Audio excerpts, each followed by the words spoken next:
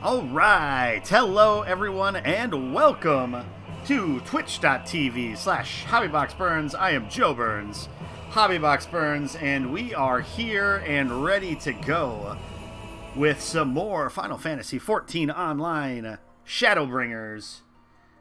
So let's get jumping in right away. I'm guessing there's going to be a bit of a queue. Not too bad, 48. It's one of the higher numbers we've seen, but it's not like in the triple digits or anything.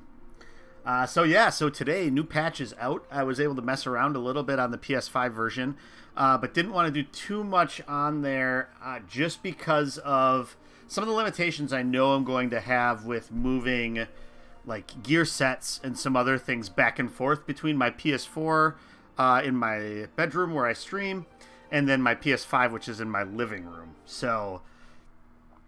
But messed around with it a little bit, ran a trust, popped some of the new trophies. That'll be a fun little thing to go through and pop all of the trophies we've technically already earned.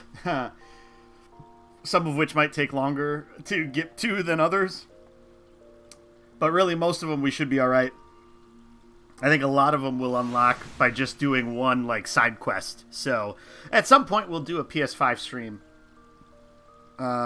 It's just getting all of this out into the living room it's no easy feat.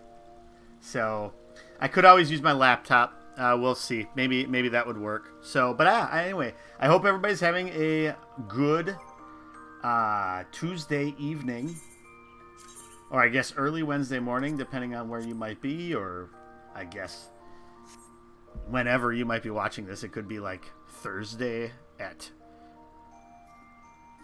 7 p.m. or July 4th at 6:30 a.m. Or it could. I'm just kidding. I'll stop. Yeah, it's definitely Wednesday here. You're a little off, Ox. You live a little ways away from me, but not that far away that it's already Wednesday. You're still in the same time zone. Hope you're having a good Tuesday. So let's get settled in here.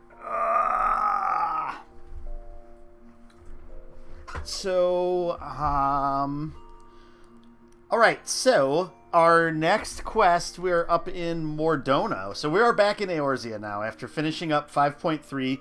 We've finished up the majority of our business anyway in Norvrent. I have a feeling we'll end up going back there for something at some point. But yeah. Now, it will be interesting also to see, they said that this new patch, 5.5, is supposed to...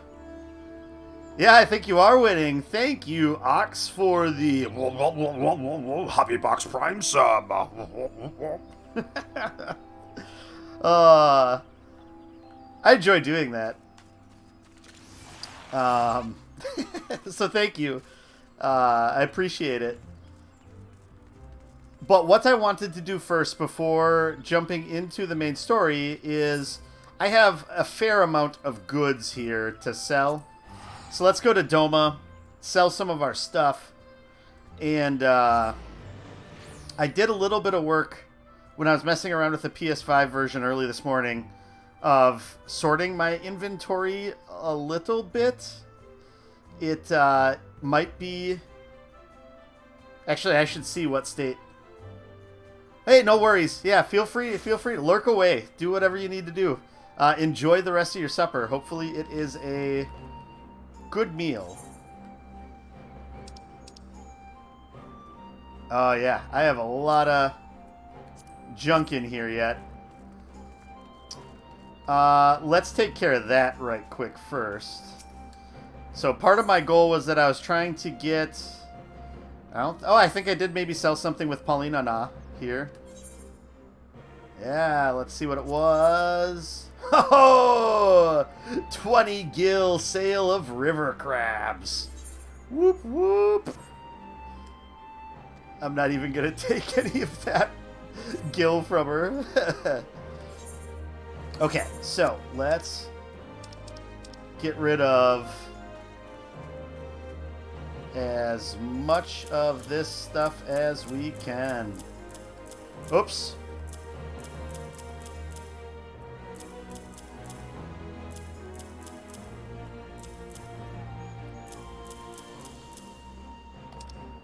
Oh. Ooh, actually, that silver needle we might be able to use. As well as one of these iron hatchets. So let's get back over here. There was one other thing I wanted to pull back to. Actually, a couple of these things. This Lakeland Earring of Slaying we'll retrieve.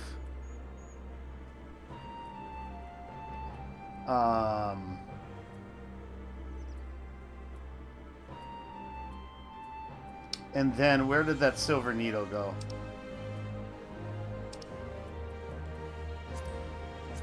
We'll retrieve that silver needle, because I think we might be able to...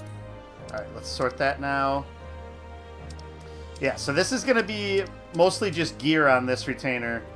And it looks like we have some seeds and a time-worn leather mat. Okay. So that takes care of that. Oh my gosh. Look at... I have pages empty in my inventory. What kind of world is this? It feels good. This is a sad thing for me to feel good about, but it feels real good. Okay, so the silver pieces we're going to sell for sure, because there's no other use for those than that. Oh, the needle must have went into my armory chest. Okay, so... Oh, that was the other thing. I wanted to get that Lakeland thing back. The Lakeland lance.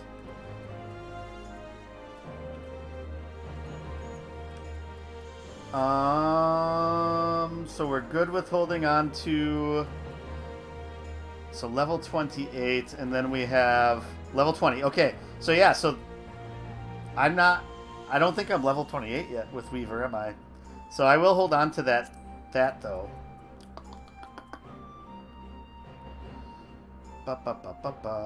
So this pot helm we have no use for anymore. The circlet of maiming, unless I wanted to glamour that, but it wasn't anything fantastic to glamour, so... And if anything, I would use probably my winged helm unless it stands out too much. The Shadowless Mask of Maiming. We could also... Or is that what I'm supposed to be wearing? Oh, I should be wearing that. Why am I not wearing that? I must not have saved my gear set.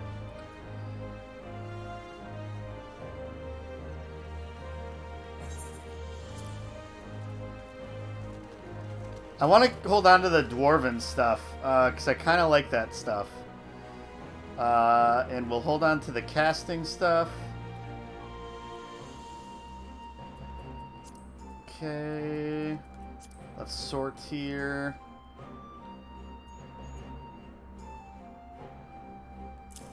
This is probably on par.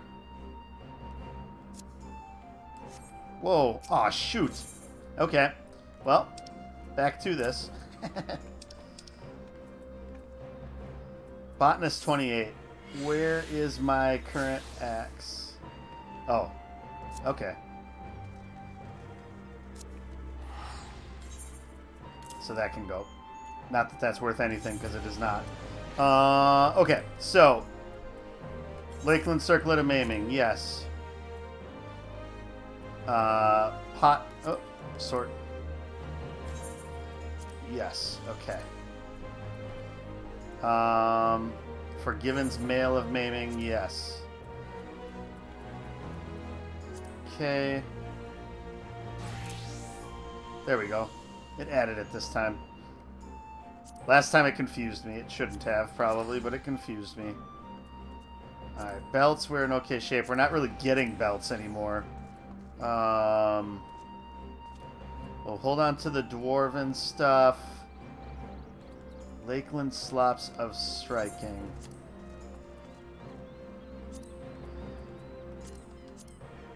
Okay. Right now we're at 10 grand up for sale.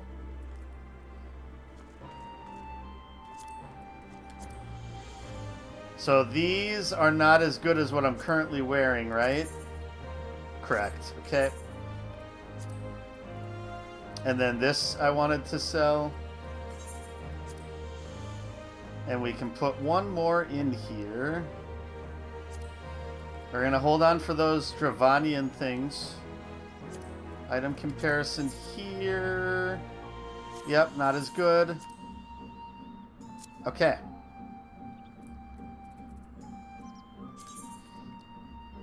$13,000. Good evening, Baby Smell. How are you today? On behalf of the Shazankai Callista, I thank you for your support. I am pleased to inform you that we have made great strides in our efforts to rebuild the Enclave. Now what's going on?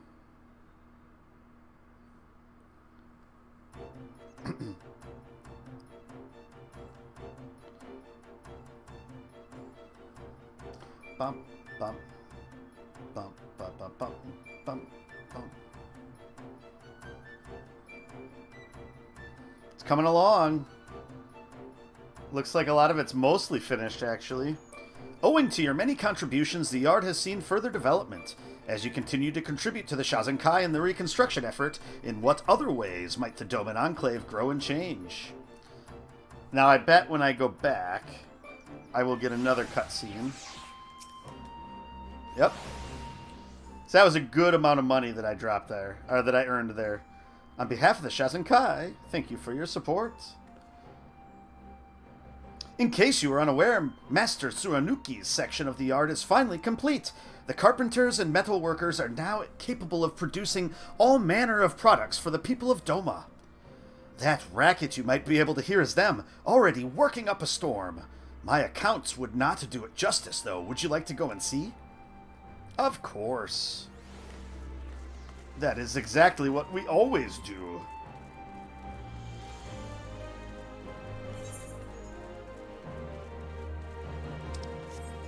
The yard.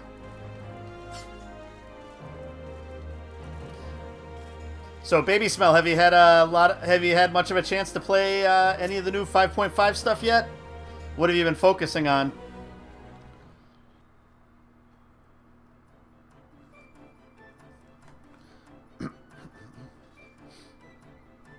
Yeah, sand that wood. Stoke that furnace. Warrior of legend, hold a moment. Duty calls. The kettles, man, the kettles! The ones from yesterday with mangled handles and twisted spouts. Kawanami's lot? We saw to it already. Should be out front. Have you seen a pack of knife blades, by the way? 7 just sharpened. I can't seem to find them anywhere. Never mind the blades. I had the boy take them to be fitted for handles. Start on the cauldrons, but leave the big one for me.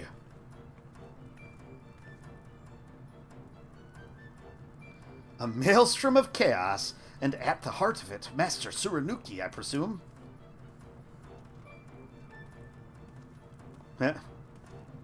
Chaos indeed. Such a discordant racket of hammering and angry shouting as can be heard all the way down on the docks. Bah! The chorus of hard-working men going about their business as they should. What of it? Come to complain about the noise, have you? Incorrigible. Utterly incorrigible. Even after I allowed resources to be diverted to your projects. Bwahaha! The greater need was ours. A bitter loser you are. Such pride and passion. Is your competition all so all-consuming? My love for Doma is all-consuming. What we do for her. 100 pots, 1,000 hammers. Tools we can craft to put on our countrymen's hands. Without the bucket to haul water, or the hoe to till the soil, what is a field but dirt? What is a man without the means to better his lot?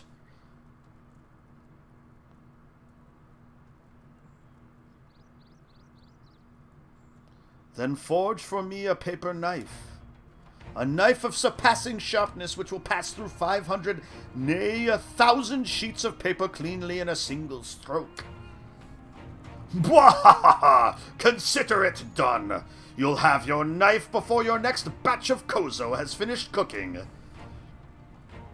I think they may have come to an understanding. In any event, we need only to finish the paper mill. I pray the Shazenkai can continue to count on you for support. Construction of the yard is proceeding apace, and Tsurunuki and Araragi have come to an understanding, or something to that effect. As you continue to contribute to the Shazenkai and the reconstruction effort, in what other ways might the Doman Enclave grow and change? You played through the main story, but you plan to start doing the side content in earnest? Nice.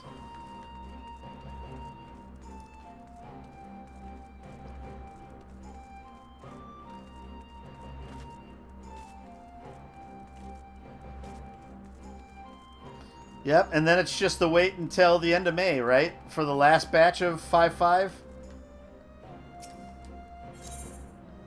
Okay, yeah. So we're caught up in here.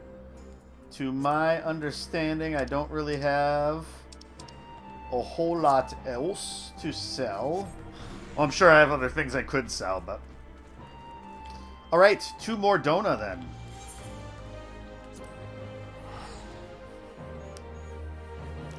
Any specific side content that you're really looking at doing? You're a bit behind on the side content? Yeah, I was trying to look into what Shadowbringers stuff I haven't messed with yet. I would wait on the Alliance raid until after I catch up on the previous 2 Alliance raids. And then,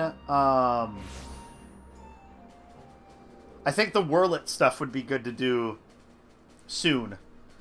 So maybe after I finish catching up on 5.5, I might jump in and do that whole quest line.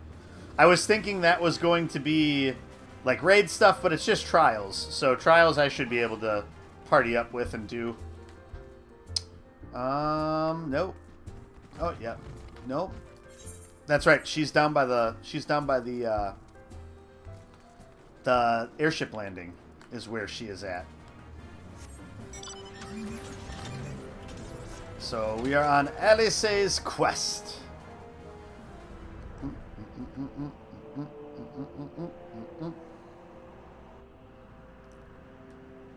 Dive, dive, dive. This way. There's Tataru.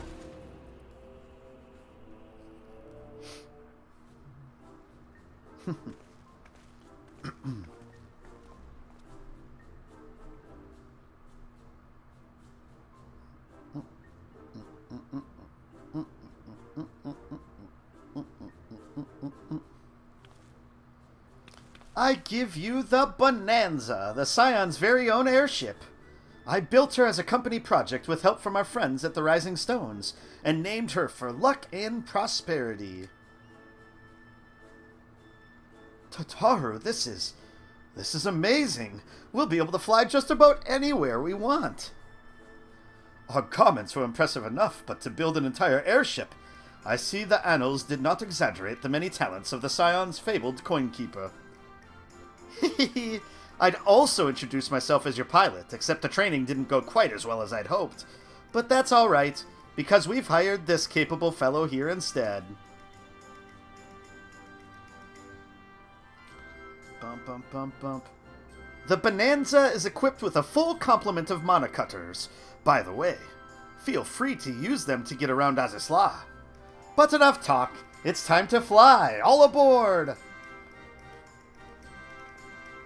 The Bonanza. That's a good name.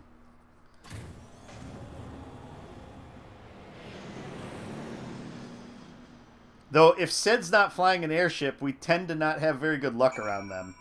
So I don't know if we... And even if Sid's... Like, last time we were with Sid on an airship... Well, no, I guess technically Omega... We flew an airship to get there? No, maybe not. Azisla, it's been a while.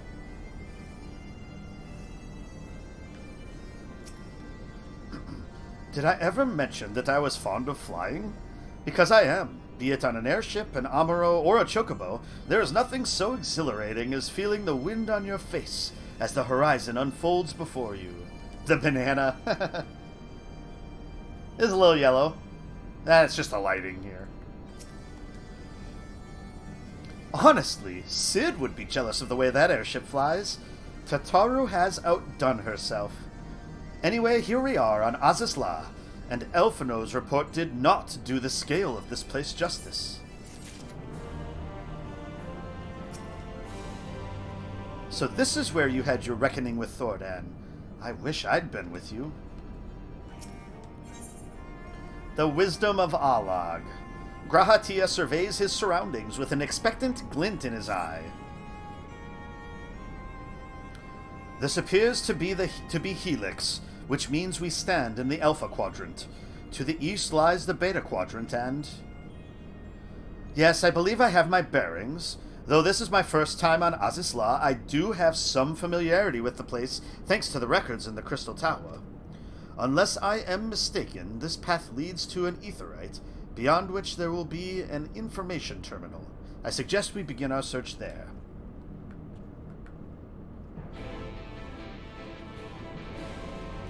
Let's all head to the information terminal.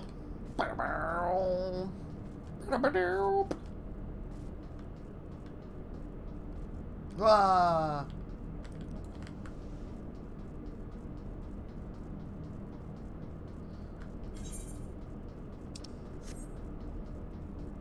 This is kind of like walking around Amarat. Everything's so much bigger than us.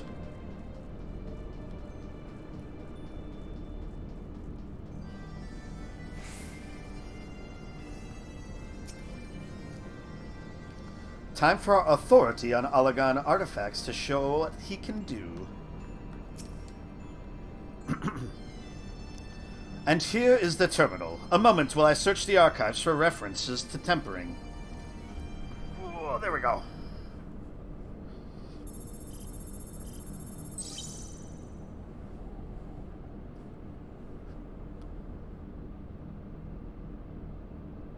Ah, there we are.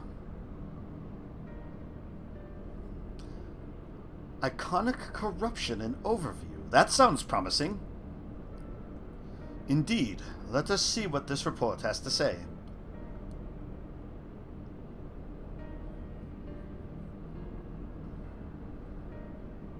Confound it. The contents appear to have been deleted. What? No, isn't there something you can do? Not from here, I'm afraid.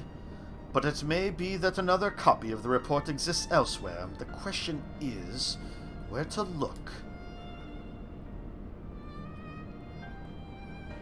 It says here that the report was written by someone named Owen. Is it likely that he kept a copy? I would say it is a distinct possibility. Assuming he was a researcher here, he would have had quarters on the Habisphere. We can ascertain the details at Habisphere Control. Let us return to the Bonanza and avail ourselves of the Monocutters. We will need them to reach our destination. I forgot. You already have a suitable means of transport, don't you? No need to waste time accompanying us back to the airship, then. We'll see you at the Habisphere. They talking about my flying mounts, or are they talking about... You do not know how to operate the terminal. Okay. Good to know. Alright, so where... Oh. Place that we haven't been yet on this map.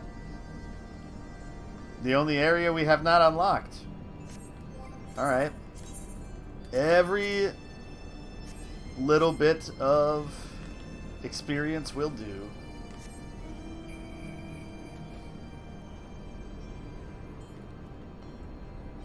Wow.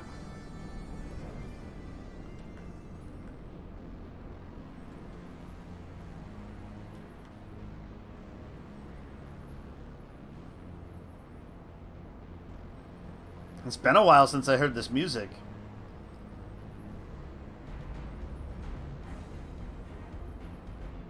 There we go. I remember this now. Bump, bump, bump.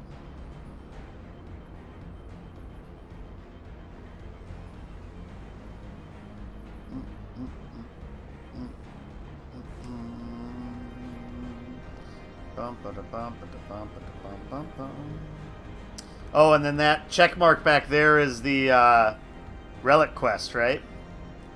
For Heaven's Word, if I recall correctly.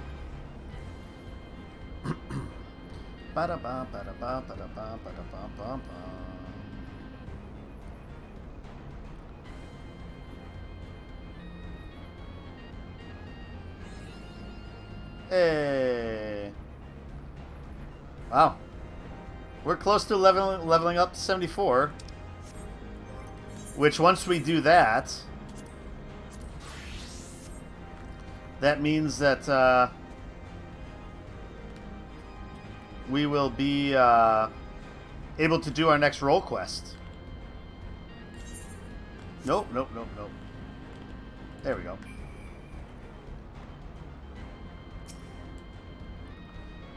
The Monocutters appear to be ironworks made, but I dare say Tataru will craft her own soon enough. If the late Owen did indeed have a chamber here, this node will be able to tell us its number.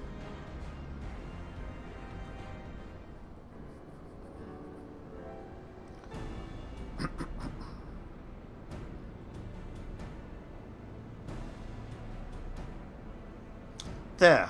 From what I recall of the layout, it should be somewhere in the vicinity of... Warning, an evacuation order is presently in effect. Entry to the Habisphere is not permitted at this time. Foiled again. In all likelihood, the order would have been imposed during the Fourth Umbral Calamity, and I doubt it will be lifted in the near future. Bzzz, energy level critical. Returning to base for recharging. Well, surely there must be some other way to gain access. Force, for example? Ere we resort to that, I have an idea. Were we to send a surge of energy through yonder control mechanism, it should prompt the system to restart, releasing the locks. As for a suitable energy source, a concentrated lightning shard might suffice. Happily, I seem to recall that they are known to form at points of stagnant ether throughout the continent. You seem to recall? Are you honestly telling me that was in the records too? Ha! I am. A report sent to the capital mentioned that lightning-aspected ether was prone to pooling on the continent, resulting in surges that interfered with equipment. A minor detail, grant you, but in my role as caretaker of the Crystal Tower, there was no such thing as too much Allagan knowledge. Besides, my studies helped me to feel connected to the source. To home. I must have explored this facility 1,000 times in my mind, but to finally stand here with the two of you, 'tis more exhilarating than I can well express. The ever-excited adventurer. Now then, the lightning shard. If I may, I suggest we split up and search the Beta Quadrant. Oh, but beware of sprites. They are wont to manifest where the ether is stagnant. Now you're just showing off. Which makes me think we should make a contest of this. The first to return here with a shard wins. What do you say? Very well. It would be my honor to come third. I was going to say, would Graha technically be at like level 80 adventurer status? I don't think so. He's a relative newbie, right? I will be happy to come in third. I love it. Good new addition to the team. Alright, so where in the world is it that we need to go?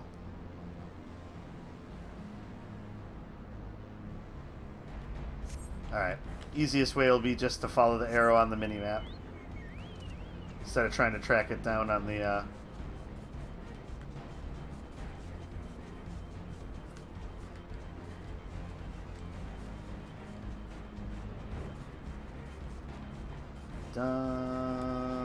Oh, there's a fate going on. I'm guessing we'll be too high a level for it. Oh, I remember this maze of a place.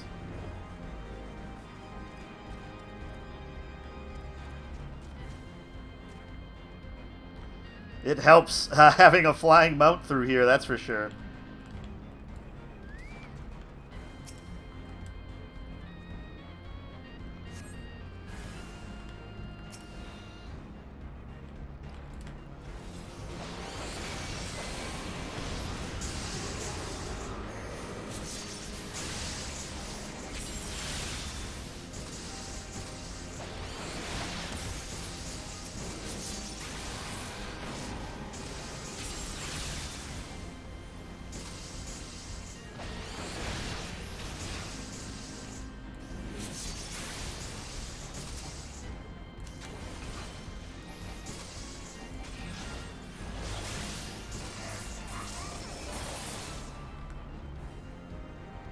Easy.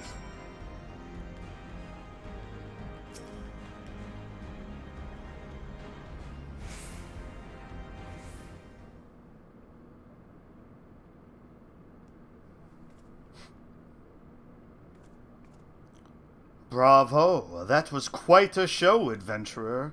Why, the spectacle proved so enthralling that all thoughts of the prize slipped my mind. I appear to have forfeited our little race. Congratulations, the lightning shard is yours. What, no dramatic entrance? You've changed. I don't know who this is. Oh. Oh, you remember that? In my defense, I was caught up in the moment. It isn't every day you meet an honest-to-God's hero, after all. Oh, was that from, like, way back when? Well, the contest continues, so you had better hurry back. But one last thing. Thank you, Callista, for bringing me here.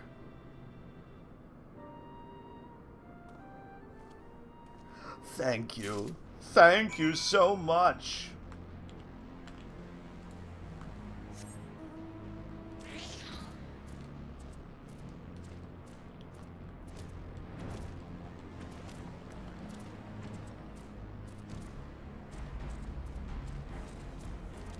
So since finishing 5.3, I think I watched like 4 or 5 different people play through it on YouTube recordings.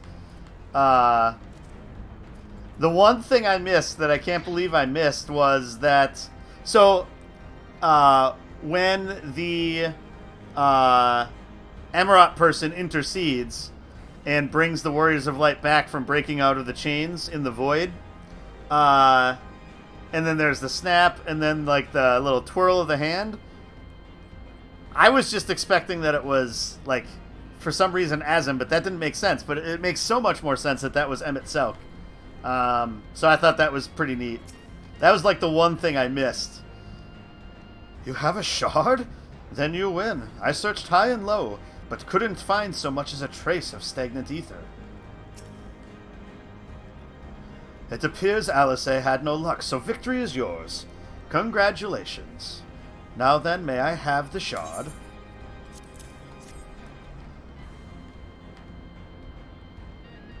Oh, so the arrows show up on them too for targeting, not just enemies.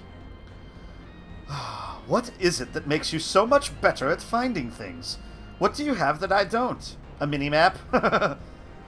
That is a question I, too, have asked myself on numerous occasions. I suspect we could both learn a great deal from Callista, and not only about the secrets of adventuring. But come, we should attend to our mission.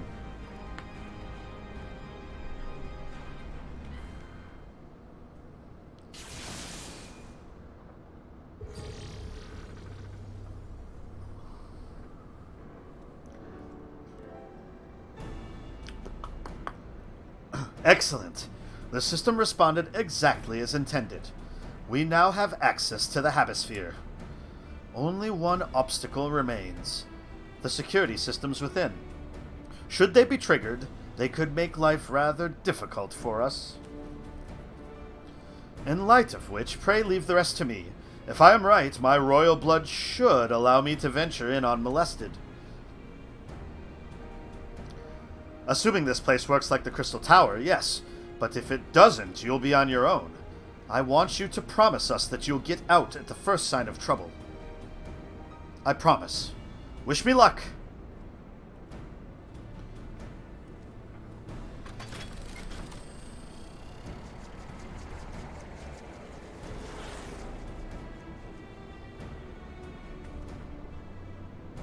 Well, nothing for it but to sit tight.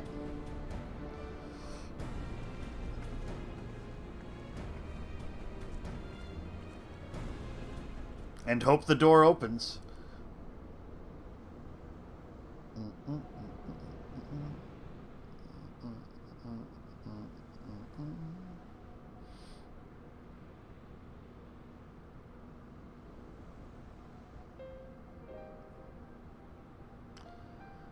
I'm sure this Owen fellow was very learned, but iconic corruption and overview sounds like a stadium thesis. We all had to write one. Lest you wonder, mine was about the combat applications of ether. I'm nothing if not practical. Alphino's was more philosophical, of course. Political, dare I say. He chose to write a lengthy discourse on our nation's duty to the world. A controversial subject, to say the least. He asserted that Sharlayan's knowledge should rightly be used to protect all life on the star, in direct opposition to the country's cherished policy of non-intervention. Being a leading member of the Forum, our father was not happy. At the time, of course, Alphino was utterly convinced of his views, and would cheerfully argue to the death with anyone who saw things differently. By which I mean, the rows were long. To be fair to him, though, he's since learned to be a little more open-minded, but deep down he still holds fast to that one belief, and I admire him for it.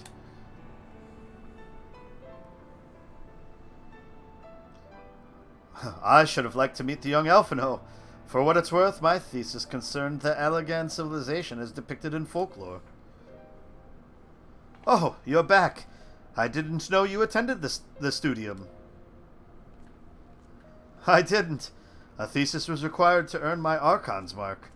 My peers at the Students of Baldesian convinced me to write one with the promise of unfettered access to forbidden tomes. Though I considered it no more than a means to an end at the time, I will admit it was gratifying to have my efforts acknowledged. Good gods, an Archon's thesis. I shudder to imagine the work involved. But enough about that. Is this the fruit of your foray? Yes, Owen's archive node. It was waiting for me in his chamber. If a copy of his report still survives, it would be stored in this device. Shall we find out?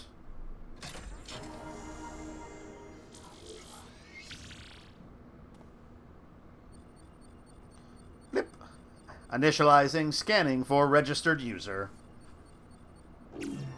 User not found. To proceed as a guest, please complete biometric authentication. Give 'em your blood. Blip. Verifying. Bloop.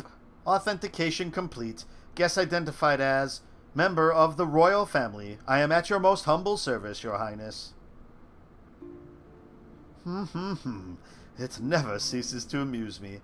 'Tis but a pity the effect will not last forever. Doga and Une said as much when they granted me this gift. But until such time as it fades, I shall use it gratefully. Search archive for iconic corruption. Blip. Searching. Bloop. One item found. Iconic corruption. An overview. The report is locked by the author. Please state password. Well, go on then, your highness. Tell the nice node the password. I love Alice so much. She's so funny. Right. Let's see.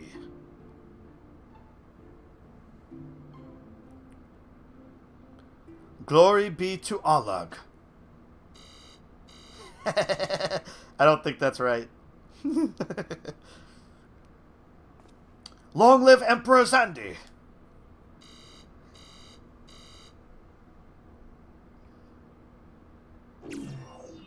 Blip bloop. Password incorrect. Please try again.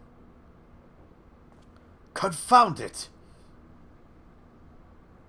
Come now, passwords are invariably short and simple. For instance...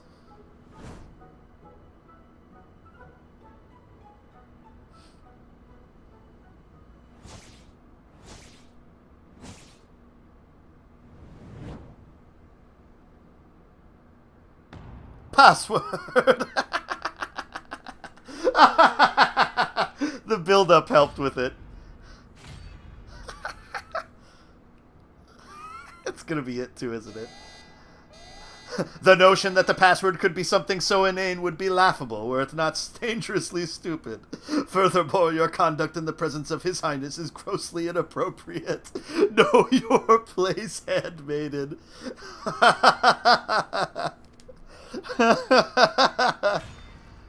What did that thing just call me? Wild Rose. Courage. I mean, it's not going to be Wild Rose. Gosh, that was a long time ago. Blip bloop. Password incorrect. Again. Be warned that any further inappropriate behavior in the presence of His Highness will not be tolerated. Alright, that's it. I say we dismantle it and manually extract what we need. Now, let's not be too hasty. A single misstep and we risk losing the report altogether. I believe this may be a task for Sid and his colleagues. If anyone can coax Machina into cooperating, it is them. That's a good idea. Come. Let us bear the node back to the Rising Stones. We're going to have a Rising Stones node now.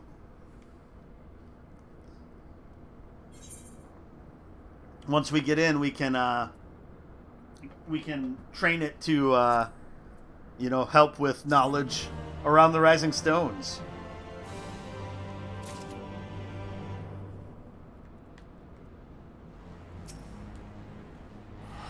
Fine. I'll let Sid try his hand first. But if that doesn't work, we're doing it my way. Blip. Threat detected. Reviving the legacy. Grahatia seems eager to bear the node away.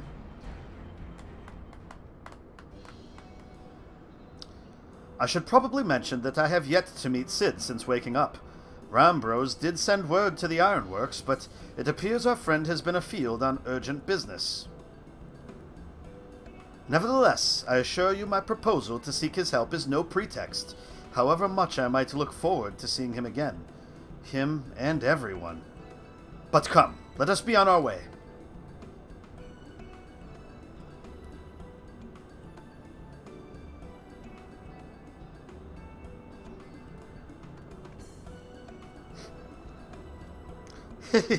Look at him all but running. How sweet. Still, it wouldn't do to keep him waiting, shall we? Pray return to the Rising Stones.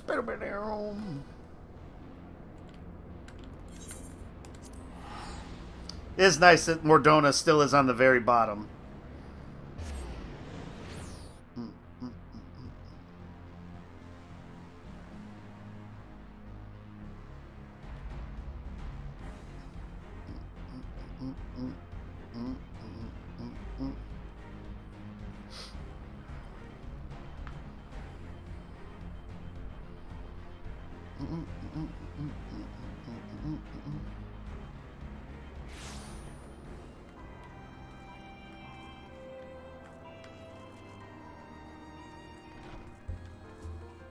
Looks like lots of people are having to go to the Rising Stones, huh?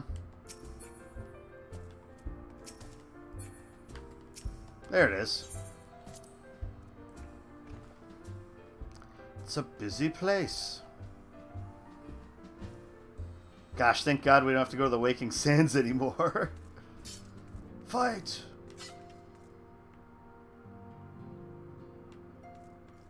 Those guys are still doing their squats? Yep.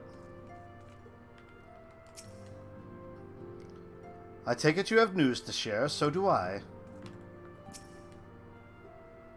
I'm pleased to see your mission was a success, and in no small part due to the Bonanza! Kryle's back too. I wonder what was decided at the council.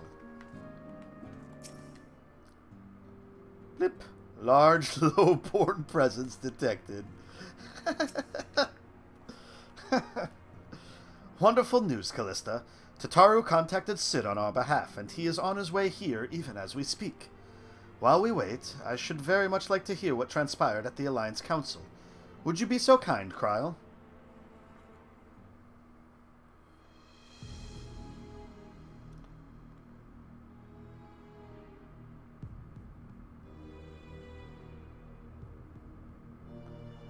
As you know, the meeting was convened to discuss how best to respond to recent events in Garlemald. According to intelligence from our Doman allies, the War of Succession rages on, and the Empire remains without a leader. Amidst the chaos, the Imperial legions in the provinces have begun to move independently of the motherland. Of greatest concern to us is the Third, a legion aligned with Lord Nerva. It appears they have received substantial financial backing from House Brutus.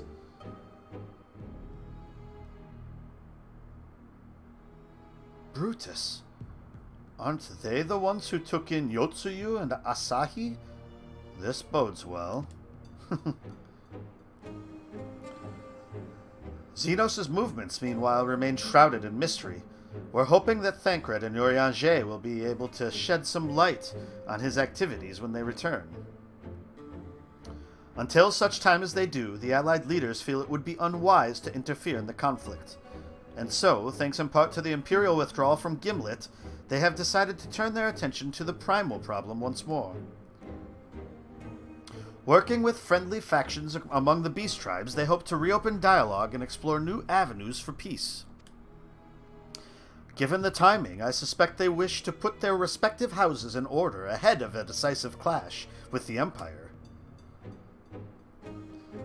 Whatever their intent, this is not a problem easily solved. The Lominsons, in particular, struggle in their efforts, and Helfino and Y'shtola have been called upon to aid them. So long as we are dealing with the Tempered, I'm afraid no amount of dialogue will avail us. But if we can develop a treatment for tempering, then anything is possible. Which is why we must succeed. And on that cheery note, why not make yourselves comfortable in Dawn's Respite? I'll show Sid in as soon as he arrives.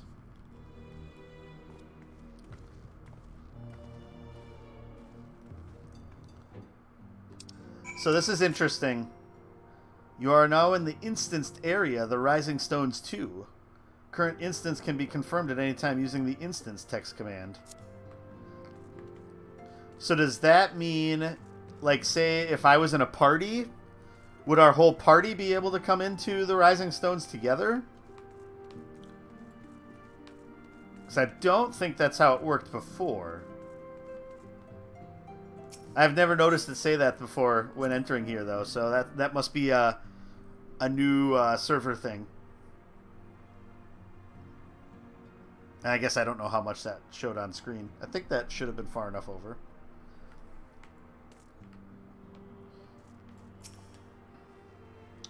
As important as Gabu is to me, I know only too well how much more is at stake here. A cure could change the whole world. Sid, at long last. Blip bloop, warning, His Highness is exhibiting elevated blood pressure. Just waiting for you, Sid, to come in that door.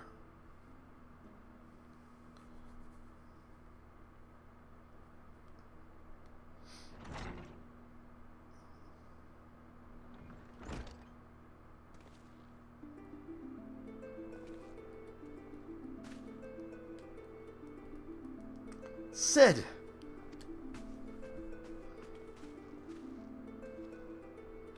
Haha! Forgive us for not coming to see you sooner, my friend. As you may have heard, we've had our hands full. In our defense, you are up rather early. I was under the impression you'd be slumbering a while longer. Oh, I would have been, had you not fulfilled your promise. Ha! I still struggle with the idea. From where I stand, the secrets of traversing time and space seem exactly as unfathomable as they ever did. But if an alternate version of myself has already laid them bare, I dare say that frees me up to concentrate on other endeavors. Speaking of which, you wanted my help with something. What is it?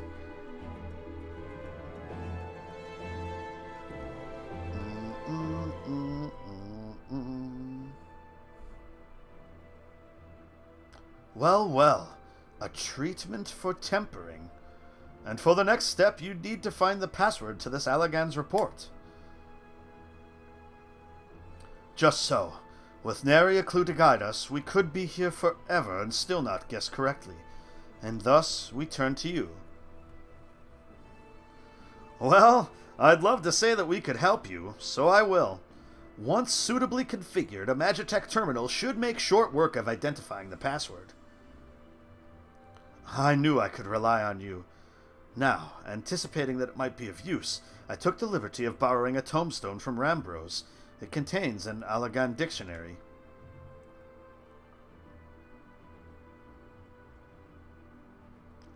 Good thinking. I'll transfer the information to a terminal and set it to work right away. Fellas, set it up over there. Yeah, okay, boss.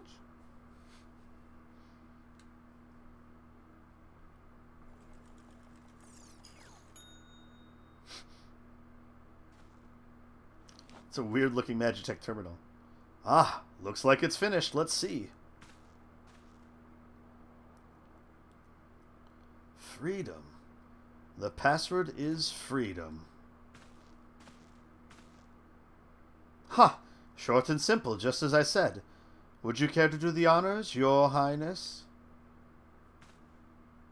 I would, milady. Handmaiden.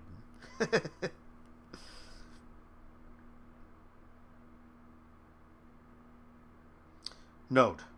Open the report entitled Iconic Corruption and Overview. Password, freedom. Password accepted. Bloop. Opening report. Help me, Obi-Wan Kenobi. You're my only hope. This report seeks to provide an overview of the mechanism by which icons corrupt and bind men to their will. Owen was a pretty boy. The phenomenon we call corruption refers to the alteration of the ether of the soul.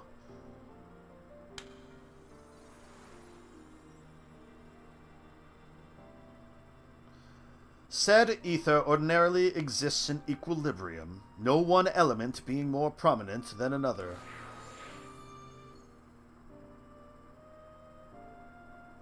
But when a subject is exposed to the ether of an icon, this changes, their soul taking on the properties of the entity in question.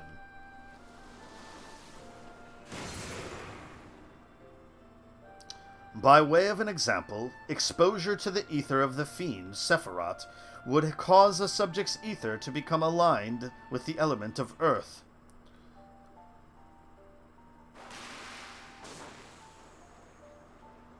Ah! As a consequence, the subject would attain heightened affinity with earth-aspected magics, as well as preternatural levels of endurance. Repeated exposure would further enhance these traits, ultimately altering the subject's very flesh. More earth! The changes undergone by the subject are not solely attributable to elemental alignment, however. Further testing has determined that the subject's soul becomes umbrally charged, or stagnant during the process. This stagnation of the soul has the effect of diluting the sense of self, rendering the subject vulnerable to the will of the icon, the thoughts of whom come to consume their entire existence. In this manner do the corrupted become worshippers of the icon, their prayers serving to further empower the entity. Yeah! Having discerned the mechanism of iconic corruption, my colleagues and I set out to develop a material capable of shielding one from its effects, an endeavor in which we were successful, albeit at great cost. In the course of testing, many of my assistants, good men and women all, fell victim to corruption, and in accordance with protocol, they were summarily put to death. I subsequently submitted a proposal to investigate potential cures for corruption, but it was rejected, deemed non-essential by Lord Amon. Though I knew it would be fruitless, I protested the decision, and for my impertinence I have been stripped of rank and title, and will shortly be expelled from this facility. In all likelihood, this report will be expunged from the archives. Nonetheless, I record it in the hope that one day someone will undertake to do that which I could not, and find a cure for the victims of iconic corruption. End recording. So we just got more information, but not how to do it. So not even the Allagans were able to find a cure. Or rather, were not given the chance to do so. One cannot help but wonder what motivated Lord Amon's decision. More importantly, this confirms the stagnation of the soul is indeed the problem, and Angelo can remedy that. True, yet were we simply to reanimate a tempered soul, I fear it would do naught to diminish the individual's fanatical faith. Indeed, it may well intensify it. No, we would somehow need to suppress the primal's hold over the subject at the same time, or risk them ever remaining its thrall. If we could only make them remember who they were. So there's no point in reviving their souls unless we can also restore their sense of self. So I think this first one, if we can only make them remember who they were. Remember us. Remember who we once were.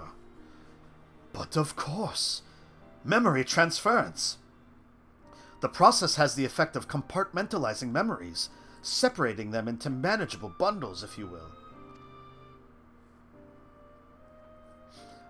By adapting the technique, it may be possible to achieve selective reanimation. That is, limit the effects to only those memories that existed prior to tempering. So we're like defragmenting their memories?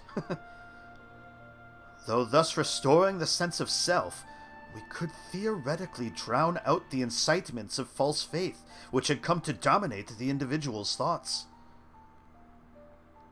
I see. The theory seems sound, and our experience treating the light corrupted would help us to identify suitable memories for reanimation.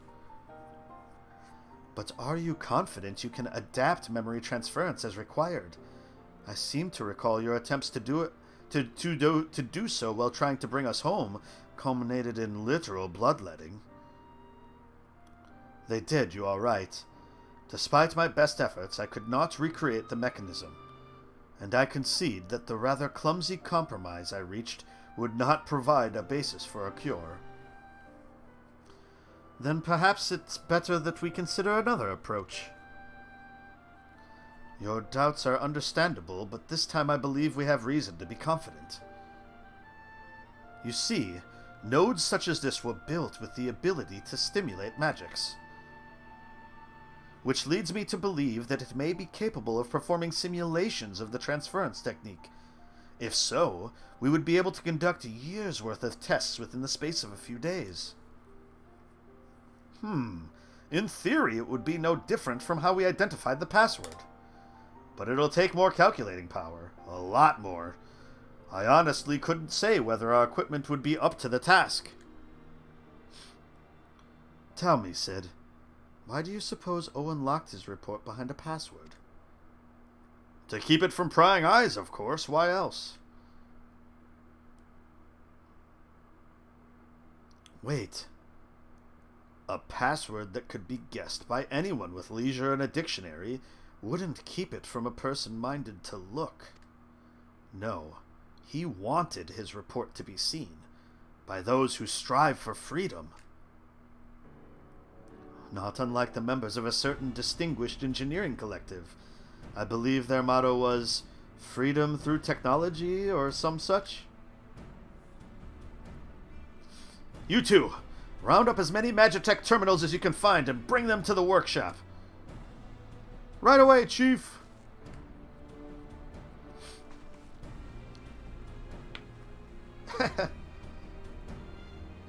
Things are about to get very busy. Lucky we have you to help, eh? Hope he's not looking at me. I'm not going to be much help. I just hit things with the pointy end. See? This. That's what I do. Not much else. Suffice it to say, I shall be of whatever help I can. All those Magitech terminals won't come cheap. Shut up, Tataru. Some things you shouldn't put a price on. We're getting there, Callista. One step at a time. As with our first foray into the labyrinth of the ancients, we seek to venture into the unknown, and in order to succeed we require not only knowledge and preparation, but daring besides. Just like old times. Archive note is off now? Yep. Right. While Graha Tia and I configure the terminals, I want the rest of you to procure supplies. Namely, ceruleum to fuel the terminals and ice shards to keep them cool. The more we have of both, the better. Leave the ice shards to me. I'll round up some adventurers to go on a gathering spree. In that case, I'll trust Callista and Alice with the ceruleum. Here's a promissory note for each of you.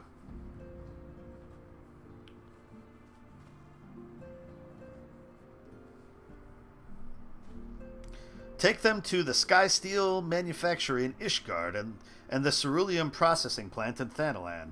The people there will give you what we need. Yours is a well-known face in the Holy See, I believe. If it's all the same to you, I'll head to Thanalan. That is true. If Alice is bound for the ceruleum processing plant, you'll want to take yourself to the Sky Steel Manufactory. Off you go now. We shall see to it the terminals are ready by the time you return. All right, to Ishgard. Been a little while since I've been to Ishgard. Then again, it's been a little while since I've been to many places here. Foundation. Actually, the last time I would have been to Ishgard would have been when Ultros finished the restoration. That was fun.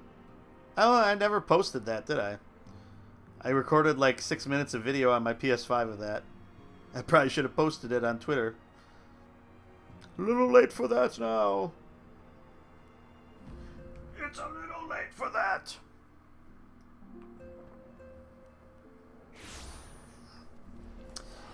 So I kind of figured that we were going to be a little bit more embroiled in... Oh, up there. I thought we were going to be maybe a little bit more embroiled in the political things going on, but not quite yet. I was going the right way.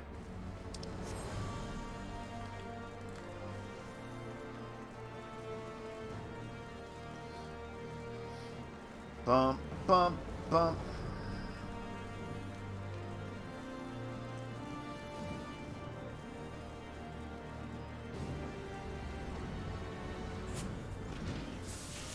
No, you're to become a machinist, right? My prospectometer, huh?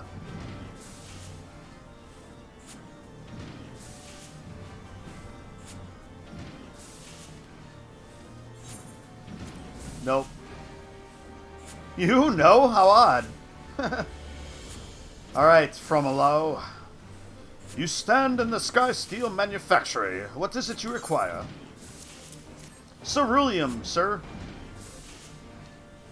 So you are after ceruleum. In that case, please present the note to our engineer at the airship landing.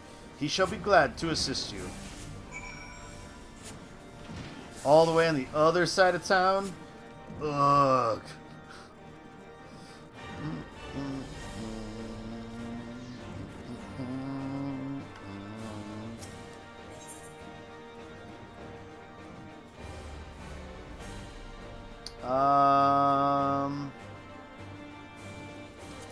Astrologicum will be right next to it, if I remember correctly.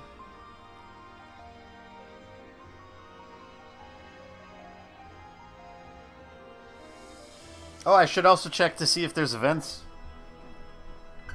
going on in the firmament. We'll check in on that before we leave.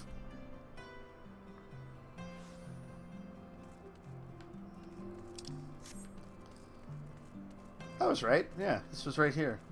Alderaan, no! No! Ceruleum, you've come to the right man. Fair warning, though. The price is shot up on account of the uncertainty with the Empire, so I hope you've got the coin. I have this.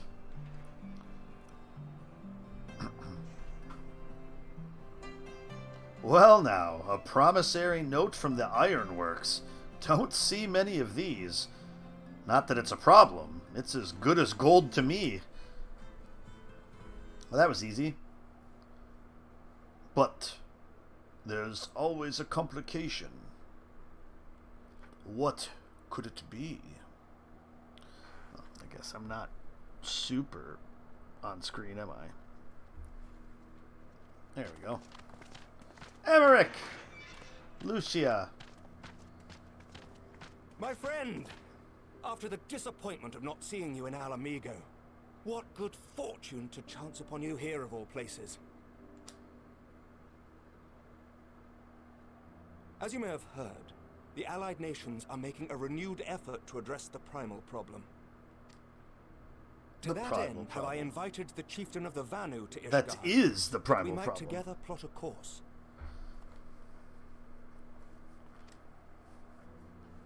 Hi. Since the war with the Empire appears to be nearing its conclusion, I would also like to call upon Estinian's lance. Alas, he is, as ever, a difficult man to find. Can say that again. I am informed he recently paid a visit to the Rising Stones. Should he happen to do so again, be sure to pass on my regards, won't you? But tell me, what business brings you to our fair city this day? Ceruleum.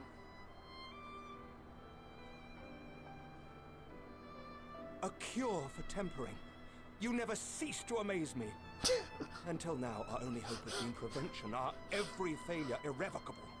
But this would rewrite the rules of engagement. It could end the cycle of bloodshed. Because I had so much to do with it. I'd never cease to amaze you. I'm just here to pick up fuel. I actually have nothing to do with any of it, other than being a bystander and an errand boy, girl. Very well. You shall have all the ceruleum we can provide, and an airship with which to transport it.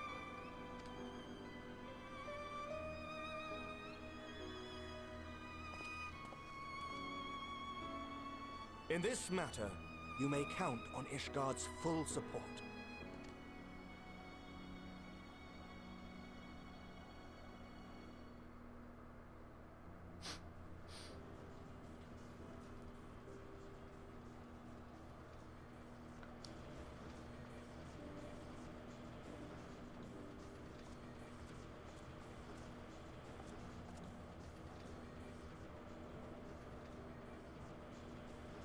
I don't know if I really want to be flying on a ship with a bunch of fuel canisters on it.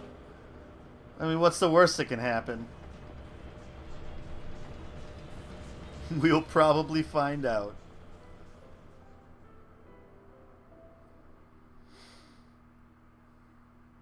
Well, I guess we can't check in on the firmament before we leave. It kind of just shoved us out right away.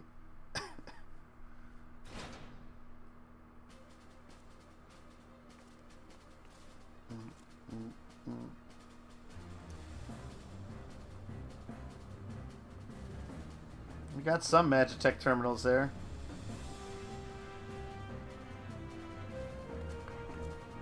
Ice crystals and the fuel.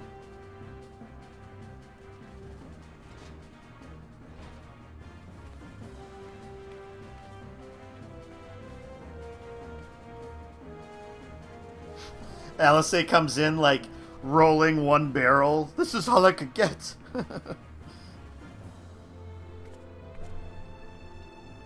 Oh no. Maybe she got even less?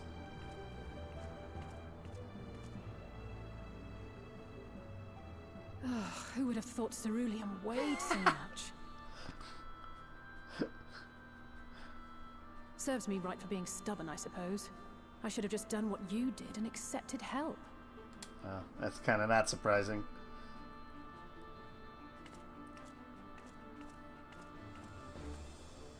Good work, you two. This is all we asked for and more. Quite a lot more now that I look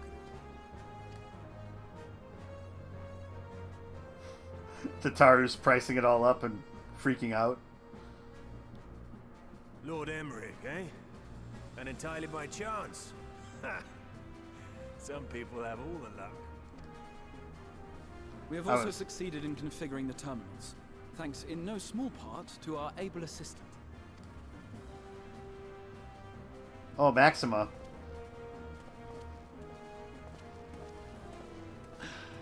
No, It's been a Nero. while, hero.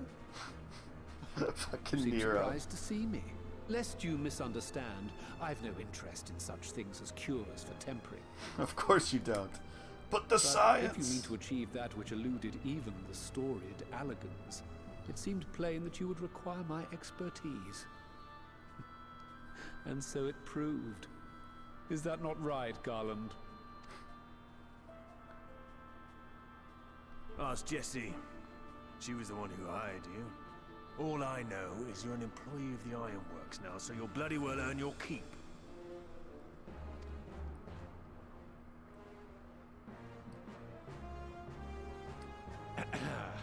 That wasn't the only reason I agreed to cooperate. I'm reliably informed that Garland and I are destined to unravel the secrets of travel, not only across dimensions, but through time. Doubtless the lion's share of the credit lies with me. 9 parts to Garland's 1. And this research will be a stepping stone to that illustrious achievement. Freaking Nero. Very well then. I'll do 1/10 of the work. Just the part that's beyond you. Whatever you say, Garland. Right. If everyone's ready, let's begin.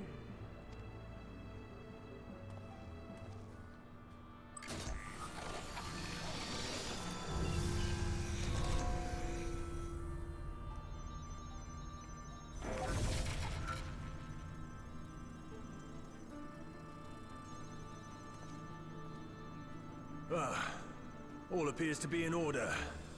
Now, we just have to wait for it to find us our magic. Why not take this opportunity to put your feet up? This may take a while.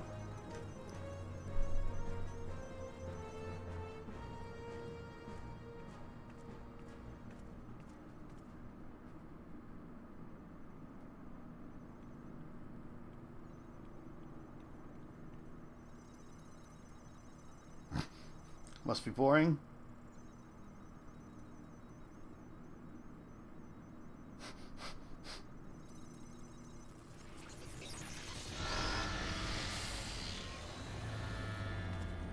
Damn it. It's overloading.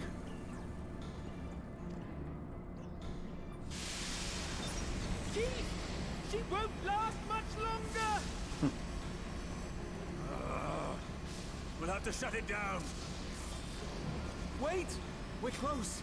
So very close.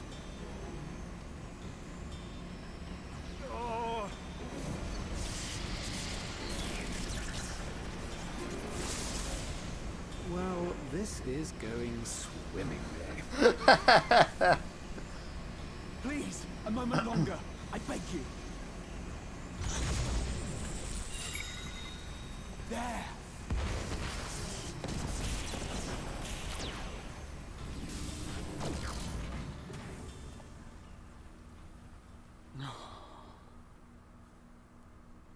Did you have a backup going?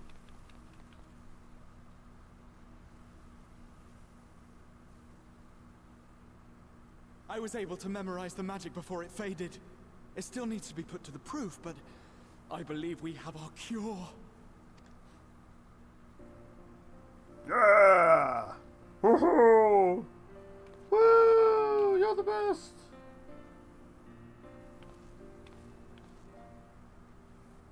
It's just as well. She'll never run again. The fault is mine. I'm sorry. Don't be. It may fall short of dimension hopping, but a cure for tempering is not to be sniffed at. This, my friend, is a world-changing discovery. One we're proud to have had a hand in. A few Magitech terminals are a pittance to pay.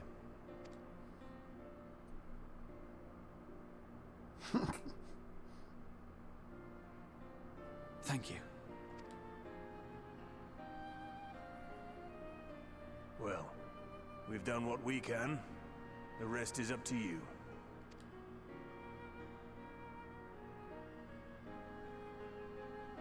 I mean, I have had nothing to do with it. I'm just a bystander here.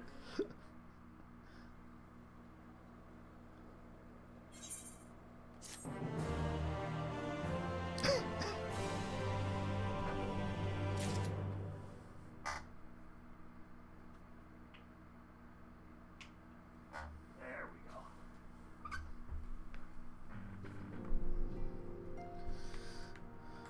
go. Alas, the Ironworks crew couldn't linger long. Far too much to do. Yet brief though our time together was, it was bloody good to see them.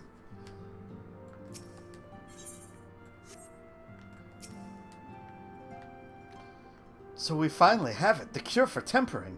All that remains is to put it to use. I shall be praying for your success on the front lines.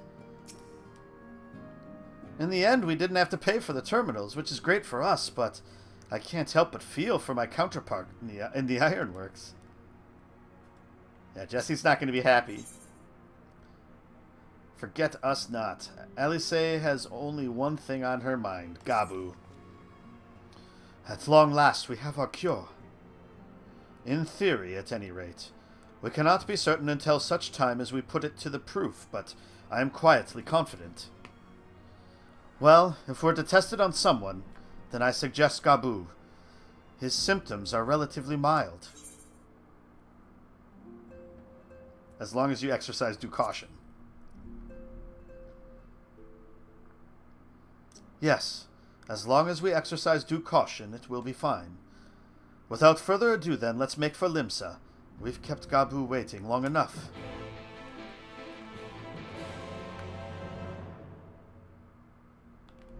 Alright. To Limsa Lominsa. And the Maelstrom is where Gabu's chilling at.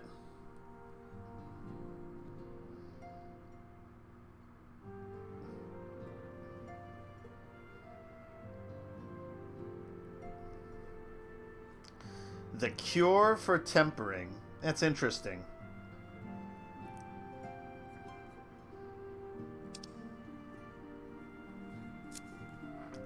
Not necessarily where I would have really expected things to be going.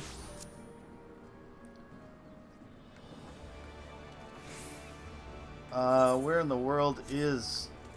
Oh, yeah.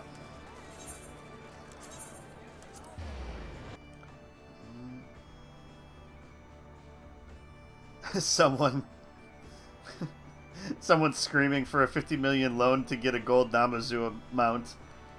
Is that how much they are? Yeah, because that's one of the things they added with the expansion is super expensive mounts for like millions and millions and millions of gil.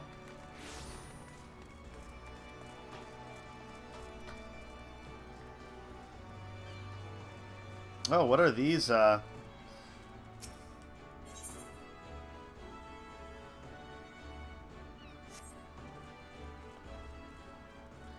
One of these days I probably should pick these up.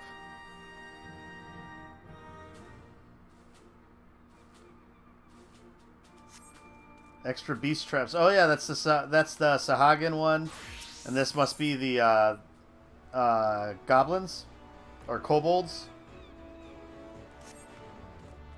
whatever Gabu is.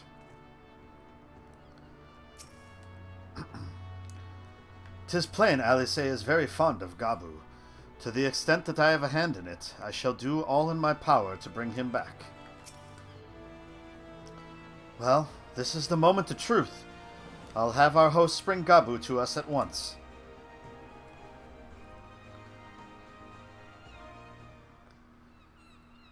This is one of those things, though, where I feel like we've had so many wins that this could be like the start of like the negative stuff, but I don't think so. Not with this. Apologies for the wait.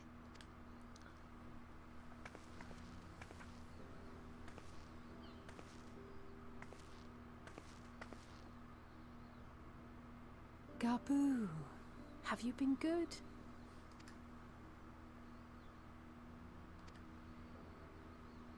Still no change, I'm afraid. He just stands there in silence until we move him. It's all right now. We're going to help you get better.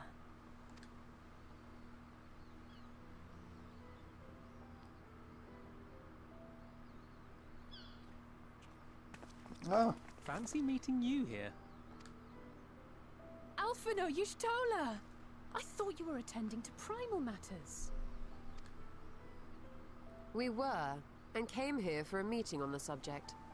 Certain pirate factions did not deign to attend, however, and it was cancelled. We That's had right. resigned ourselves to having wasted a journey when we chanced to espy you.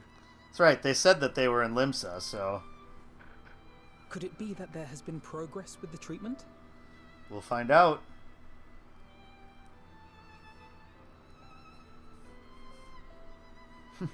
We burnt up like 10, 12 Magitech terminals. Using Magitech terminals to formulate the solution. I would never have contemplated such an approach. So this new magic, adapted from memory transference, would be used to purge the subject of their fanatical faith, while Angelo would be responsible for reanimating the ether of their soul. But isn't Angelo still in Norvrant? Yet I wonder at the practicalities. If one were to reanimate the soul first, it would only serve to exacerbate the tempering. Conversely, a stagnant soul would not respond to the effects of the magic. Would both need to be performed simultaneously? Nothing escapes Master Matoya's inquiring eye. As you say, both must be carried out simultaneously. And thus, I propose to imbue Angelo with the tempering treatment in much the same manner as I did the spirit vessels.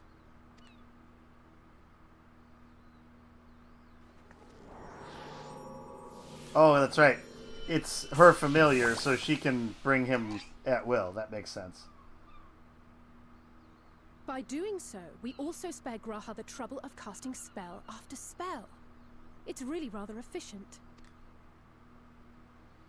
Be that as it may, certain difficulties are unavoidable.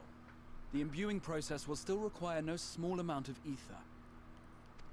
And, as I can no longer draw upon the Crystal Tower's stores of energy, I will be compelled to rely on those of others. Give me your Well, ether. I, for one, would be glad to assist. As would I. Since the resumption of our duties, it has been naught but stuffy meetings, and I have ample ether to spare. Excellent. With your permission, then, let us begin. Just out here in public?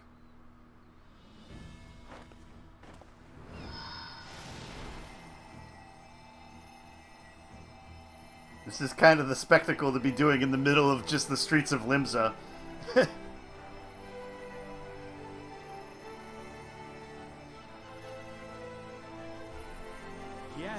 This will do.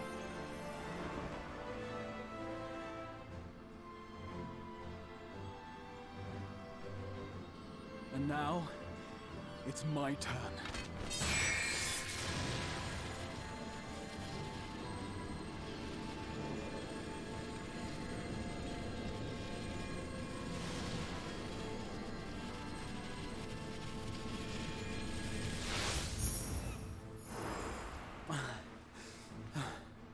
Tis done. No small amount indeed. Well, we seek to go where even the Allagans did not. It was never like to be easy.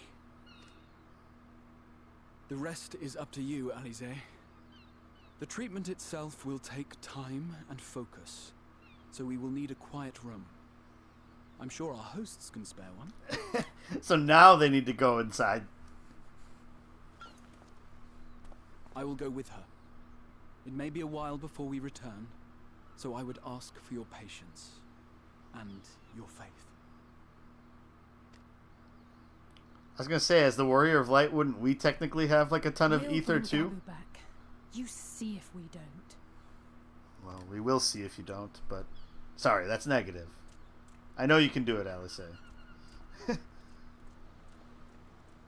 'Twould seem our part is played. Let us find a place to recuperate while we wait for news.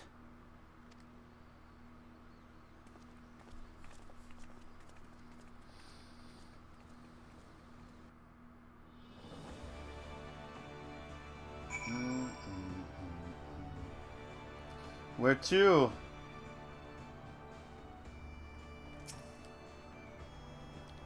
Alice will succeed, I'm certain of it.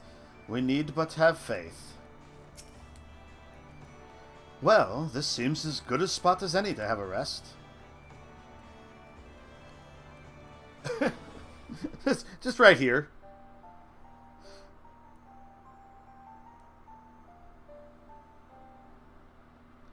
It's a beautiful day in Limsa. Look at the fog. It's lovely.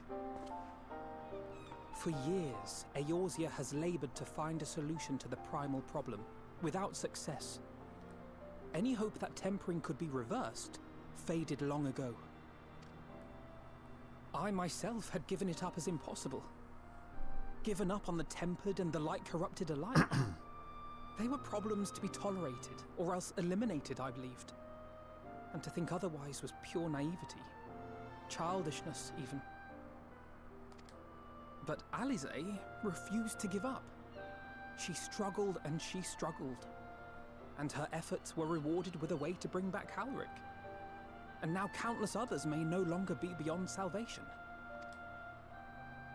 However much we bicker, I have the greatest respect for my sister. Had I half her stubbornness, nay, her unwillingness to accept the status quo, I would be a far better person. A far better scion. Far better.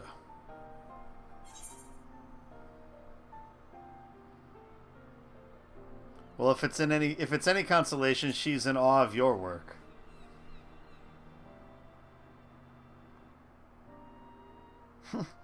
She told you of my graduation thesis. How very embarrassing. Nonetheless, it is comforting and not a little surprising to hear that I'm still capable of impressing my sister. On the rare occasions I'm not annoying her, that is. Well, I mean, that's what siblings do.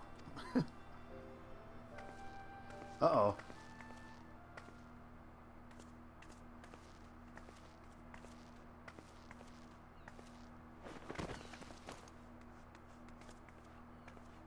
Alize, are you all right?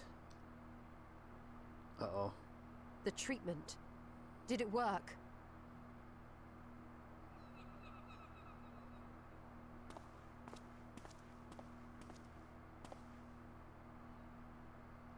Yeah, it did. Oh, I'm so glad to see you all. Delighted, happy, glad. That's cute.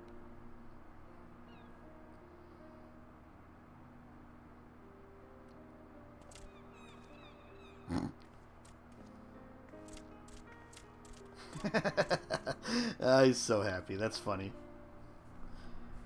Do we get a Gabu minion? I'd like that. All this time, my mind was filled with thoughts of Great Father Titan. But I never forgot about Mother and Father. Always, they were in my heart. Constantly, ever, always. So I tried to focus on their faces. Theirs and yours. Alize's and everyone's. And I found that I could remember. One thing, then another, and another. This is not how I expected his voice to be. Your hopes reached Gabu. They helped him to hold on.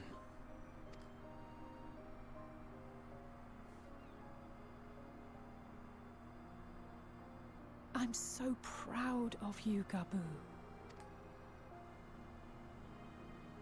I couldn't have done it without you, Alize. Can you help the others too? Cure them, heal them, help them?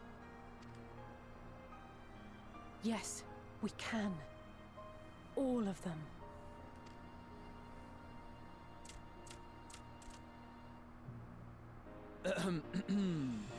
Without wishing to dampen the mood, I feel compelled to add certain caveats regarding the viability of the treatment for general use. Oh, so we need an emergency use authorization, and then we can give it to everybody. As you know, reversing the effects of tempering demands a profuse amount of ether. And while Alize was able to heal Gabu alone, I fear the same will not be true for those who exhibit more advanced symptoms. Moreover, the treatment's effects are limited to the soul.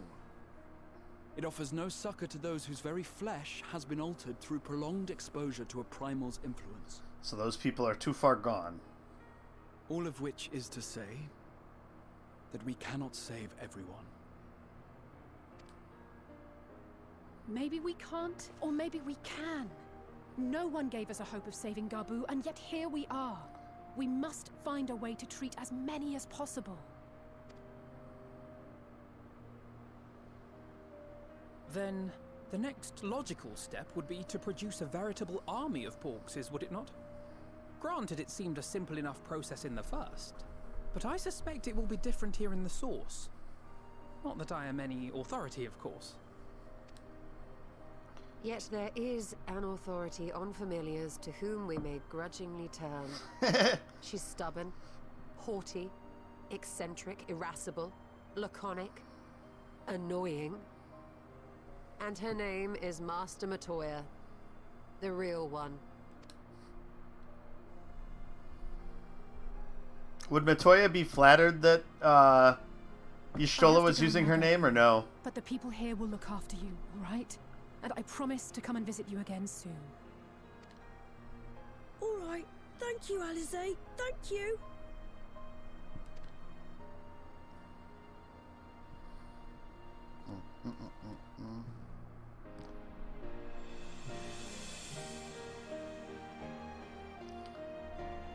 See, this is just like too much happiness, too much hope still happening. It's all going to come crashing down at some point.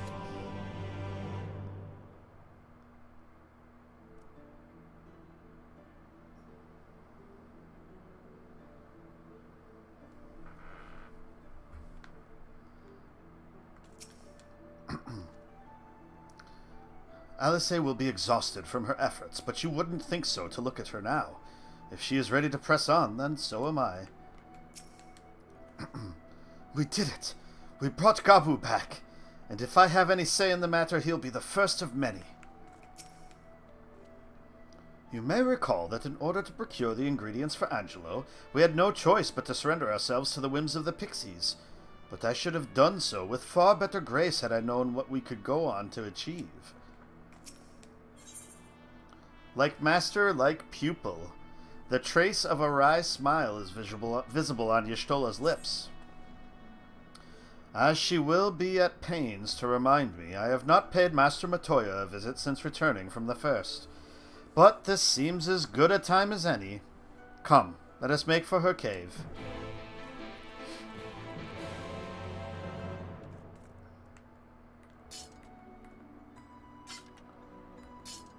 Take this, Gilgamesh! Alright, so Idleshire it is then. I suppose I should start... I really need to start getting used to using R1 to limit my list now that it is, like, massive with all of the Norvrant things on it.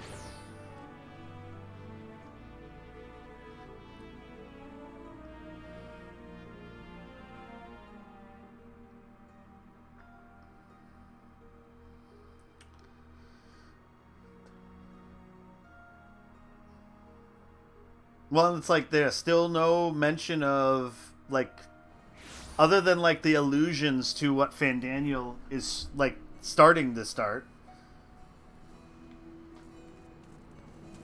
A painfully Ishgardian man. What makes someone painfully Ishgardian? Fantastic Mr. appears to be searching for a suitably decorous way to address you. Oh, is this the, are these the delivery missions? That must be what they are. I don't know if I should pick anything else up at the moment. I have so many things I gotta clean up in there. Alright, so let's mount up so we can get out of here. I want a different mount. I should probably set my... Yeah, that works. I've forgotten how to leave.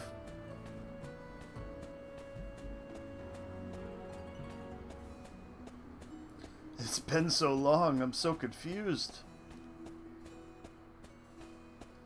Actually, I was randomly just over here for something. Oh, we had to go visit Matoya to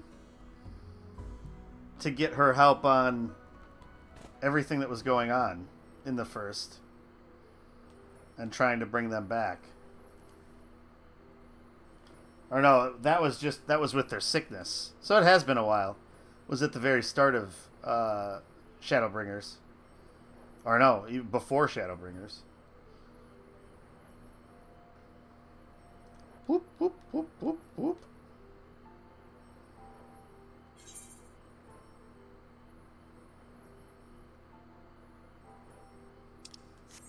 Oh, turn, oh my gosh. Easily amused.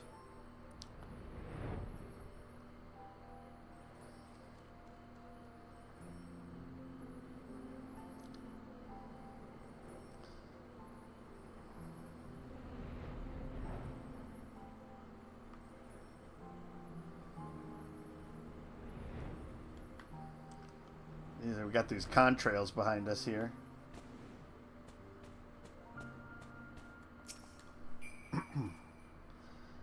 It has been some time since Master Matoya last saw Y'shtola. What a lot they will have to talk about. Do you remember? When last we came here, it was to find out why the others had collapsed. If someone had told me then that they'd be whisked away to another world, I would probably have laughed in your face. You live and learn, eh? It's true. Master Matoya is something of a legend among Archons. I very much look forward to meeting her. If not the dressing down I am liable to receive for my inept attempts at summoning you. That is true. He might face a little bit of retribution here. I take it you are ready to bear witness to the joyous reunion of master and pupil. Very well. In we go.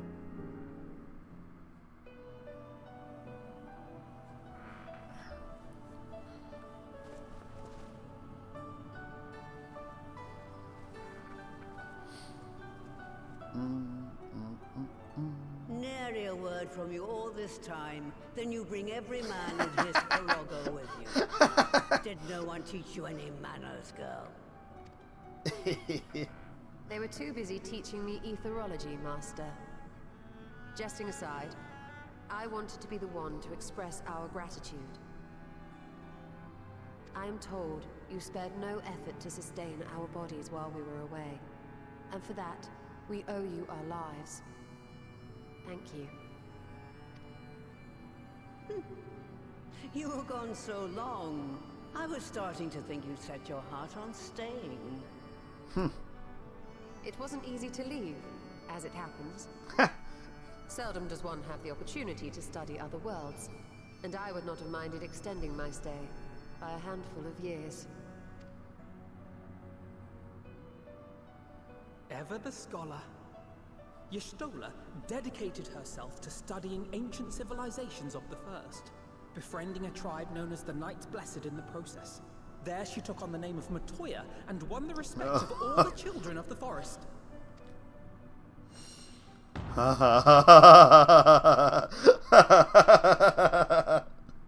We're gonna find out. I merely adopted an alias in accordance with the custom of my hosts. Yours just happened to be the first name that came to mind. You mean to tell me you went gallivanting about using my name and only bother to visit when you need a favor? And don't pretend you don't. I taught you long enough. She's like the just frustrated grandmother, right?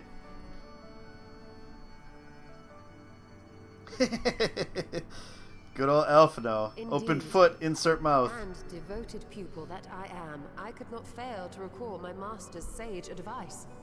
When the answer eludes you, look to the wisdom of your elders.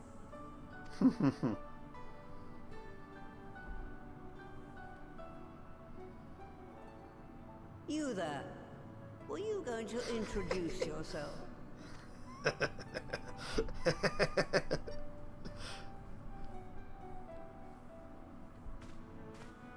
How remiss of me. Grahatia is my name, and I'm proud to call myself a scion. I too wish to offer my gratitude for your invaluable aid in sustaining the Archon's bodies, as well as my apologies. It was my inexpert summoning spell which endangered their lives in the first place. Ah, yes. The one bent on digging up the mysteries of Alag. Old Galaf used to speak of you. Galaf. And Kryles told me all about your recent exploits. Did you have a bad back or something? At ease, boy. Whatever mess you've made. I'm not in the habit of dwelling on the failings of the younger generation. You are too kind. I've also heard much and more about you, Master Matoya. 'Tis an honor to finally make your acquaintance. Well, that's more than enough pleasantries for anyone. Tell me what you want. I haven't got all day.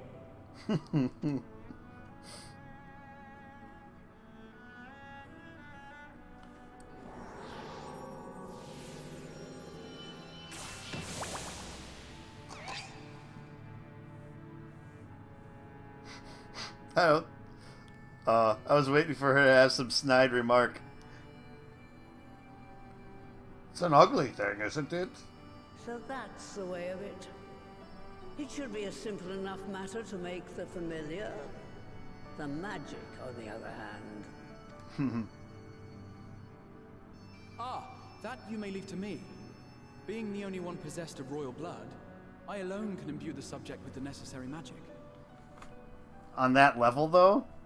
So I just need to create proxies with the power to stir the soul. Just, I say. Though we're talking about a veritable herd of the little buggers, we'd collapse before we reach double figures.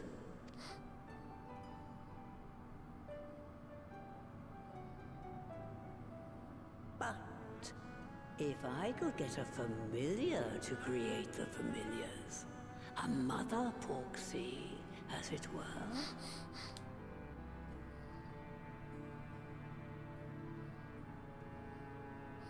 Sounds like a... Seems I haven't seen the last of that moldy old hole after all. Context? That sounds like an insult from Monty Python. Your mother was a poxy and your father smelled of elderberries. Something like that. You can't trust yourself to use any of your devices in bed without falling asleep. Climb into bed, start getting comfortable. Next thing you know, dead asleep. Yeah, I'm kind of the opposite, baby smell.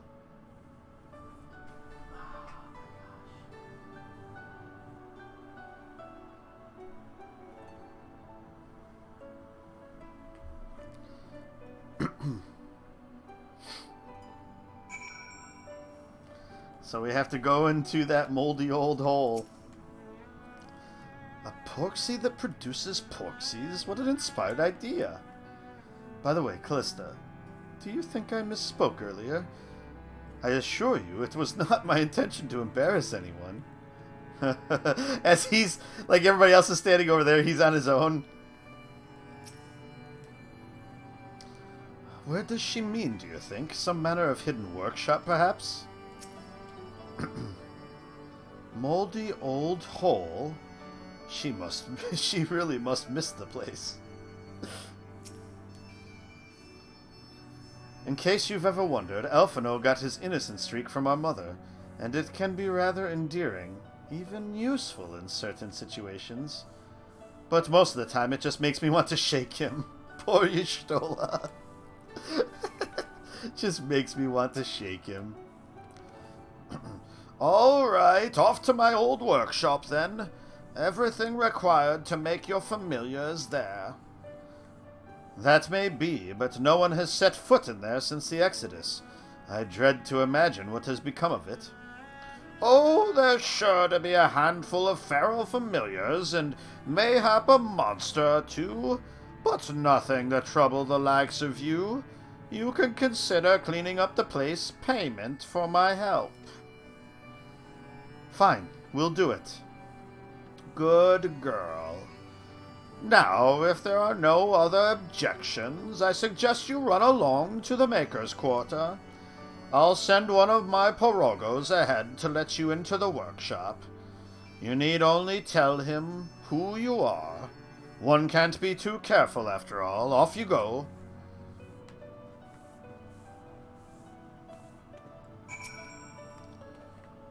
What are you still doing here? Off to the Maker's Quarter with you. I'll join you when I'm ready. Go on now, shoo!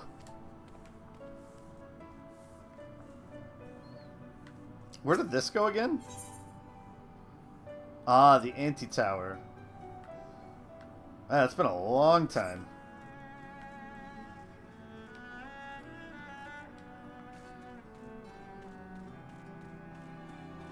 A long time.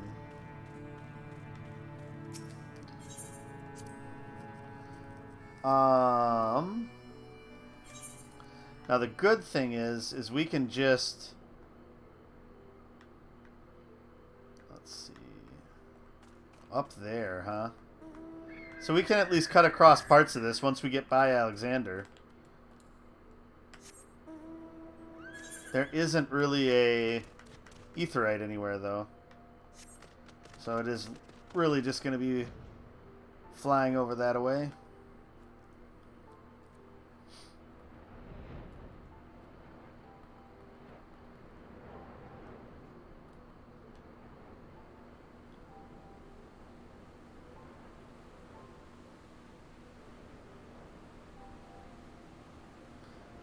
You know that being able to fall asleep the way you do is not something most people would consider a detriment.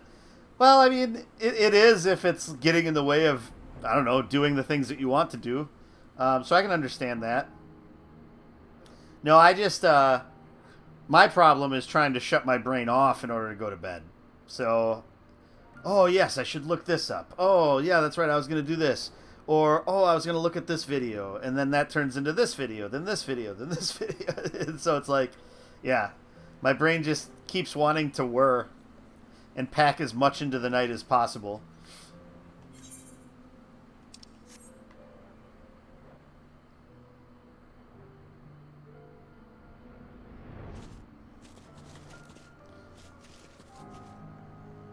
Puro Rago the Unwashed. Judging by the unruly state of the flora without, I think it's safe to assume there will be no shortage of unruly fauna within. Add to that the undisturbed secrets of the workshop, and we have the makings of an adventure. Of course, he's all about adventure. The workshop was an unforgiving place even before the Exodus, and I doubt the years of neglect have improved it. The grass could certainly do with a trim. Elfino? As I may have mentioned, Eorzea and I were still very young when we departed with the Exodus. I envy Y'shtola for remembering the city as it once was.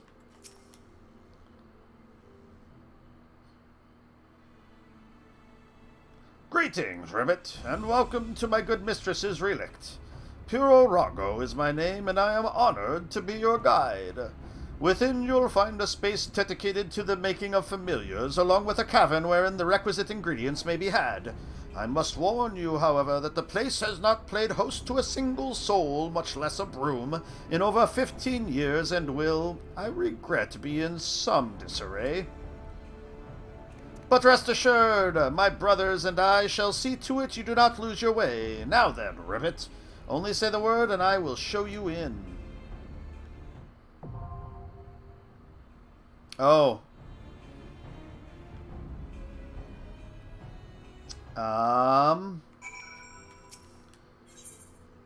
As I figured that was going to be the issue. That bug. The tarantula hawk is in my ear. You love frogs?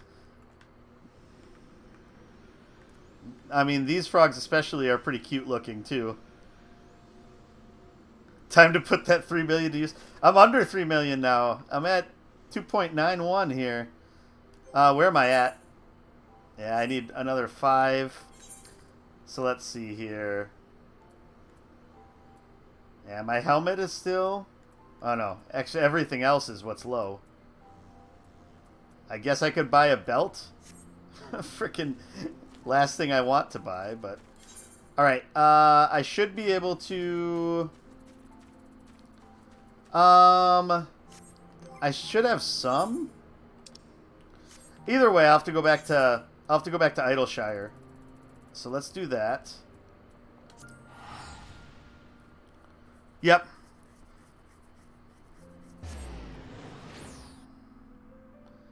I have some.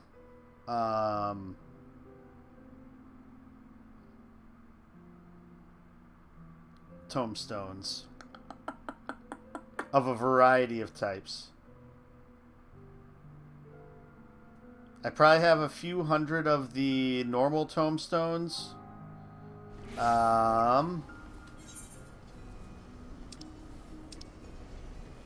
Okay, so I have 1,200 poetics, 400 and 130 of the Revelation ones.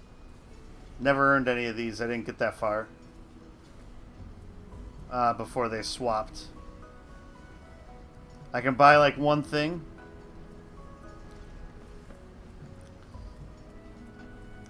So for now, I think...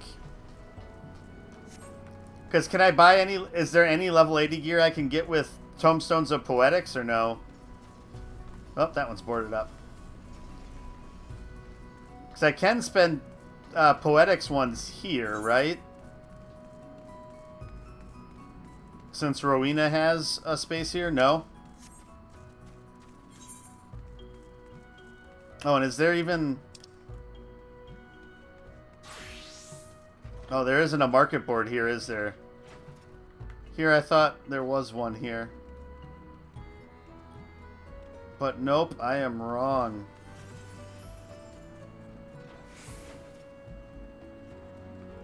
Okay, well, I'll have to go somewhere else then.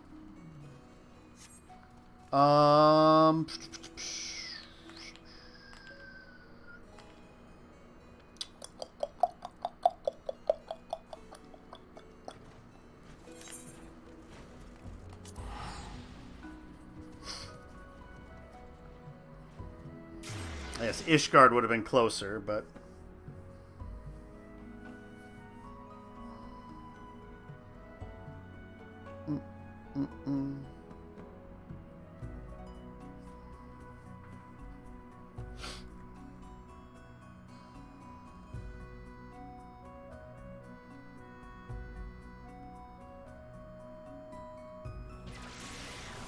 Then after this, I guess to future-proof things, I probably should look into getting better gear.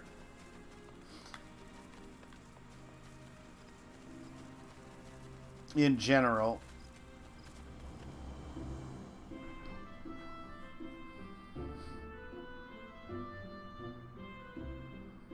Yeah, that's what I figured, but we're a little ways off from that. If I had crafters at max level, I could craft my own gear for cheaper. Working my way there.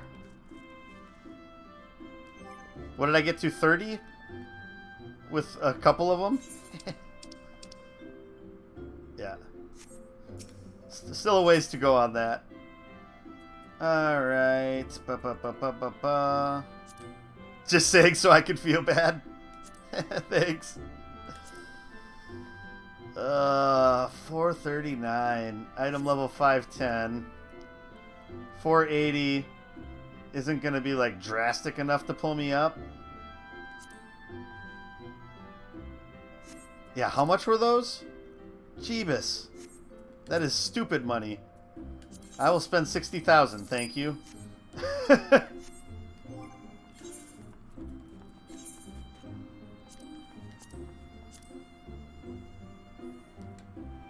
Alright, well, that was enough to get me to 470.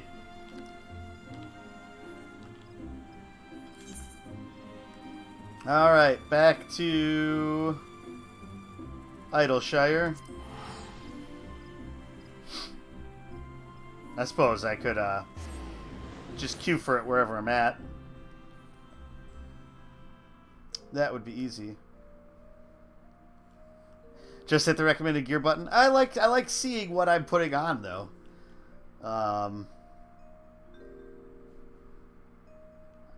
I enjoy that process. That way the gear feels real to me.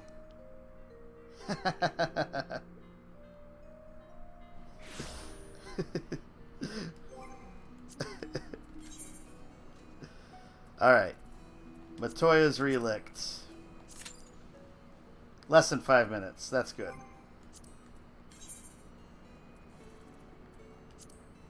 The Maker's Quarter was once home to some of the finest crafters in Eorzea had ever seen, but it has lain in forgotten ruin since the Sharlayan Exodus. It is there, hidden amidst overgrown foliage, that the entrance to the former workshop of the Archon Matoya can be found. Seeking to create a familiar that creates familiars, you throw open the doors and step into the moldy old hole, the first souls to do so in decades. I want to imagine myself undressing and putting on another dress. I get it. What a weirdo. No, it's not that. It is much more so having a little bit of a connection to the thing that I'm putting on, so that it's not just a random stat that I'm not like consciously equipping. I don't know.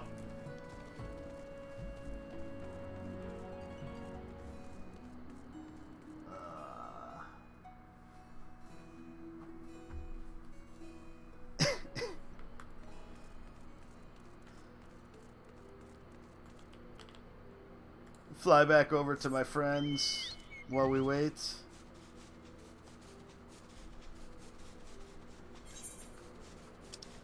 I was gonna say I uncovered pretty much. I have uncovered everything here.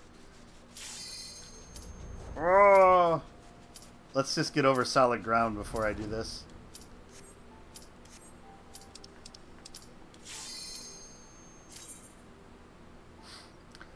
All right. Here's hoping I don't floor tank too much.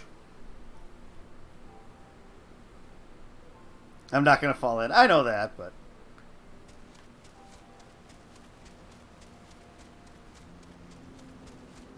Oh, a random place for some striking dummies.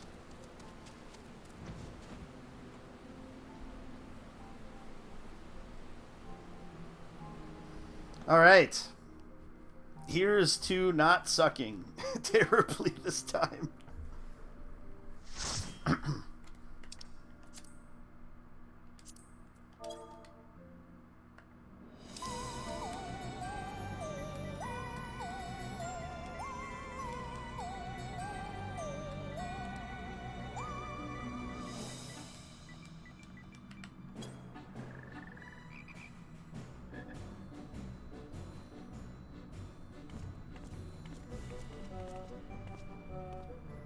Right.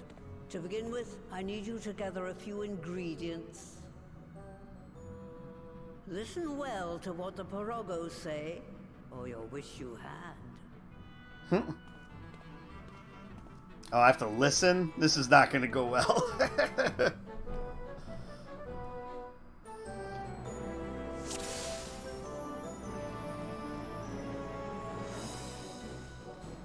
First boss is easy. Might die at the second boss and maybe the third. Though if you just mimic what everybody does, I should be fine.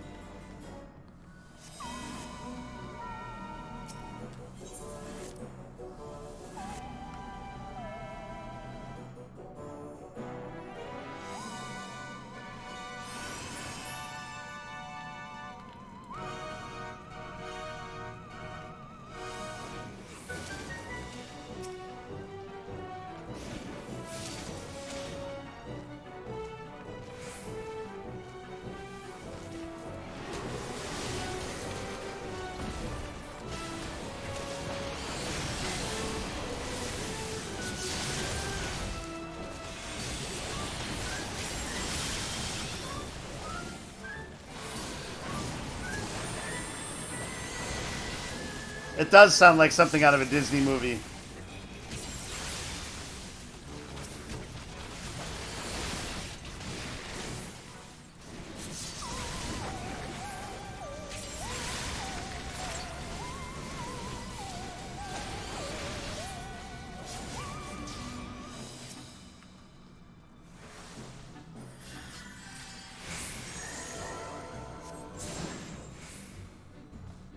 Spriggans.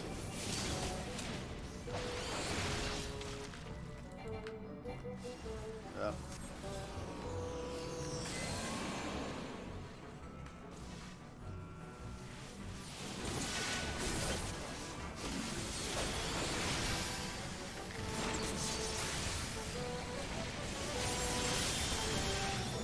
Well, it is also partially Matoya's theme too. Mixed with, yeah, like that kind of Oompa Loompa-y Disney-esque quality.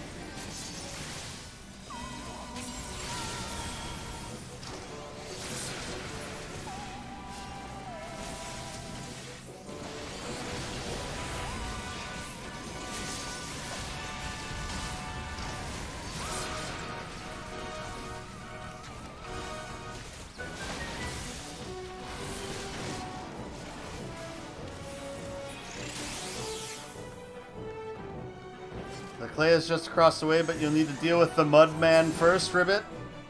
Mudman!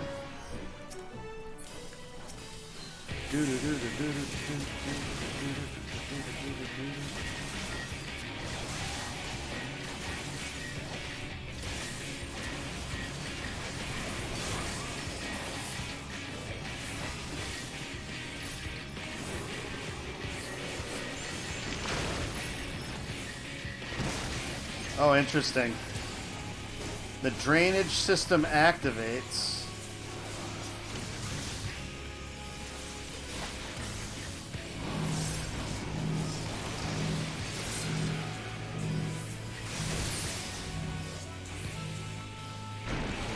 Oh.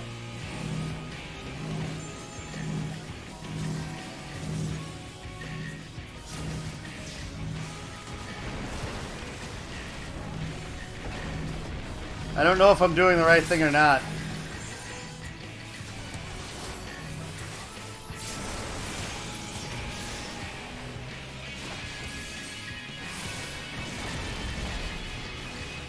I'm not.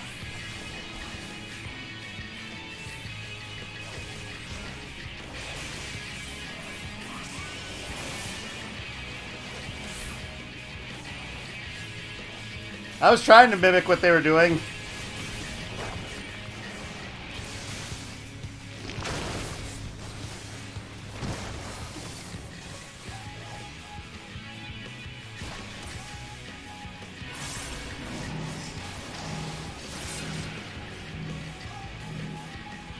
Oh. Oh, well.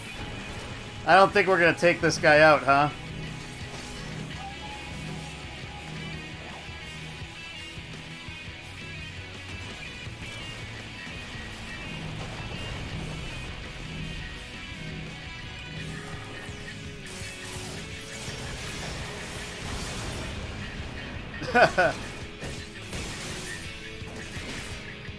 Okay, so you have to move in front of the holes to lead the balls into the drain.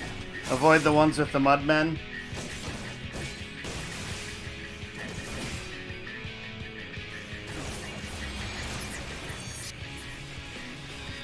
I did not notice that the healer had died until that moment.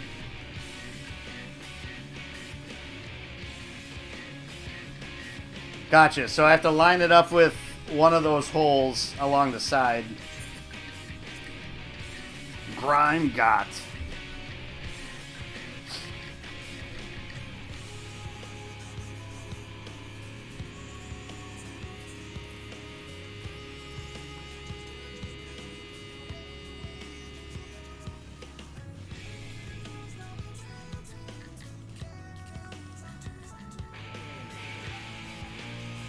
Well, Jonathan's still hanging in there.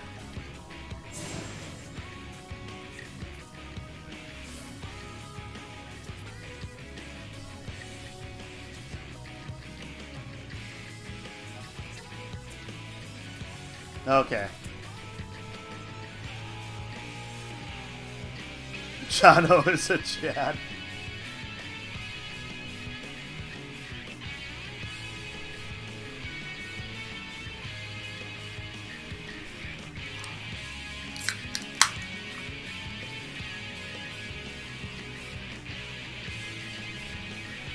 Nope, not enough. He might have just finally realized that we wiped.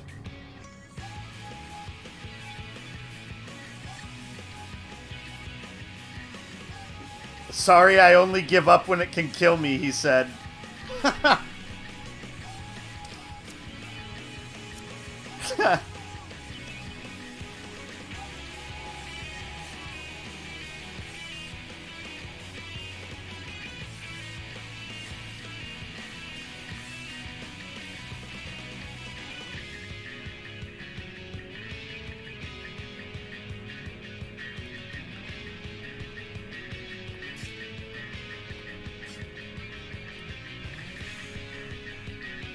There he is.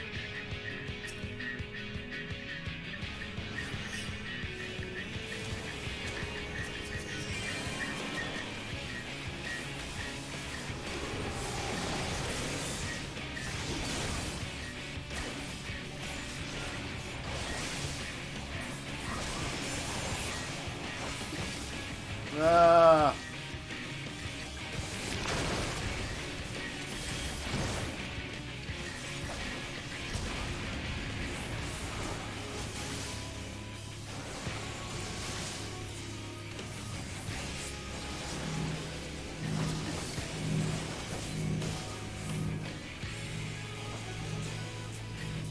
Can we pull him into the same drain?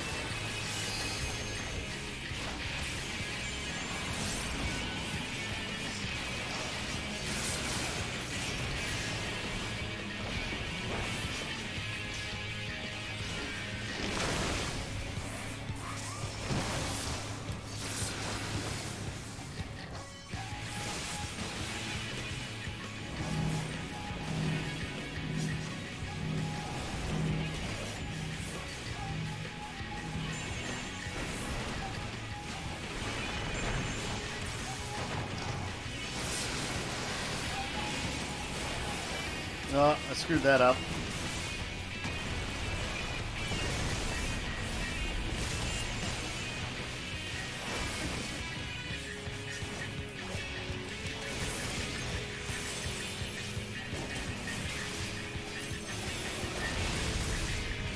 Yeah, I was wondering about that, as to whether it would hit allies too or not.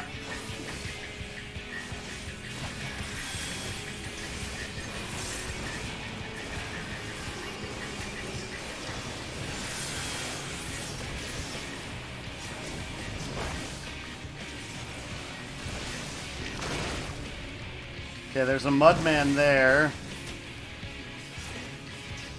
So... no, I guess I moved too fast there. It's like pool here.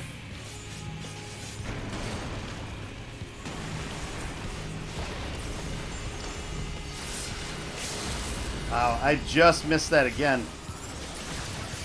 That's alright, we almost got him here. Oh.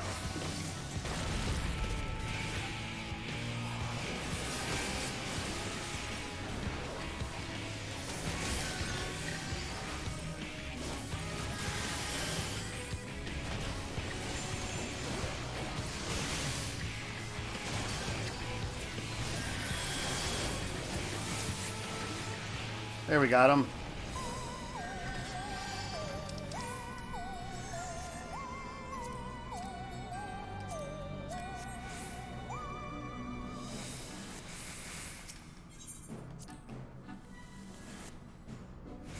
Be as close to the hole as possible. But you still have to stay within the ring, right?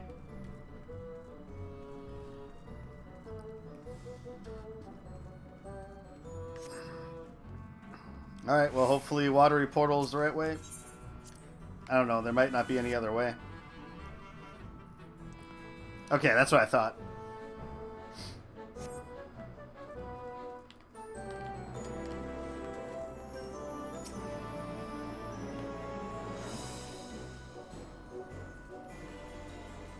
That's what you thought.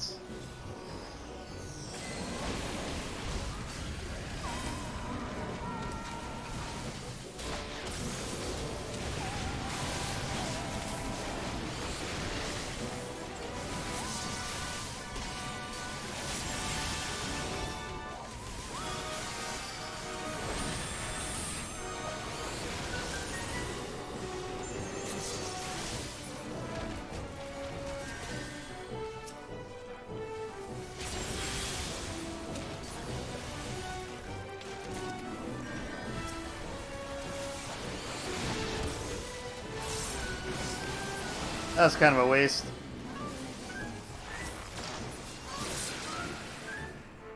Oh well, he's dead.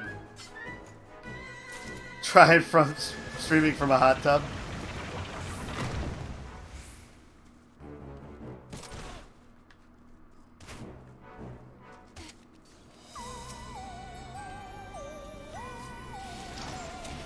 Oh, not close enough to get anybody in before it runs out. All right.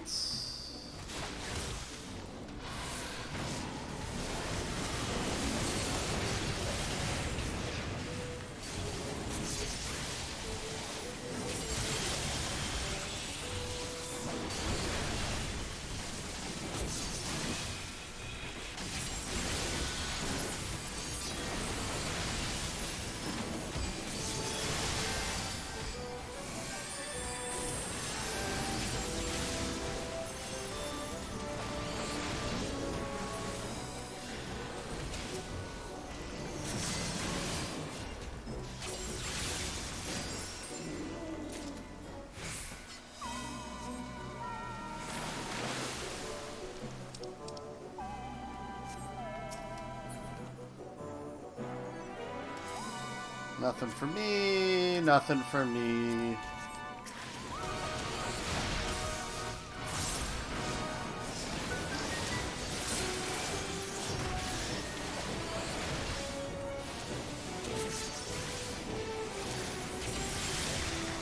All right.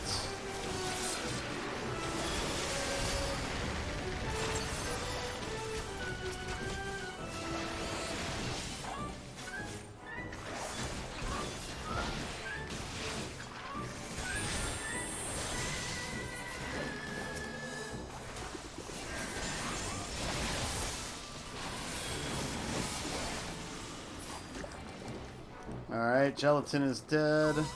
Another lift, Ribbit. Just a moment.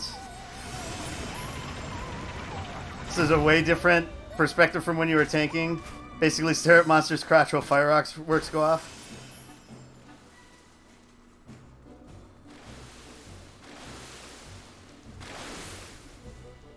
Nixie.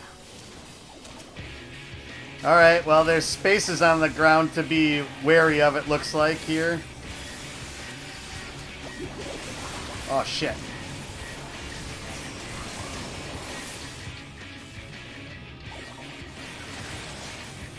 Okay, stay out of the line of those, it seems like.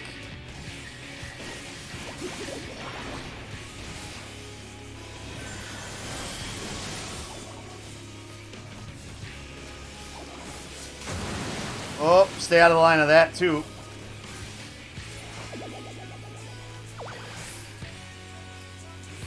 Get in there.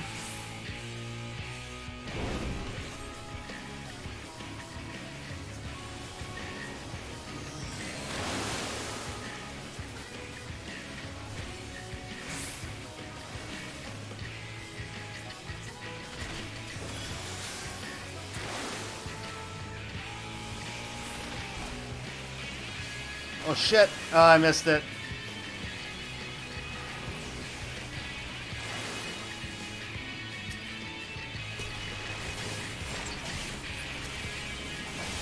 Our healer died, huh? Well, that's not great.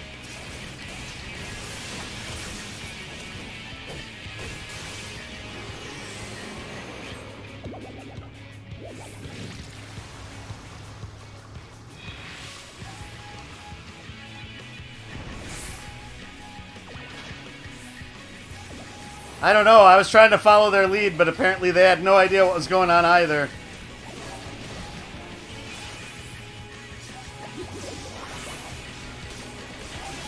Oh, right here.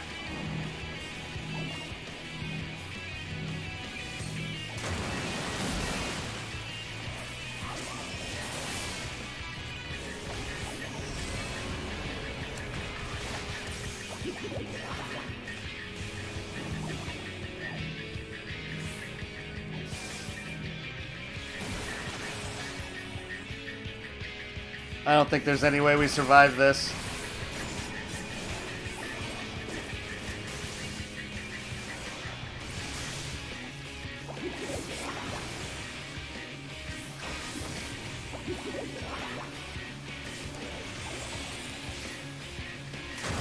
Yeah. Ha. Yeah. I mean, that was an uphill battle.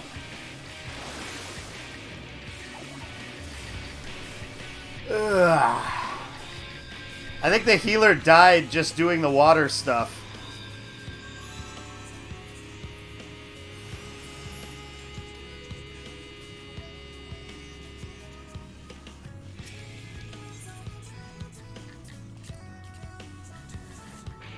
So I'm guessing you just have to go to the one that's closest to the pedestal, huh? Is what it seemed like.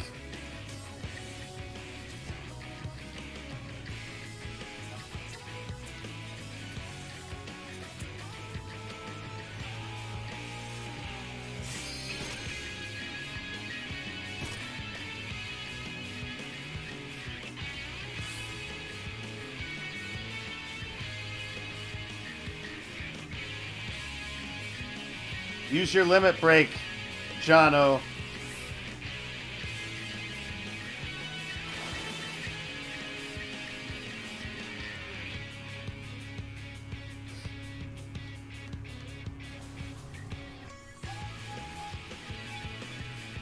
See the tethers in the boss, you want to stay away from the lines. Single tether, you want to look for whatever it's tethered to. The lit up pipes is where the water will rush out of. When the boss jumps on the cloud, you want to get on the geyser closest to him to clear the mobs on the cloud. Okay. He might be able to do it.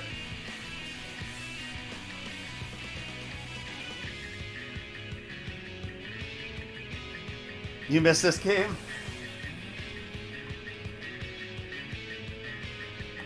Probably going to be a couple months until you're able to play again, right?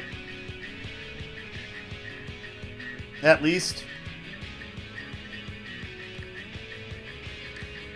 It's the Bloodborne MMOs. I don't know about that. It is much more forgiving than Bloodborne.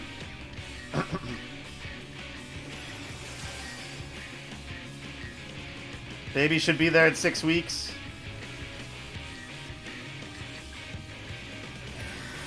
Yeah, it looks like he might do it actually here.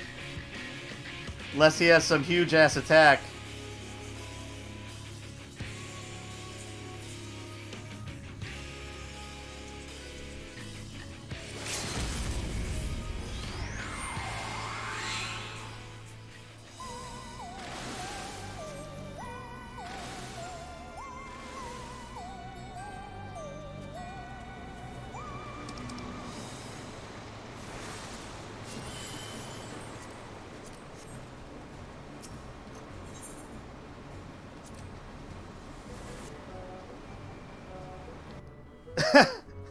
Yeah, he took him all the way down from half health. That's pretty crazy.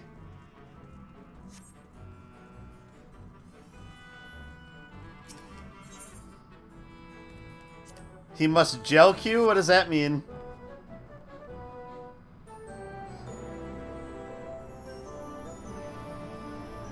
I mean, I died too many times. I'm definitely a failure.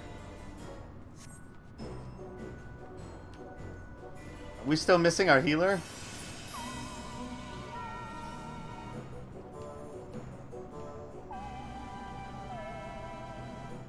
Okay, there she is. Oh, I gotcha.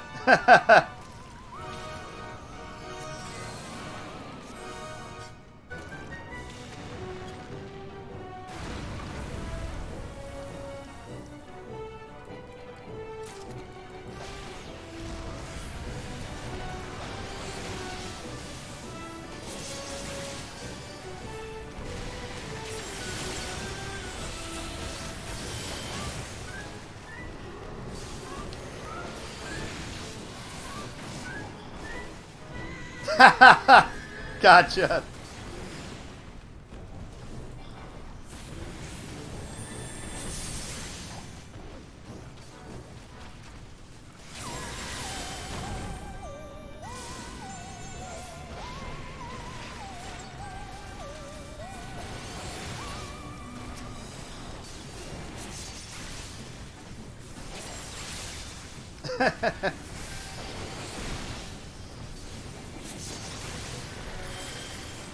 Take it easy, Tom. Well, Thursday first, but then Friday. Right, Tom?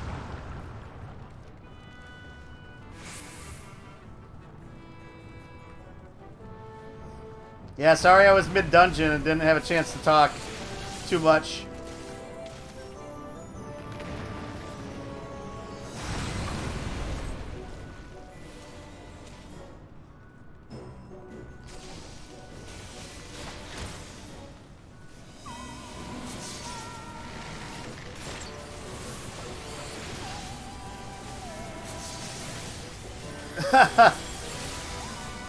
Just try to keep it all straight, dude.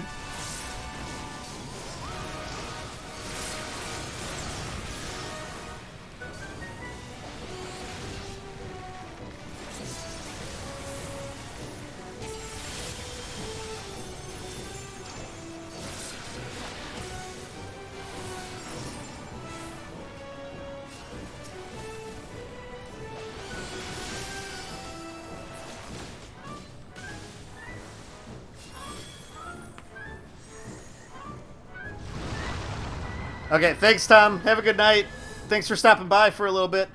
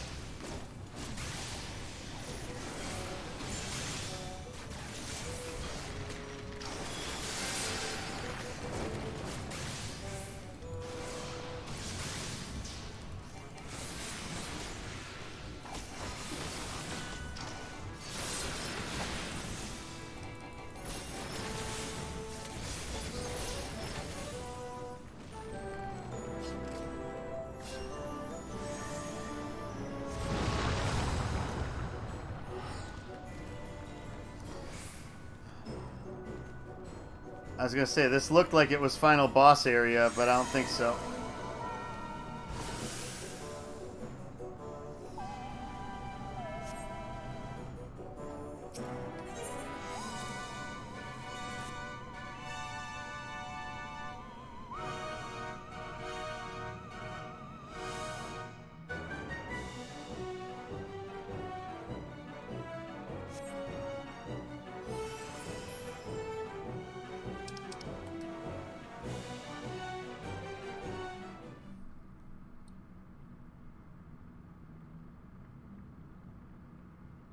To fight the furnace?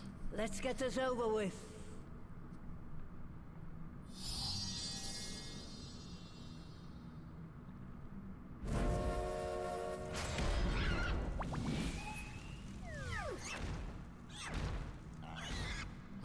Newborns are wont to be difficult. Sure, who's in charge?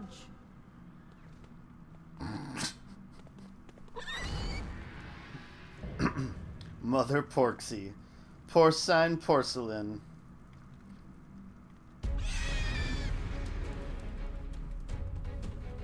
Interesting.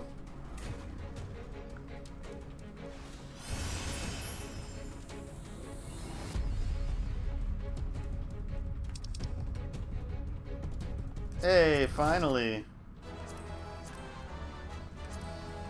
Something for me. Don't show any fear, they can smell it.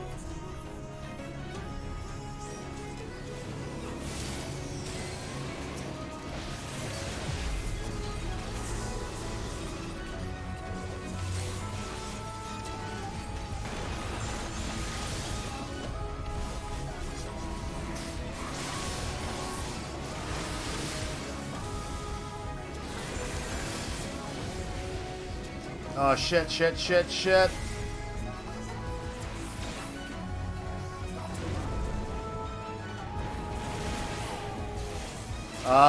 I see what we're supposed to do.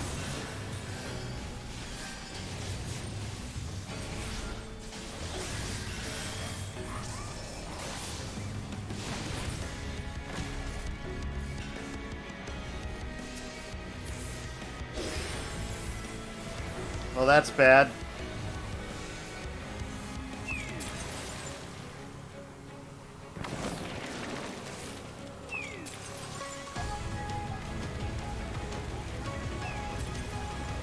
I should probably just die, right?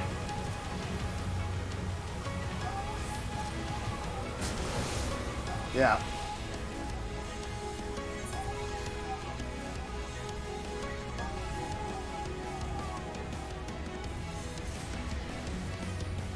Ah.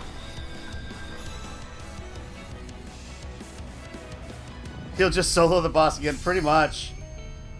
That's what it looks like. Maybe not. The problem is, so I thought, I didn't see him, so I didn't know where he was. I don't know. I could have hung in there a little bit longer instead of just giving up.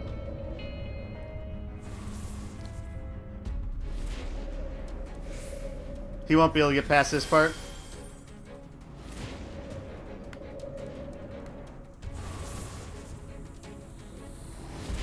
Oh, does that work?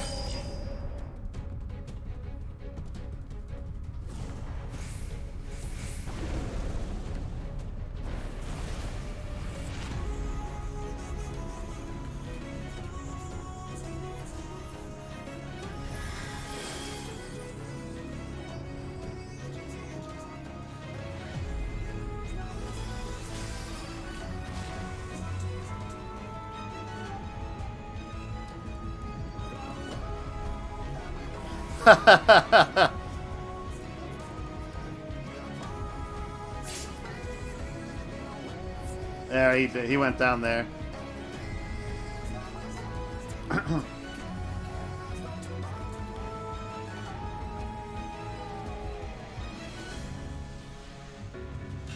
Yeah, I don't know how I don't know how those guys died. So, okay, so when there's the circle in the middle and it has the arrows to push, are you better off taking the blow from the arrows, so like walking right up by it and having it push you into the hole?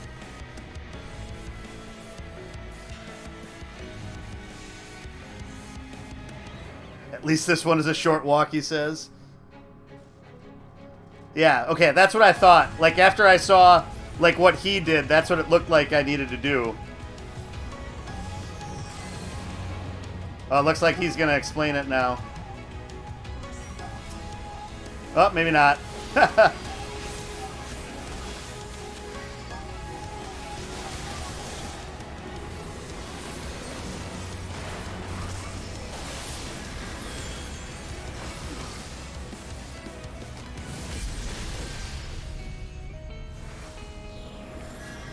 Okay, up to him.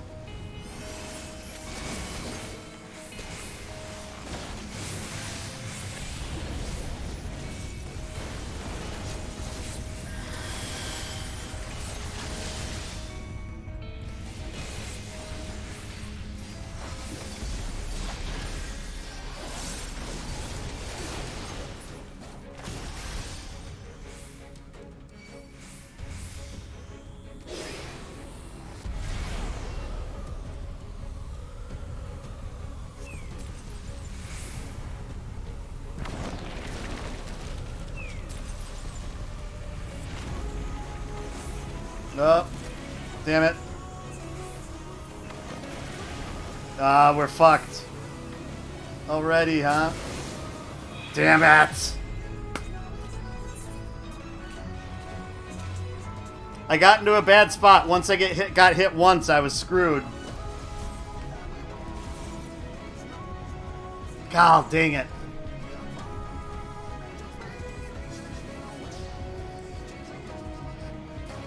Yeah.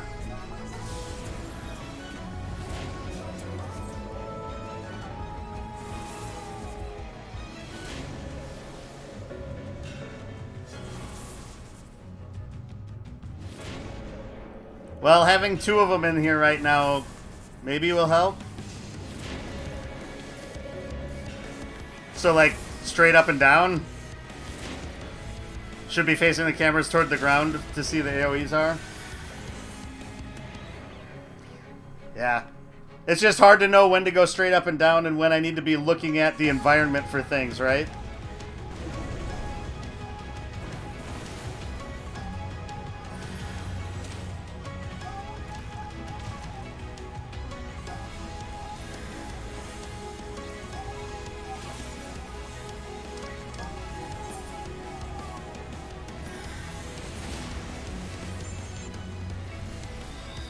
Gosh.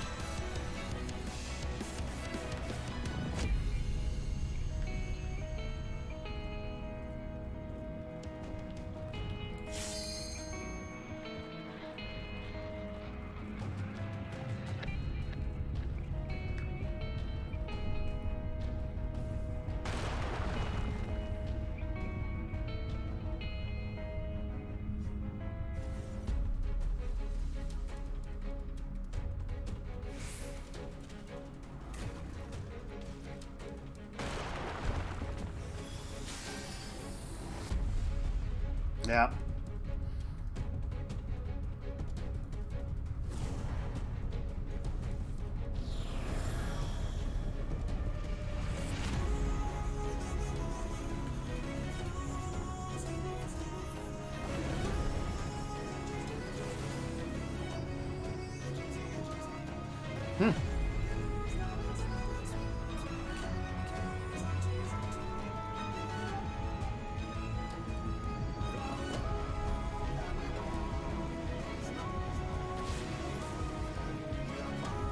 And it shouldn't matter that we're all standing in the same spot, because we should all be able to stand in the same space, right?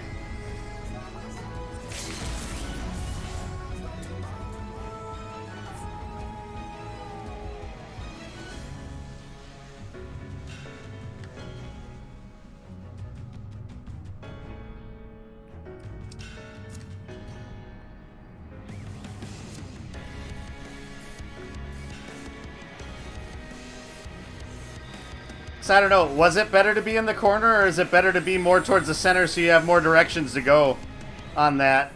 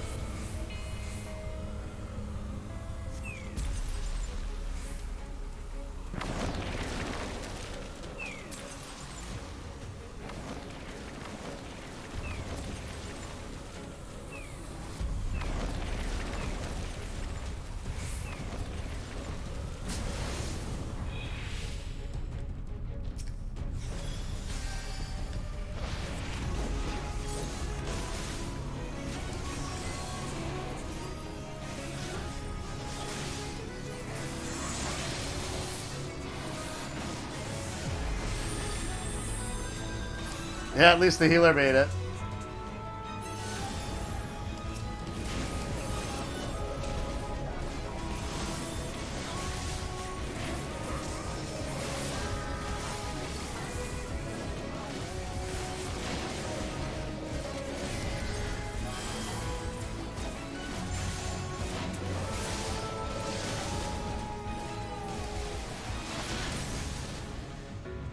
Whoa.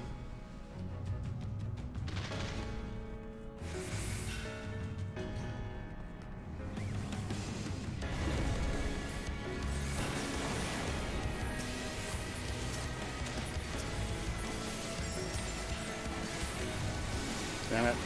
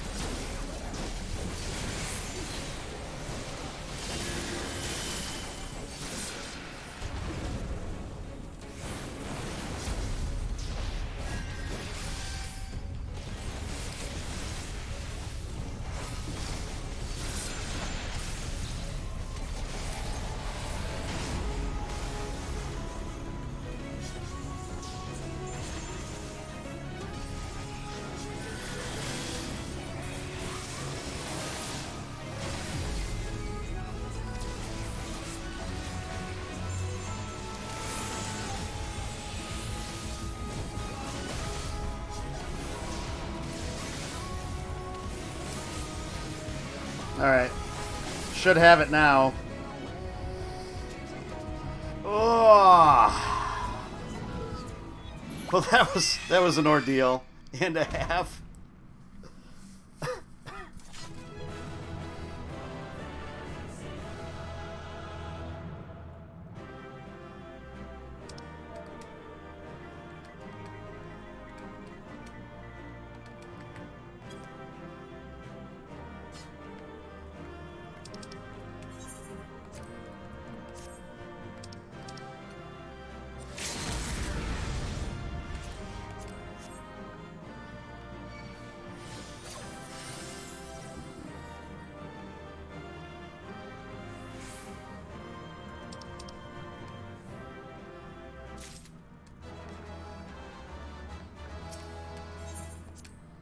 We had more trouble with that boss than you thought we would, huh?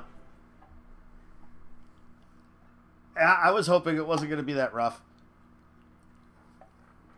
I mean, the first time I did okay, but the second time I had a better idea what was going on. I just, like you said, I should have tilted the camera higher so I could see the AoEs better. And once I got hit by one, I failed behind your expectations. See, that's a fault of yours, though. The extent that I can fail, Baby Smal, should not surprise you. There we are, quite tame.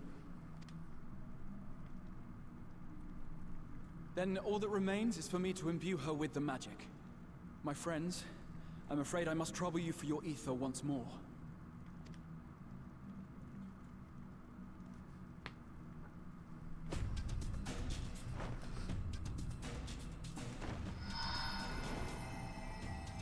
So is my ether no good? I'm never contributing to this.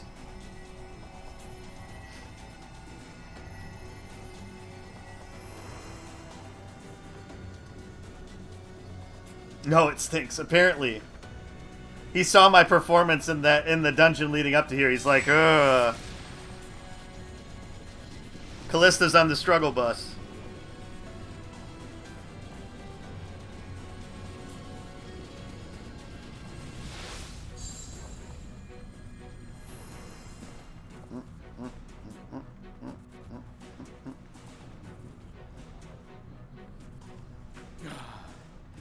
That should suffice. Thanks for that. Good. Let's set her to work then, shall we? I want to see some porksies. Assuming that is, someone can spare the requisite energy.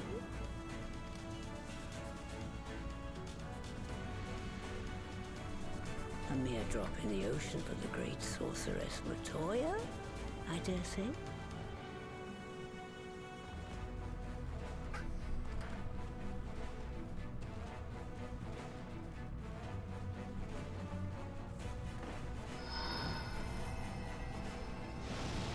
Matoya throwing some shade.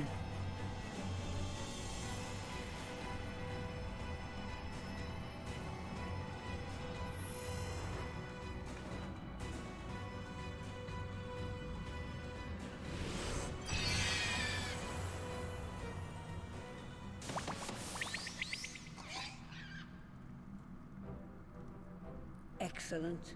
Our very own litter of Angelos. And we can make as many more as we want, simply by providing the mother Porksy with additional ether. I will require a moment before I try again. It's still hard work, but a damn sight more efficient than making them one by one. Thank you, Master Matoya.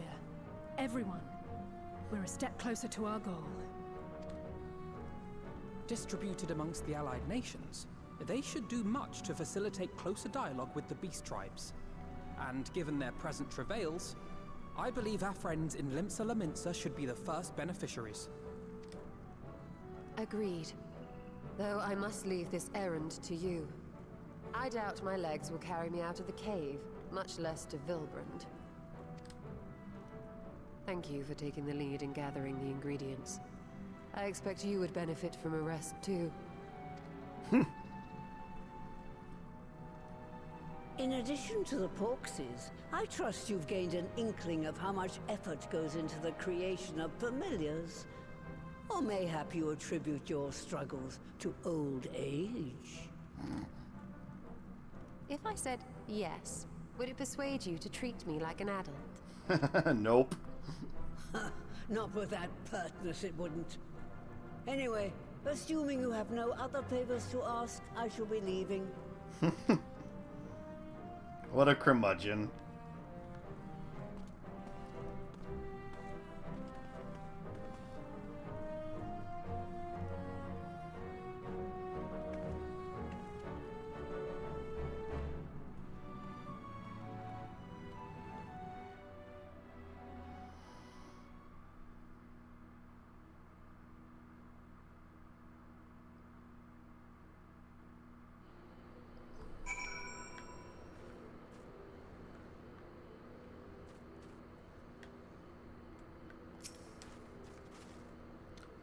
Given it was her first time making a Porksy, Master Matoya did a fine job, though she did have Angelo for inspiration. Lest you wonder, Master Matoya has returned to her cave with Y'shtola. They are as peas in a pod, are they not? No, I will not be back on until Saturday. Because Wednesday nights are my typical D&D nights. And then Thursday and Friday night, I'm recording podcasts with Tom. So, yep, I will not be back on until Saturday. And so, Saturday, again, if I stream during the day, it'll probably just be doing crafting stuff again. And then maybe at night, we'll see. I don't even know what my schedule is for this weekend. Like, just hanging, if there's anything going on, I don't think so. And then Sunday night, again, we would be doing story stuff. Maybe do stuff on Saturday also. We'll see. All right, sounds good, Baby Smile. Have a good evening. Have a nice sleep.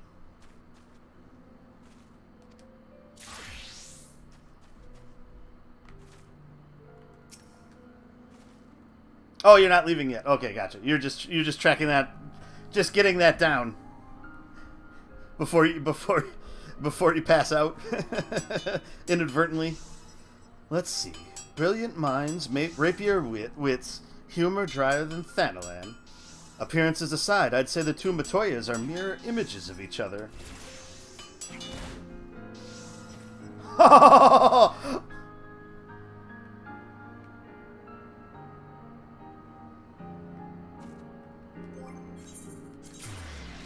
Aw.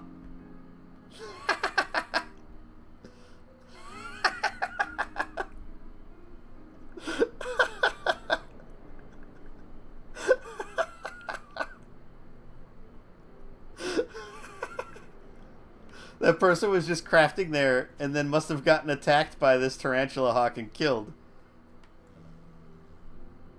Yeah. And I was going to switch to white mage and resurrect him quick, or red mage, but they returned back to wherever, from whence they came. That's the first time I've seen that before. That was funny. They just hit level 11, too. Sneaky Tiki. The Admiral's resolve. Elfino is eager to deliver the good tidings to Limsa Lominsa and Murlwib. Well then, my friends, let us return to Limsa Lominsa and deliver the good news to the Admiral. A word to the officer in Bulwark Hall should be sufficient to secure us an audience. Alright, back to Limsa Lominsa.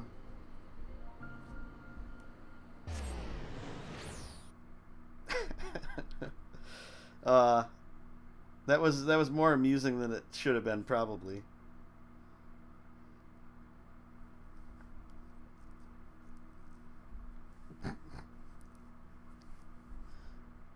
And maybe it was somebody else other than Sneaky Tiki. Oh, unless that person returned to Limsa Lominsa and now they're crafting.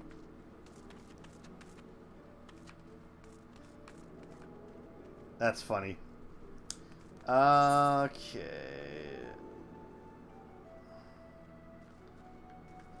Over here.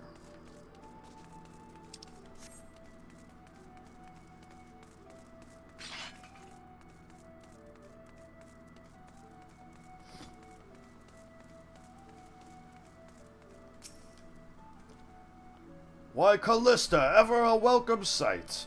Tidings for the Admiral, you say? She is presently receiving guests, but for the Scions, I know she will make an exception. Follow me.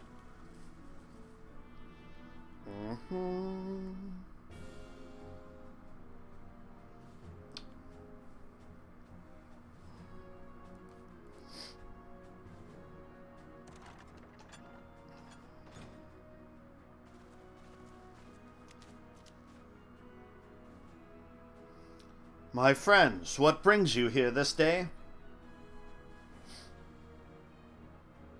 Summarizing everything that the player already knows. Is this true? By the Navigator, a cure for tempering. As often as I've been in awe of you, Scions, I would not have thought it possible. And yet it is, Admiral. We have done it here in Limsa, and production of more familiars has already begun. You have my thanks, truly. This will do much to advance the cause of peace. Yet I fear it will take more to close the rift twixt man and beastman. Bah, even to speak thus divides us. Welcome as it is, a cure will not guarantee reconciliation between our peoples. For though summoning and the tempered may serve to fuel the conflict, they are but symptoms of it. If we are to resolve the primal problem once and for all, we must address the cause. We must strive for mutual understanding and find a way to leave our bloody past behind.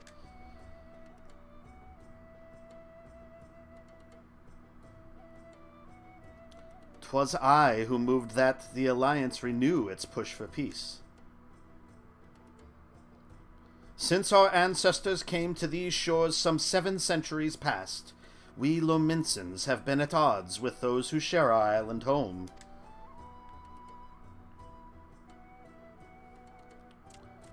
Save for a brief moment of cooperation with the kobolds, our history has been one of nigh constant territorial squabbling. Meanwhile, our struggle with the Sahagin for control over the seas has only grown fiercer, a matter made worse by the thrice-damned calamity driving them to seek new spawning grounds.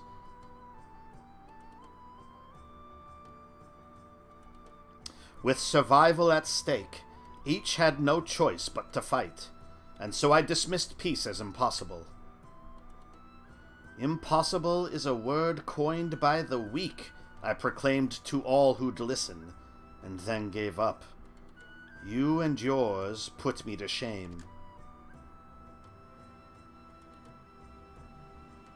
Since you led us to victory against the Black Wolf, you have achieved the impossible, again and again and again. And I thought it high time that I followed suit. Hence my proposal to the Alliance Council. I was going to say, yeah, isn't that crab claw heavy? You imagine it would hurt his neck and stuff. I was wondering about that too. Is it a hat, or is that just its head? It must be a hat, right?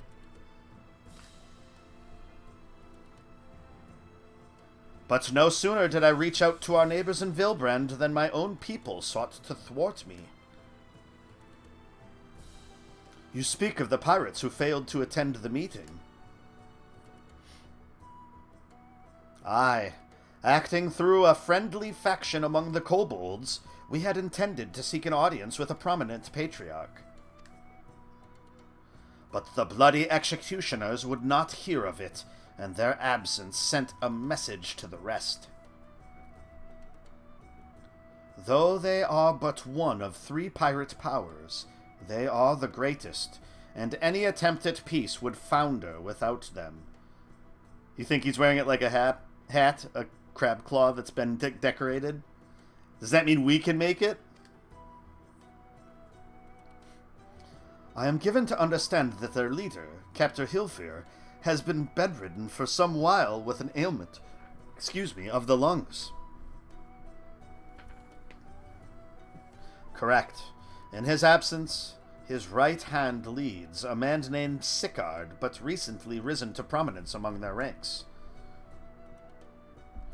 Save for his disdain for authority, little is known about him. We have invited him to speak with us more than once, but he will not come. I have tasked the Yellowjackets and the Rogues with uncovering his motives, but they have learned naught of any value. Well, that sounds like that sounds like a job for us. Leave it to us.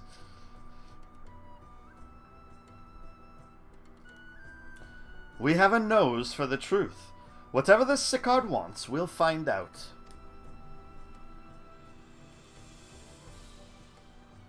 Truly, I would be much obliged. I shall look forward to hearing what you learn then. Good luck.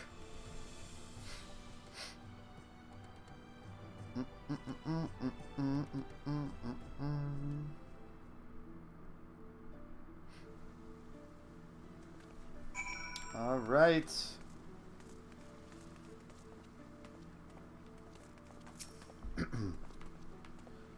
I know naught of this city, save what I've read or heard in passing, so in this matter I will follow your lead.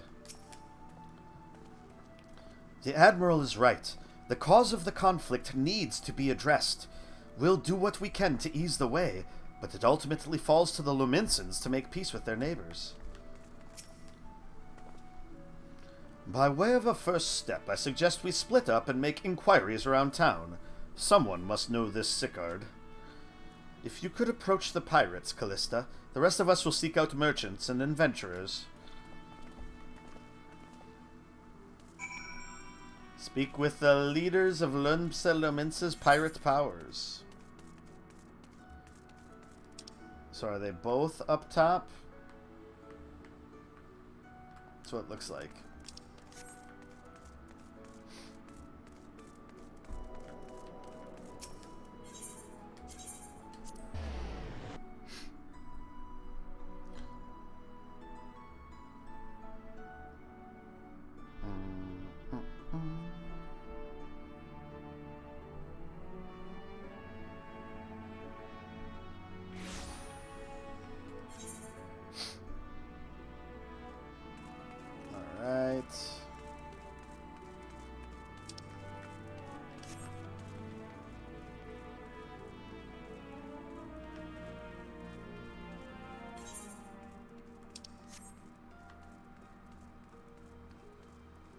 Alright, yeah, this is where I figured one of them was.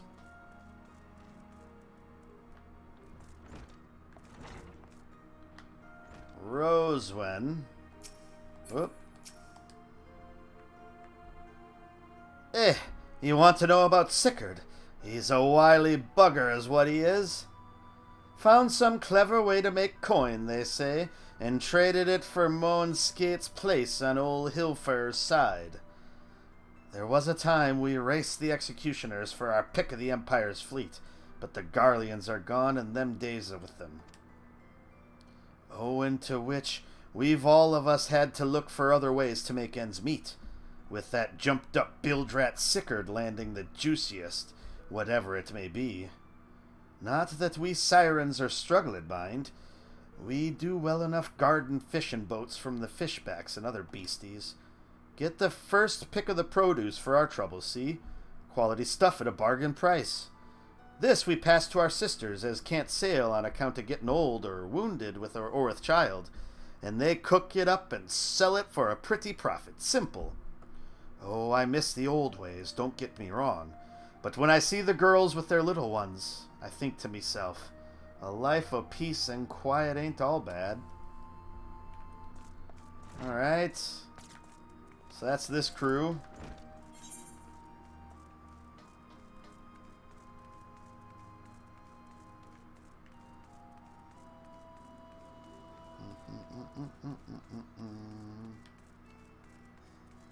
Now straight down to the other one.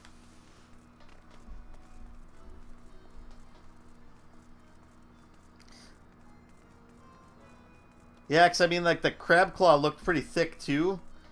But then again, if it's hollow on the inside, then maybe it's not too bad.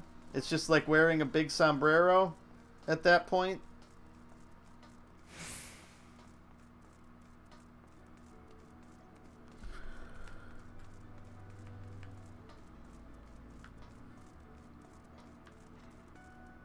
The Seventh Sage.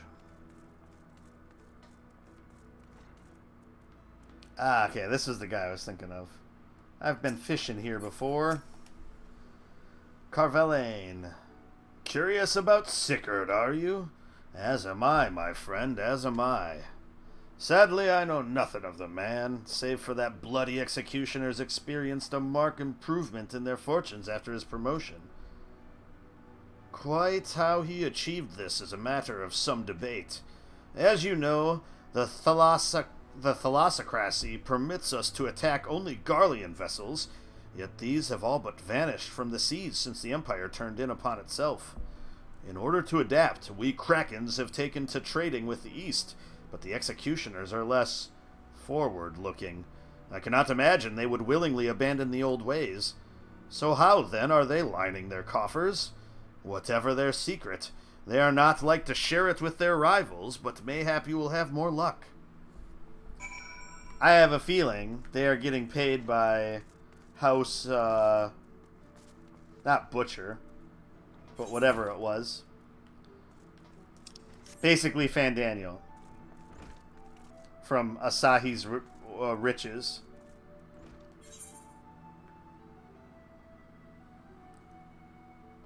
Speak with Elfino. Oh, he's down below. Okay, so closest.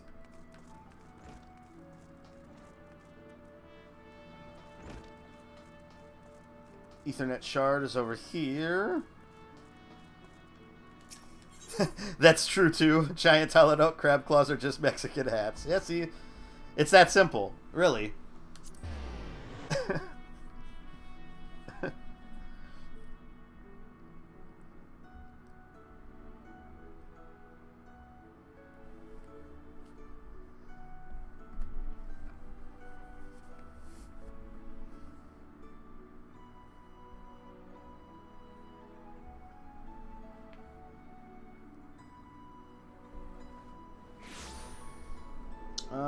Okay, back to the same spot that we were.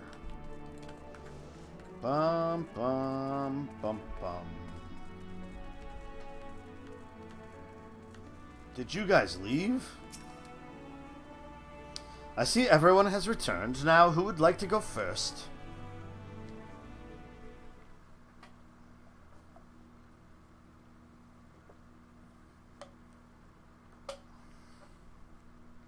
For someone who's silent, I sure do talk a lot. So, just as their imperial prey began to disappear, Sickard turned the executioner's fortunes around with a mysterious new source of income. Whatever it is, it's nothing to scoff at. According to a tavern keeper I spoke to, the crew have been indulging themselves as never before, but no amount of drink seems to loosen their tongues as to how they are coming by their coin. For my part, I spoke with a reporter from the Harbor Herald. The publication has been investigating the secret of the executioner's good fortune and making little headway. Plainly, the executioners do not wish the nature of their business to be made public. And I think I know why. In the course of making inquiries on Hawker's Alley, an interesting fact came to light. Just as the executioners began to enjoy better fortunes, the price of crystal went into sharp decline. A sudden fall in demand, I was told. Curious, I contacted Hoary Boulder, who has been watching the movements of the beast tribes, and my suspicions were proven correct. Despite ever-worsening relations between the beast tribes and the thalassocracy, neither Titan nor Leviathan have made an appearance of late, suggesting that the kobolds and Sahagin lack the means with which to summon them. Do you mean to say the executioners are divesting them of their crystals? All indications point to that conclusion, yes, though we have no hard evidence as yet. We must investigate further. Agreed. So how do we proceed? Oh, I have an idea about that. In fact, I have already taken the liberty of making certain provisions. Already on top of it. Leave it up to Elfino.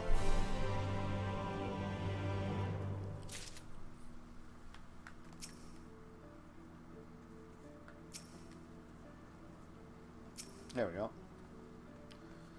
If Alphino's theory proves well formed, it would go some way to explaining the executioner's vehement opposition to peace. Do you remember how Alphino pretended to be some manner of merchant to infiltrate Yulmore? Well, I bet you 10 gillies about to reprise the role. The search for Sickard. Alphino has the look of a man with a plan. During my inquiries, a disgruntled merchant informed me that a wholesaler of crystals had recently arrived in Limsa Lominsa, offering wares at prices far undercutting the competition. After asking around, I was able to gain an introduction, and will shortly pose as a potential buyer, in a bid to establish the crystal's provenance. The man is due to be at Oshun's Embrace in Lower Lanoska shortly. I suggest we make our way there at once.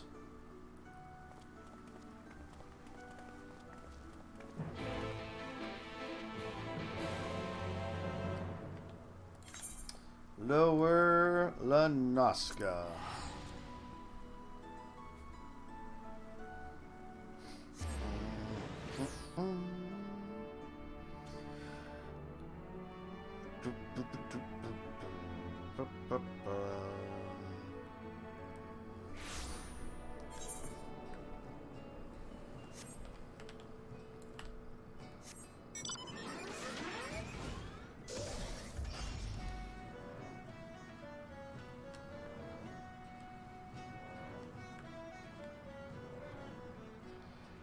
All right.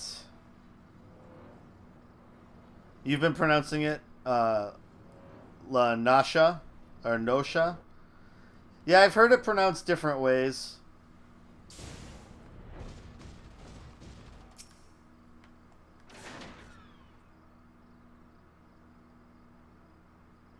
Trying to think if I've ever heard like the developers. Well, then again, if the developers are talking there in Japanese, so that makes it more difficult to parse out when they're saying what. It probably is Ladosha.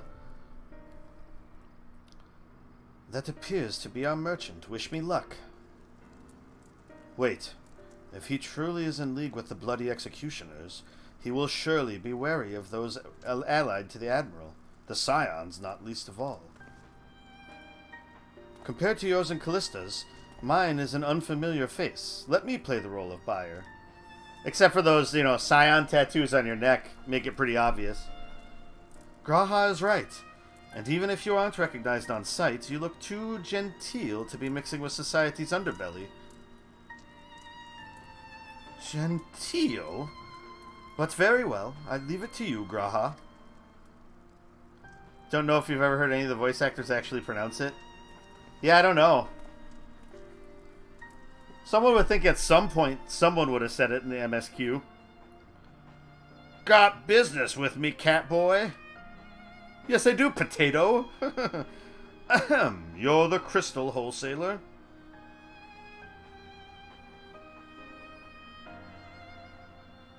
That I am, but you're no merchant. So what do you want the crystals for? Look at my staff. I love crystals. Don't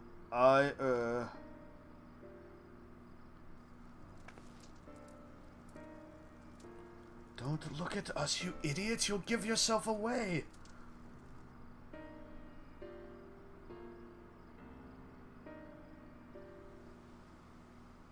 Oh, I see. You're a weaponsmith, am I right? And you need crystals to make staffs like the fine specimen you've got there. I was gonna say, yes, it's right there. You should have said it. That's right. I am indeed a weaponsmith, and I use naught but the finest materials. I bid you show me your wares. Well, we don't invite just anybody into our storehouses. Takes time to establish trust, you understand? Look, I have a large and urgent commission. If the quality is satisfactory, I will not quibble over the price. All right. It's plain that no ordinary crystal adorning your staff. That's no ordinary crystal adorning your staff.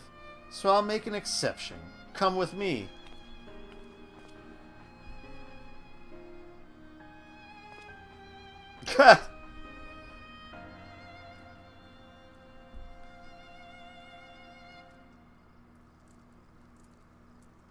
It seems to be working. Let's follow them.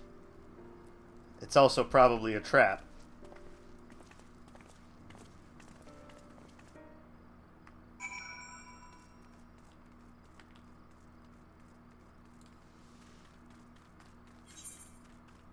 Oh, it's a long ways.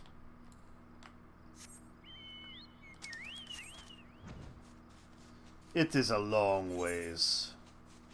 We will fly there.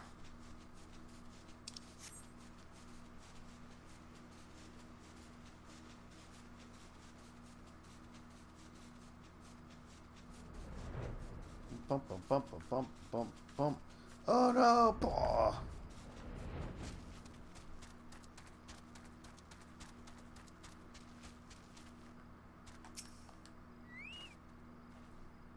Given how long he's spent playing the Crystal Exarch, you'd think Graha would be a better actor. Honestly, if it hadn't been for that staff, we must remember to thank Tataru. Tataru's the only one keeping us afloat. They went into that tunnel quietly now. End of May. So a lot of people are guessing the last Tuesday in May, so like the 25th. Yep, because FanFest is May 14th and 15th, so 5.55 will be then. Will be the last week, the end of May is what they keep saying, but probably the last Tuesday in May is what they're guessing. Unless they do something where it's the Tuesday following FanFest. You won't find any finer, especially not for the price. Indeed. I would expect to pay more than double for such quality. How could they possibly be so cheap? There's nothing unlawful about 'em, if that's your worry. They're from Ogomoro, if you take my meaning. Stuff's as pure as it gets. You won't be disappointed. So, how much do you want?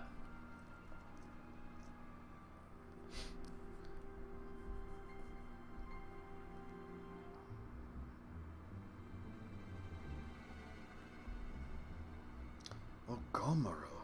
Taken from the kobolds, just as we suspected. That's a good thing, though, isn't it? Right? That's enough. Shut your gobs and turn around. Slowly.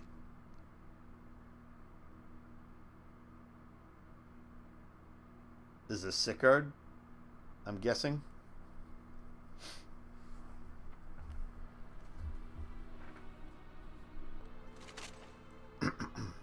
I'm Sickard, acting captain of the Bloody Executioners. No need to introduce yourselves. We know who you are, scions.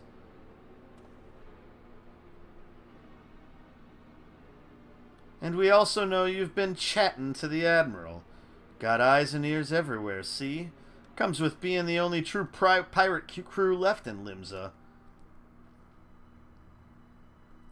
So, we've established you ain't here to buy crystals. The question is, what are you here for? You are bold to reveal yourself to us without knowing our objective, but that would explain your swift rise to power. You have spoken plain, and so I shall return the favor. We came here to learn why the Bloody Executioners oppose the Admiral's will. You wonder if they're even a level that we should be worrying about, right? And we have our answer. Should Limsa Lominsa make peace with the kobolds, you would lose the source of your newfound wealth.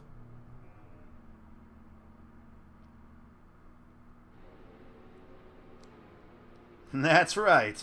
Just to remind you, though, we ain't breaking any rules here. The rules are different in cutscenes, true. The law forbids us from attacking any vessel not flying the Imperial flag, but it don't say nothing about beastmen. Only reason we keep our operation nice and quiet's 'cause we don't want no one taking our business. Wait. Just listen to the end, will you? For what it's worth, I have the highest respect for you and yours. Her especially. While the Maelstrom were worrying about Dirty and their fancy red clobber, you lot stormed Ugomero and battered Bleeding Titan himself. Raised a mug to you when I heard the news. And now we're following in your footsteps, making sure the Beastmen never summon their stinking gods again. Practically your successors we are. When there were still Imperial ships about, we did our bit for Limsa and went after 'em. But with the Garleans gone, there's no one left to ply our trade on except the Beastmen. So let us have that, eh? It's only fair. Contentious though some may find your views, it is true that you have broken no laws. That being so, I see no reason why you should not state your case directly to the Admiral's face. Unless the acting captain of the only true pirate crew left in Limsa Lominsa has some other cause to hide in a cave. Well said. Well said indeed.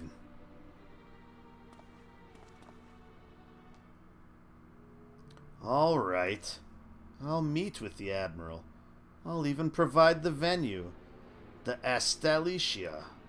I trust she won't turn down the invitation. It's a trap! It's a trap! Yep. We can't fight here because we need a lore dump right now. That's what it is.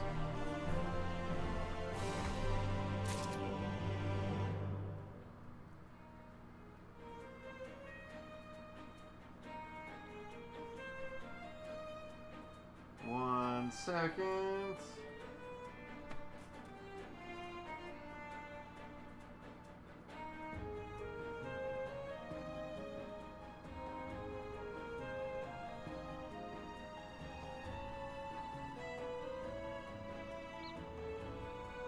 Okay.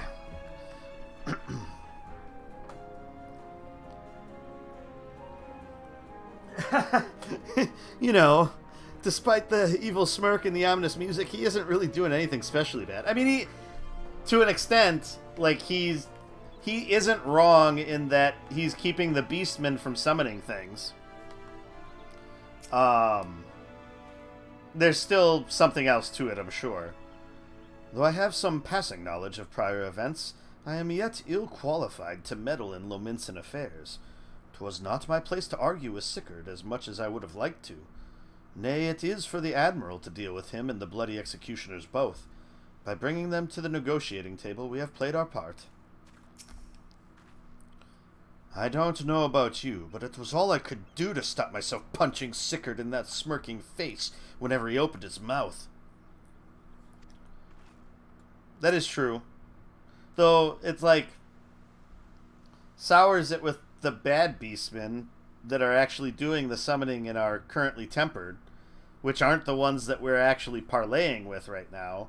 And the ones that we're parlaying with are technically at odds with the other ones that are crazy anyway, to an extent, right? I don't know. On rough seas. Elfino is keen to report back to the Admiral. I thought myself the hunter, but it turns out I was the prey. A timely reminder that the pirate powers of Limsa Lominsa are not to be trifled with. But all's well that ends well. Grahatia's timely provocation had the desired effect, and Sickard has agreed to a meeting. Let us hurry back to Limsa Lominsa and pass on the invitation to the Admiral.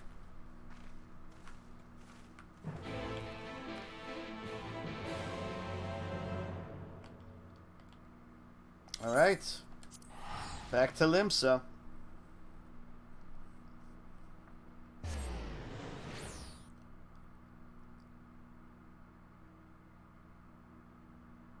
But, I mean, it's better to have it be, like, an actual plan. Which is why I still think that there's something else behind what he's doing, probably. I highly doubt... I highly doubt that they're doing it completely for altruism.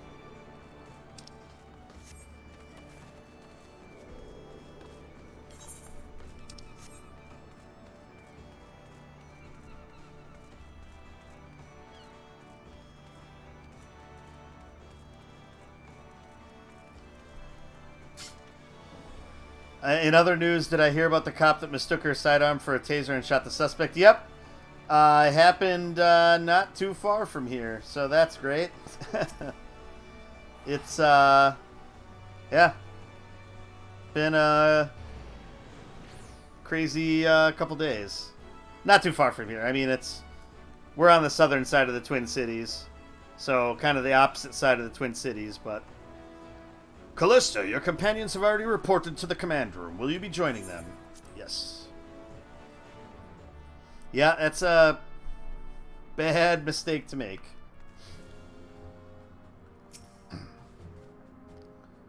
While we have no assurances Sickard will be amenable to reason, there can be no compromise without discussion. For once, you'll say the cop is in the wrong here, though you do believe she was just really that incompetent. That's the thing, though, like, she, had been an officer for quite a long time, like many, many years. Used to be, to my knowledge, she used to be, like, their representative for the Union and everything like that. So it's like, she's been an officer long enough, you should kind of know that. But in the heat of the moment, I can understand that things happen. But it was like the police chief was saying, they always keep their taser on their non-dominant side and their actual sidearm on their dominant side. So you should know that if you're reaching for your taser, you go across your body.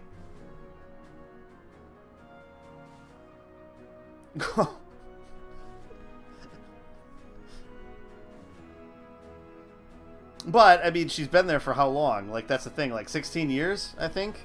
Is that what they said? Sickard does not want for confidence. That much is plain. But I have faith in the Admiral. She has dealt with far worse. The Astalicia is the very last place for such a meeting. The Admiral will be marching right into the Kurl's den. I hope we don't end up regretting this. I mean, it almost assuredly is a trap. Welcome back, my friends. What news?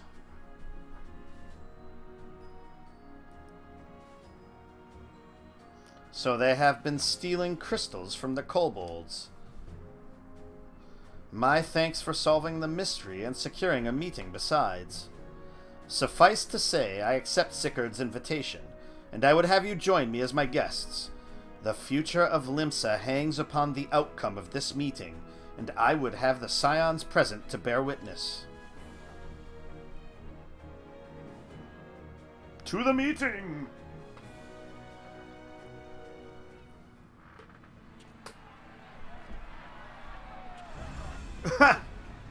Everybody's so excited.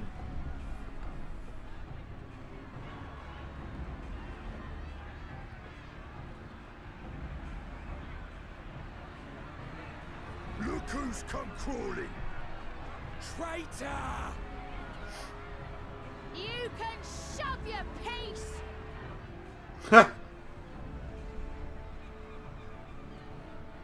Friendly lot. Welcome aboard, Admiral. I'll wager you don't remember me. Sigurd, acting captain of the bloody executioners, at your service. 'Twas kind of you to invite us. Now, if Captain Hilfear has a message for me, I bid you speak it. We have just the one demand. That you forget this bilge about making peace with the beastmen. Ours is a nation of pirates. Always has been, always will be. Deny us our right to plunder, and you deny who we are. Too bloody right! Pirates till we die! What we want, we take!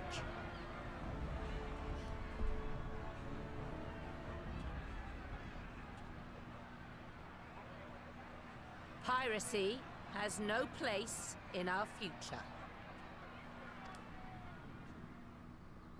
What'd she say? That's bold. Pirates have no place. Our nation has prospered through piracy, 'tis true. Yet it is but one part of our long and storied history. Centuries ago, our ancestors led a failed rebellion and were driven from their homes with little more than the shirts on their backs. In fear of their lives, they sailed south until they came to these shores.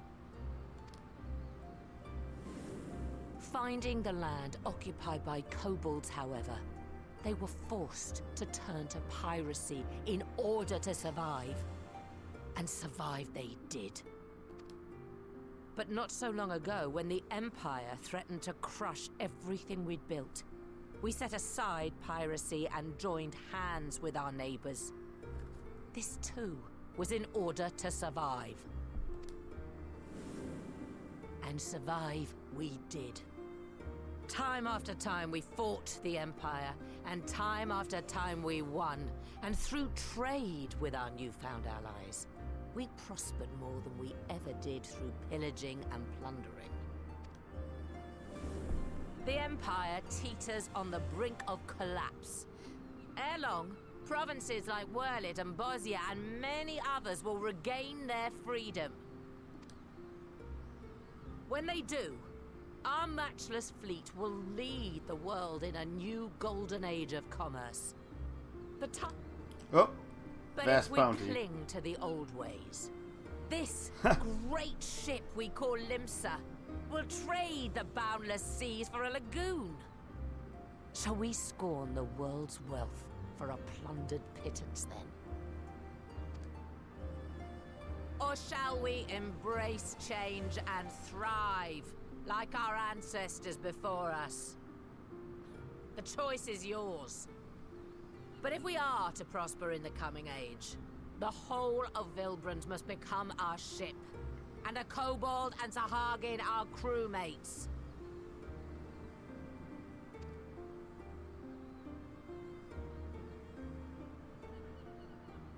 Rousing words.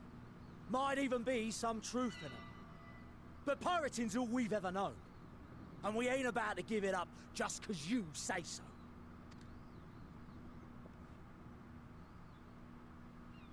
Still, we're all the Mincins here and no one wants a war. So where does that leave us? Long before you became Admiral, I heard you was captain of the League of Lost Bastards. That true? If so, you'd know how we pirates settle our differences. A duel.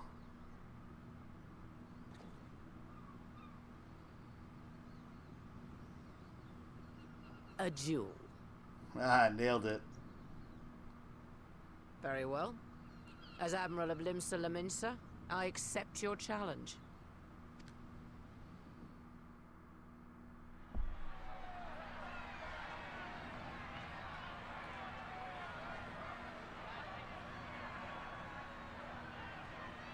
Well, this could only go well.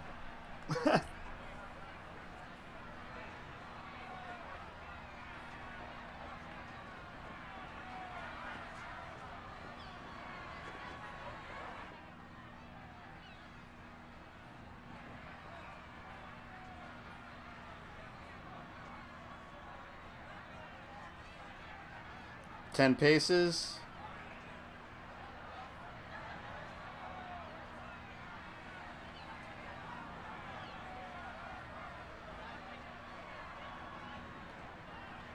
Nope.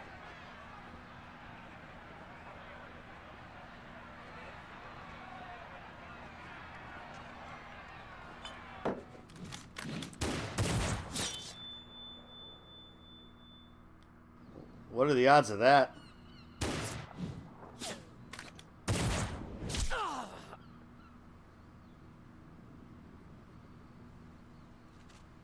This ain't over!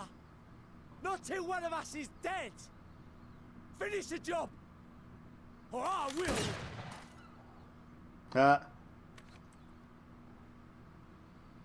Oh, that's the actual captain.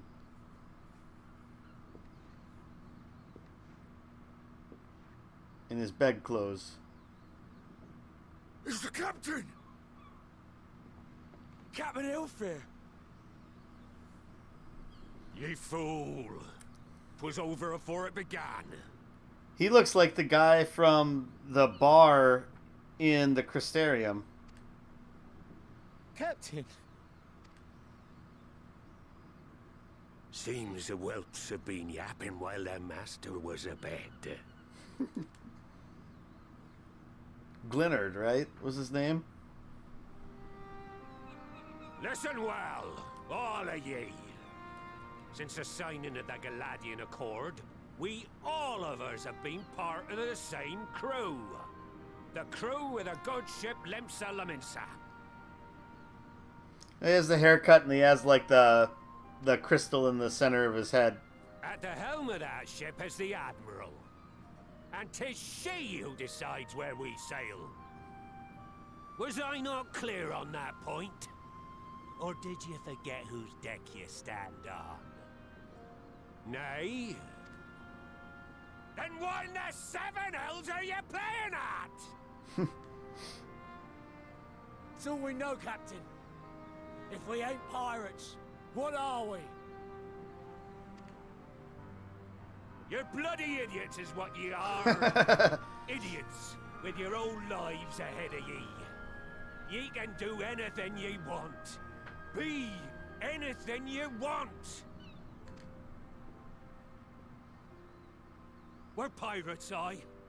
And we pirates love our loot. But that ain't our first love. Our first love is the sea. The sea! And what she brings us. Freedom! So hold fast to that. Let the brine-crusted husk that stands before you now be the last of them as knew naught save out of steel. And make of yourselves a new breed of pirate!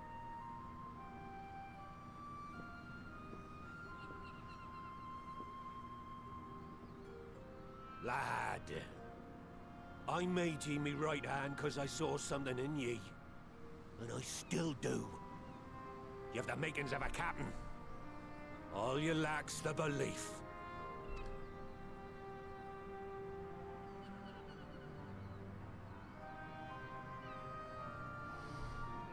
Well now, it seems we're of one mind after all. Apologies for the misunderstanding, Admiral.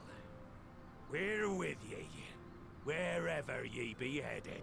Beheaded! Somebody jumps out, chops her head off with a sword. I thought you said beheaded, sir. Look what you bloody have my did. Thanks, Hilfir.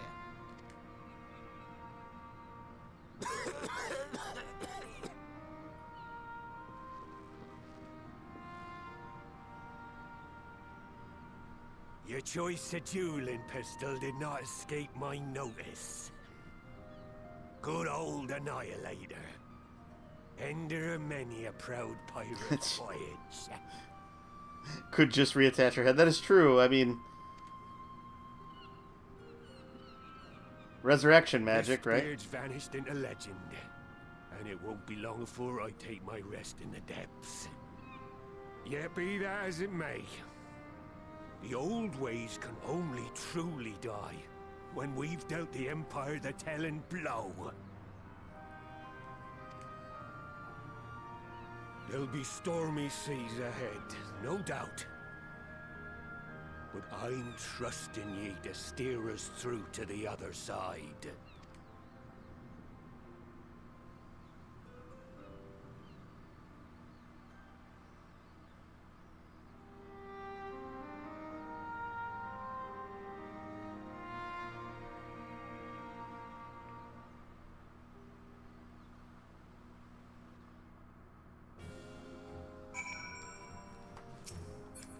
Well, that went better than I thought. Well, I don't condone what Sigurd has been doing. I know how difficult it can be to change course. It took me long enough to join the Scions, didn't it? When the discussion gave way to a duel, I feared what might unfold. Yet only a fool would underestimate the Admiral, as Sigurd soon discovered. Whoop, sorry, a little close here, Graha. My bad. There are times when one must stand one's ground, even if the cost of failure is beyond reckoning. The Admiral did just that, and I have nothing but respect for her. As she continues to steer her nation through this period of transition, I pray the Navigator will see fit to fill her sails.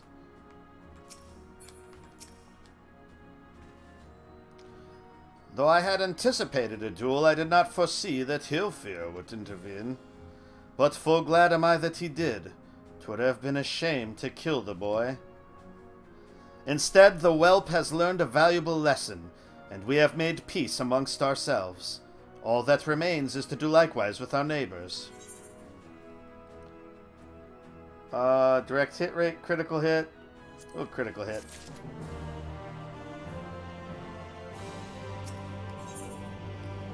The Great Ship Vilbrand. For the first time in a long time, Murlwyb's course is clear.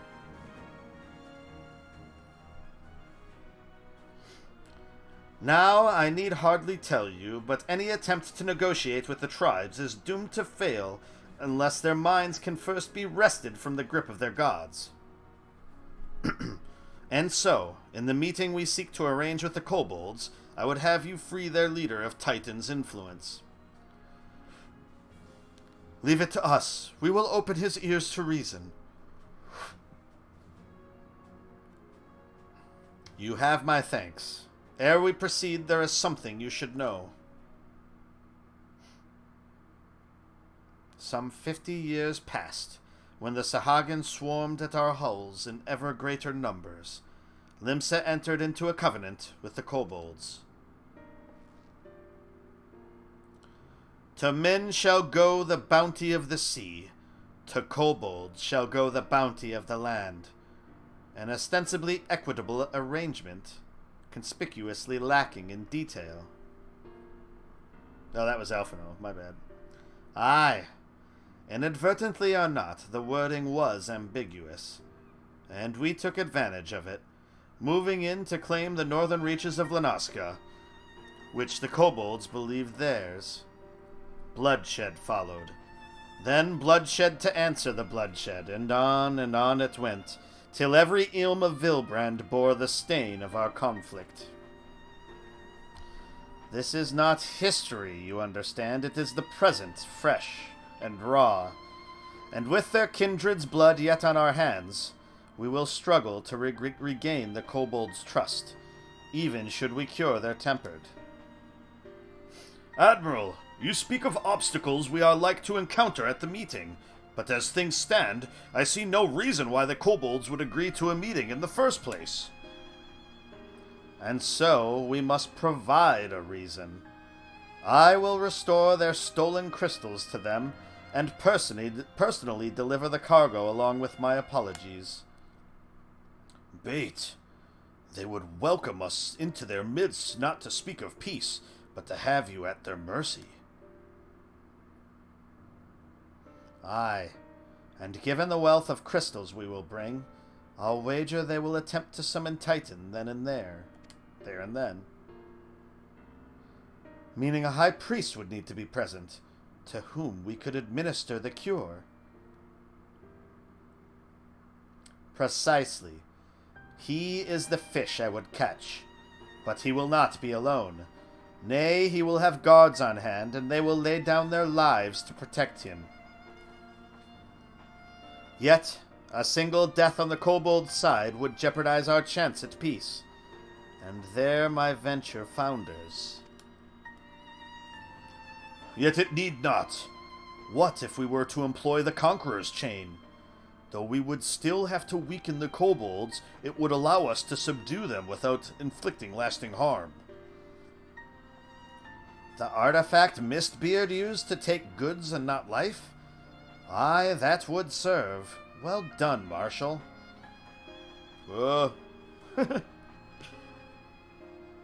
So, friends, what think you of our strategy?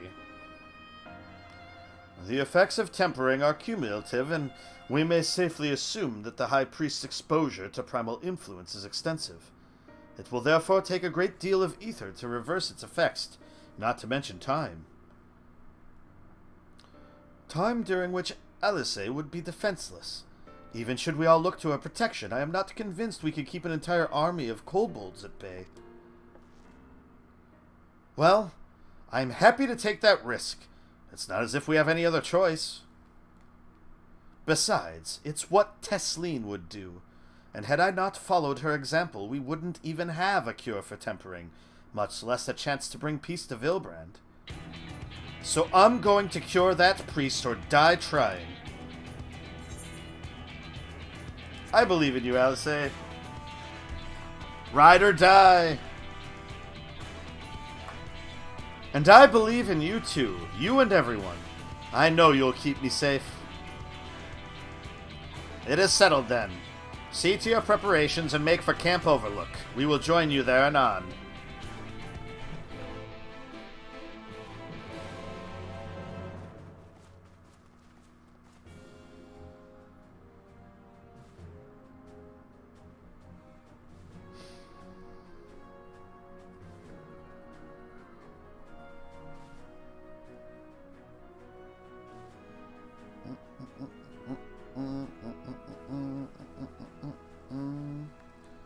Alright, Camp Overlook it is.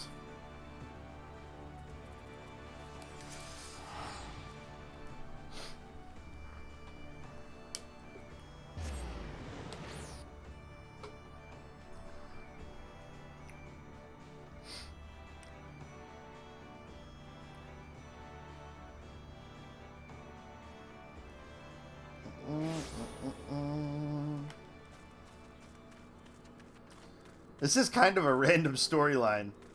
Like, I know that they were talking about, like, curing the tempered. Lots of people here.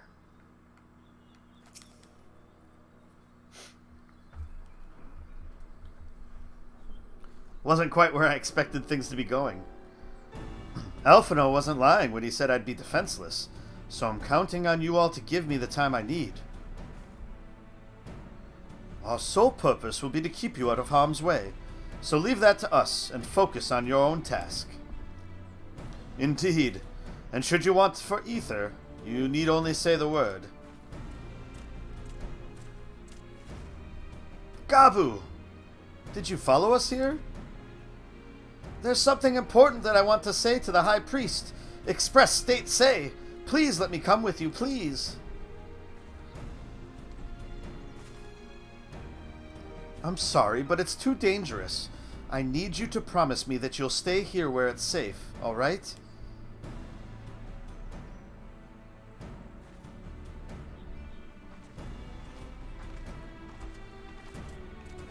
My apologies for the wait. It took time, but we have secured our audience.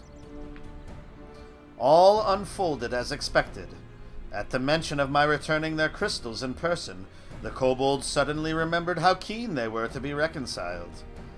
And so, in the glorious spirit of cooperation, we are to be received by Patriarch Zada of the Second Order, who awaits our pleasure in the navel. If you are ready, let us proceed to the Eorzea mines at once.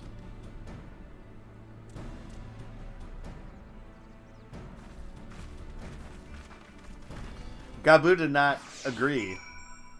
I have a feeling Gabu's going to show up. And I have a feeling Gabu's going to get hurt. It's just where I feel things going.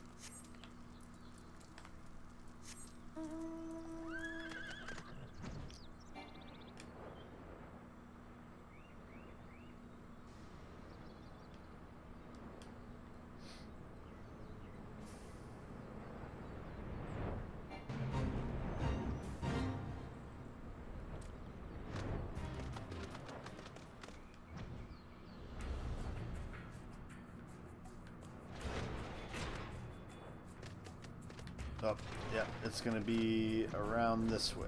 Oh!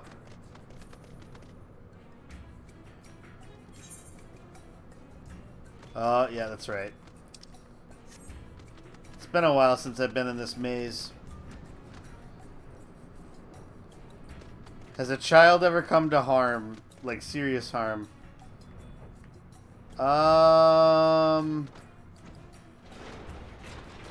Good question.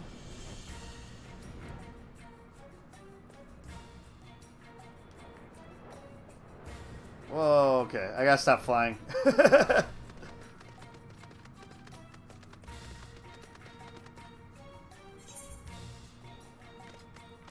Oh, okay. I was going the right way. There we are. Yeah, that's a good question. There might not have been a time. Patriarch Zada. If the name sounds familiar, it is because he was the one who presided over the deaths of Gabu's parents. I tried to reach out to him that day, only for my pleas to fall upon deaf ears. But this day will be different. We will reach out together, all of us, and we will take peace in our grasp. Eorzea can be forgiven a certain amount of recklessness, but if she goes so far as to contemplate sacrificing herself, I will remind her how she responded when I thought to do the same. Not that we will let it come to that, of course. Ready when you are, my friend. There's nothing more to say. I'm going to do this.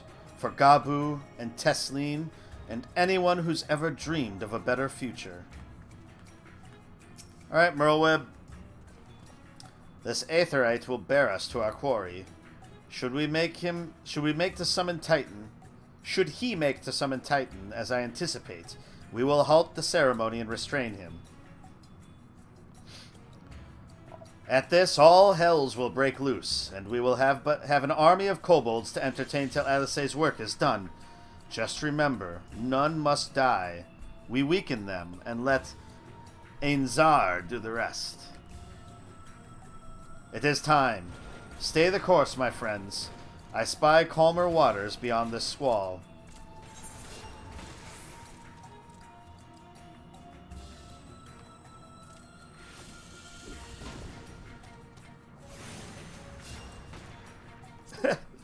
Let's see if that guy was actually going to get attacked. Yeah, I guess I don't think there has been. I could be wrong. I could be not thinking of something.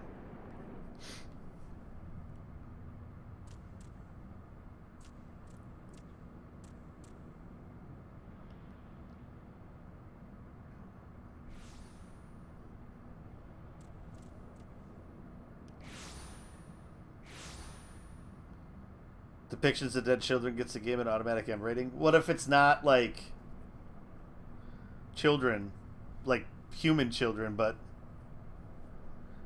you know, kobolds? Greetings, Patriarch. I am Merlwib Bluffisvin. That's how it's said. Laminsa. Merlwib blows fifth wind.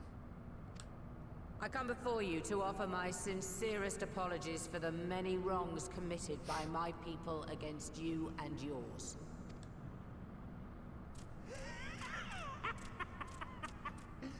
You were foolish to come here. Stupid, unwise, foolish.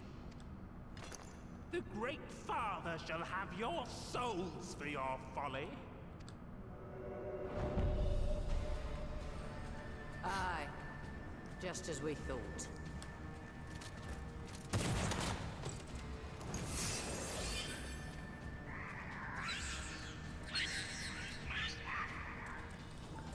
Now, Alice! Quickly! You don't need to tell me! Gotcha, that could be true. You think it would still get an M rating? We must grant her as much time as we can. Because it's explained that Gabu is the child and he's even voiced by one? I can see that.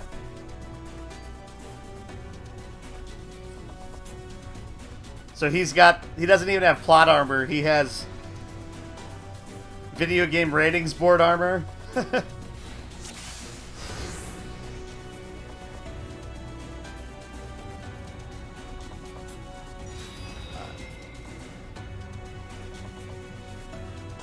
The girl seeks to harm the Patriarch with vile magics. Kill her, slaughter, slay, kill.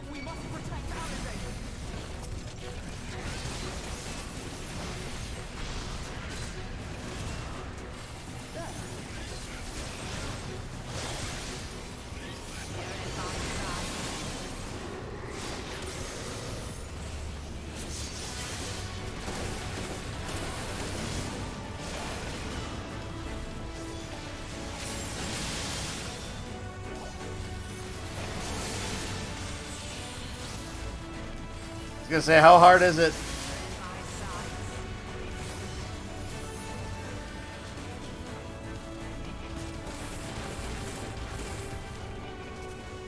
I see. So the golems I can kill, right? I don't have to worry about killing them.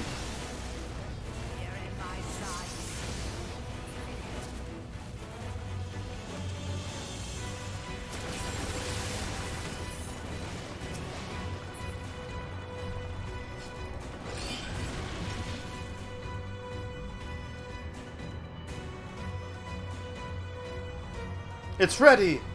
Go, Angelo!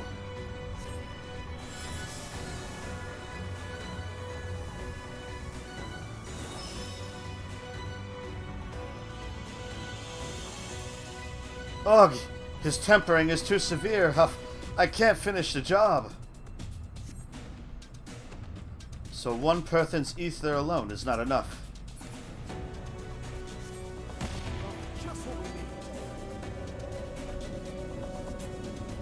So we need a stack, it looks like.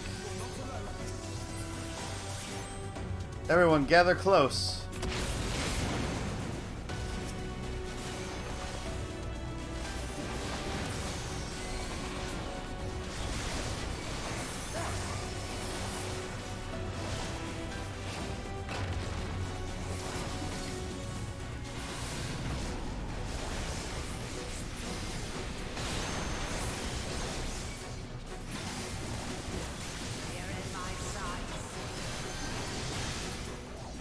You're in my sights.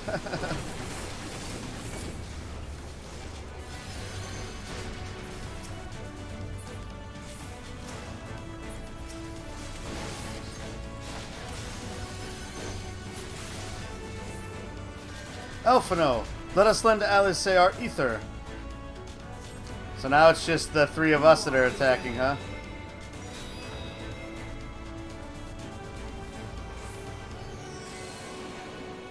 Bum, bum, bum, ba-dum. Ba-da-bum, bum, bum, ba-bum. Oh, bombs.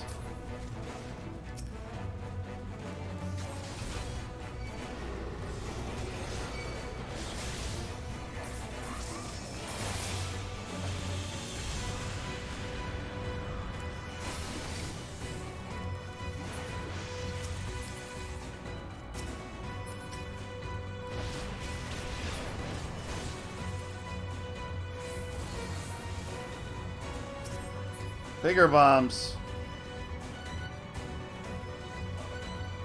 More! I need more ether!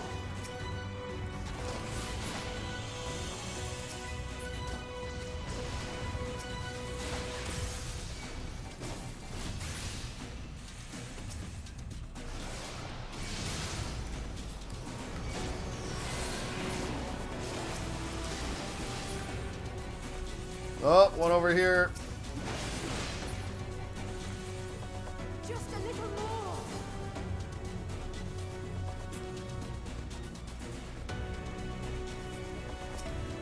Oh, we gotta attack these. Okay. No, maybe not.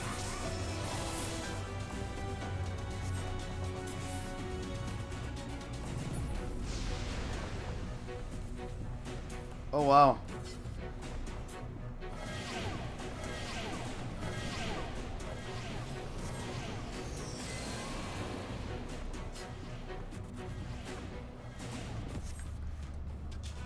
Yeah, I guess I thought we were just supposed to protect Eorzea. I didn't know I was supposed to protect Elfino.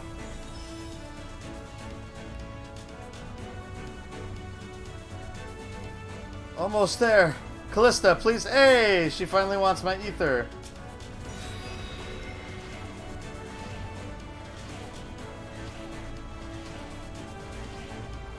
Not that that's a good thing. So I'm going to be like super weak now.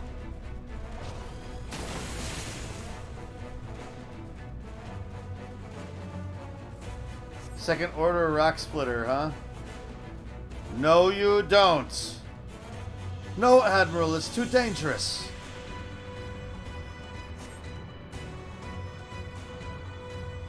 It's okay, you would have made the same mistake and probably did. I had made my decision before I came. Whoa. Wow, she got smoked.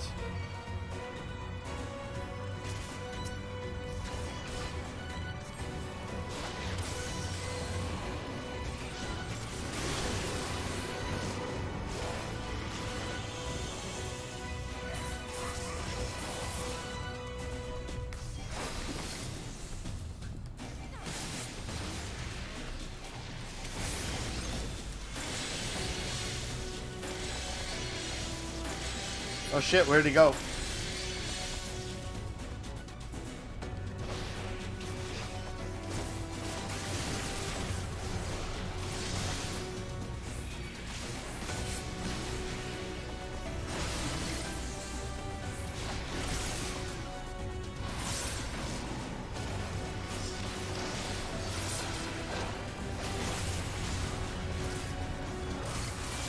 Oh no. Bad, bad, bad, bad.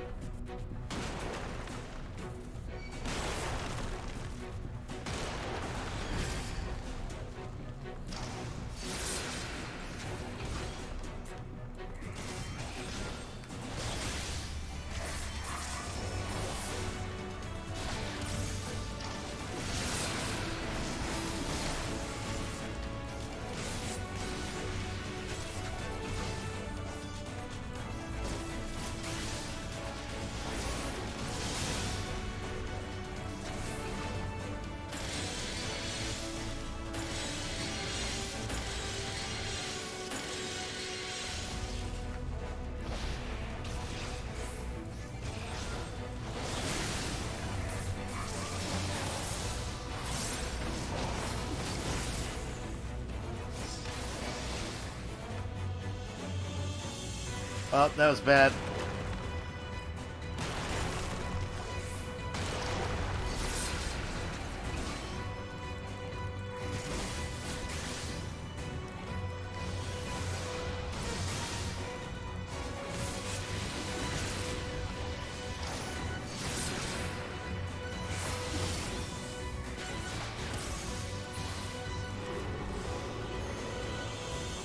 Callista, a little more ether. Just a little more and I can finish this. Where is Alice? Okay, over here.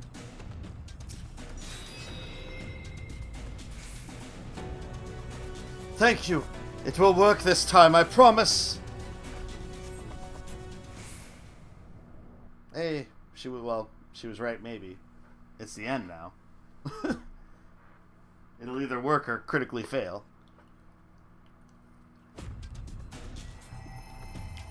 Yes, this will do. Here I go.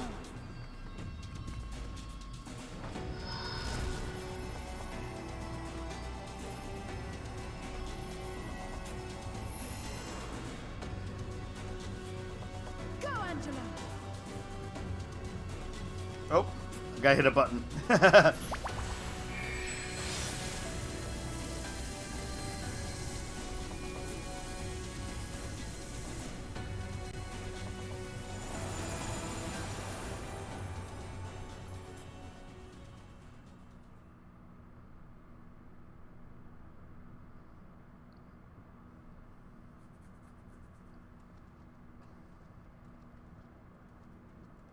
Did it work?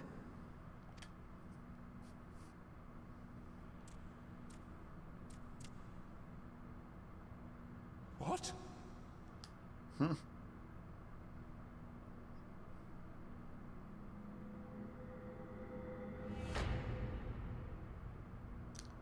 So is that still Gabu's parents?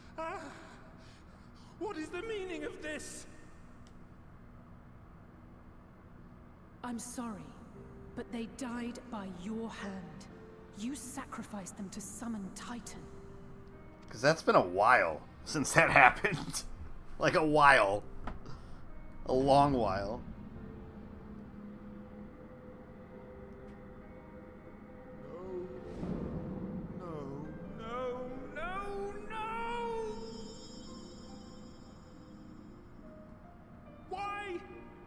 Why would I do such a thing?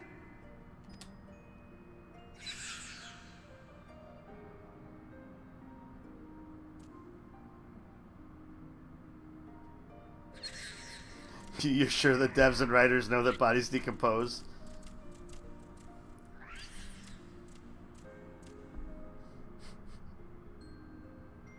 Would that there were a cure for the victims of the Tempered.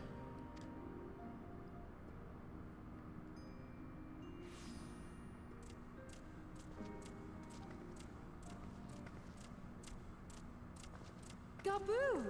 What are you doing here? He never promised. Patriarch, please listen to me. Hear, heed, listen.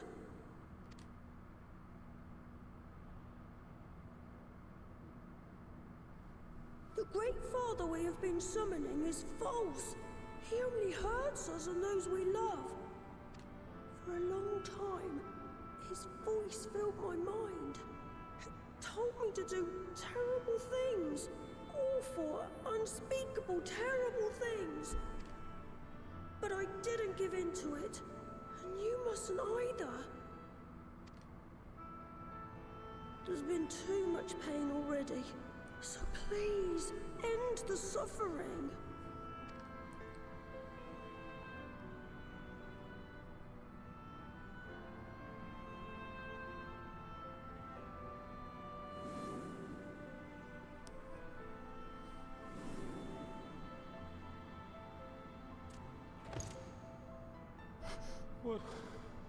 What have I done?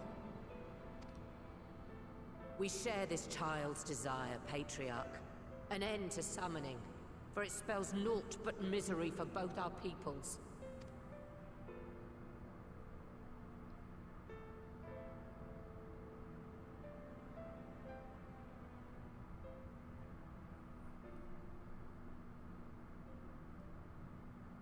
For many long years, man and kobold have feuded over territory, pillaging and perishing for the earth beneath our feet. It may be said that we fought to survive, but what we have sown in blood, we have reaped in suffering, and it cannot go on. I would see us set aside the past and work together for peace.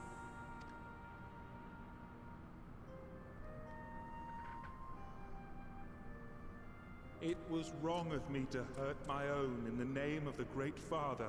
Sinful, evil, wrong. But that doesn't mean there can be peace between us.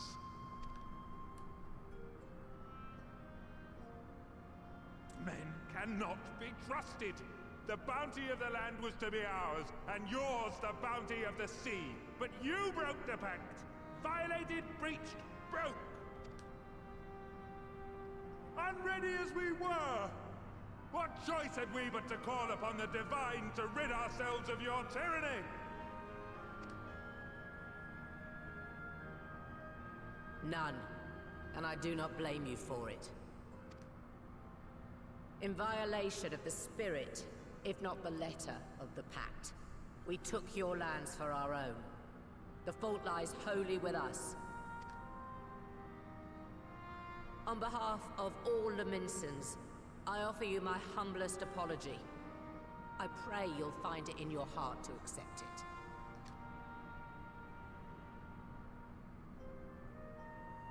Yet I know an apology alone will not serve to make things right. So, we will revise the pact to leave no room for doubt.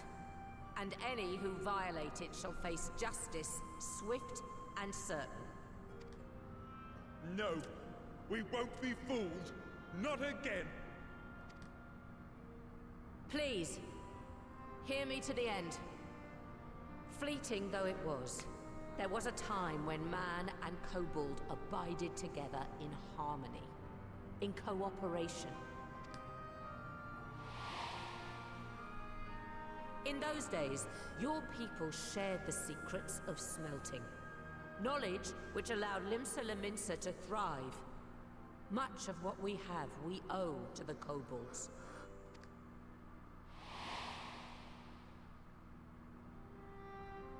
And so, for the good of all who dwell on this isle, I wish to make you an offer. We will bear your people's wares to every corner of the world, and trade them in your stead. Who needs a thesaurus when you have kobolds? Very true. Well, the writers, I'd suppose. In return, we will bring you the bounty, not only of the sea, but lands both near and far. Whatever you desire, the Navigator as my witness, you shall have it. There will be no more man and beastman. Just the crew of the great ship that is Vilbrand. And together, we will share in the wealth of the world. If you'll only accept our hand in friendship. We want to believe you. We truly do. But we believed you before and you betrayed us. Fooled, deceived, betrayed us. There are bad men, it's true. But there are also good ones. And the ones before you are the best of them. They were always kind to me.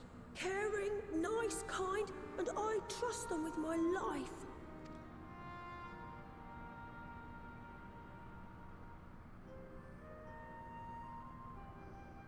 You owe me because you've killed my parents. There, it's done. Agree with them and it's over.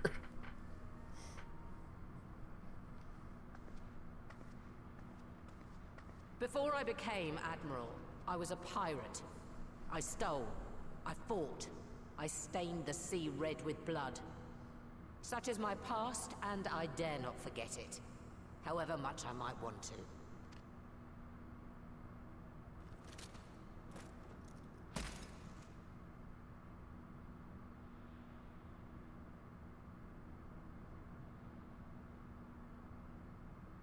That is death penalty. The pistol I used to pass judgment on my own sire when he fell thrall to Leviathan and betrayed his comrades. It's loaded. If you were to point it at my head and pull the trigger, I would most assuredly die.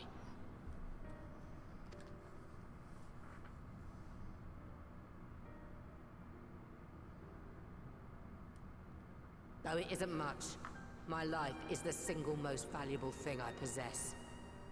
If it will suffice to atone for past wrongs, take it. A single bullet to annul the old pact, and my blood to write it anew. I mean, that's quite the diplomacy What comes move. after, I entrust to this man, my second in command.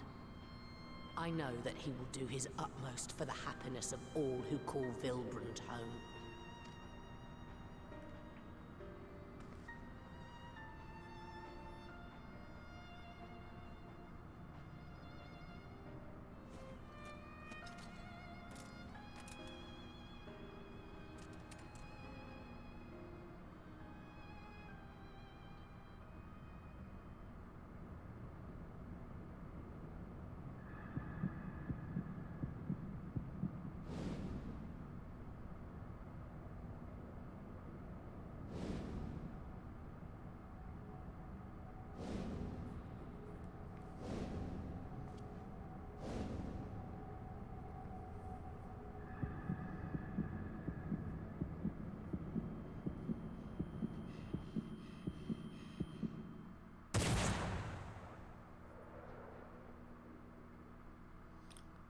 Tune in next time.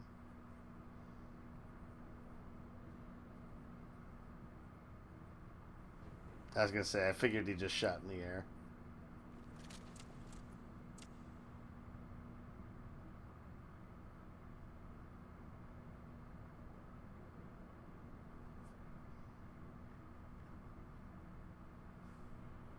I do not trust you.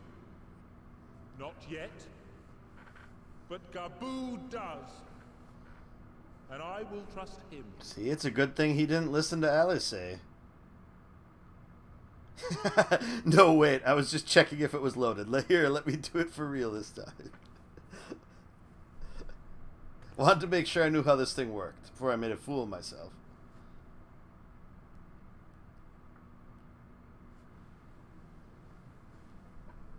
We want you to know that we respect your faith. There's nothing wrong with giving thanks to the land which sustains you. But summoning is different. Should you hear of anyone who would attempt it, we ask that you appeal to their better judgment, or failing that, seek our aid. We're always ready to help. Many and more of my brethren are yet enthralled to the Great Father, just as I was. If you could free them too, I would be grateful. Appreciative, thankful, grateful.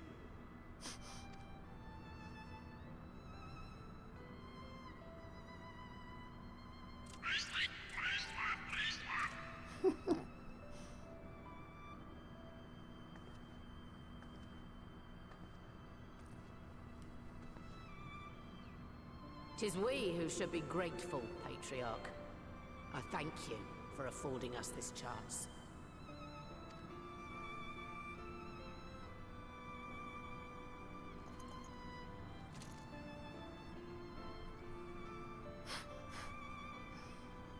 She takes it and shoots him. Move in, men! It's all part of the pirate ruse.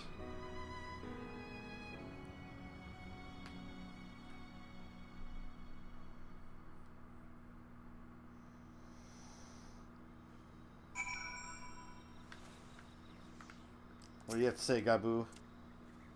I'm so glad we could sway the Patriarch. Convince, persuade, sway. Thank you for making it possible. Thank you.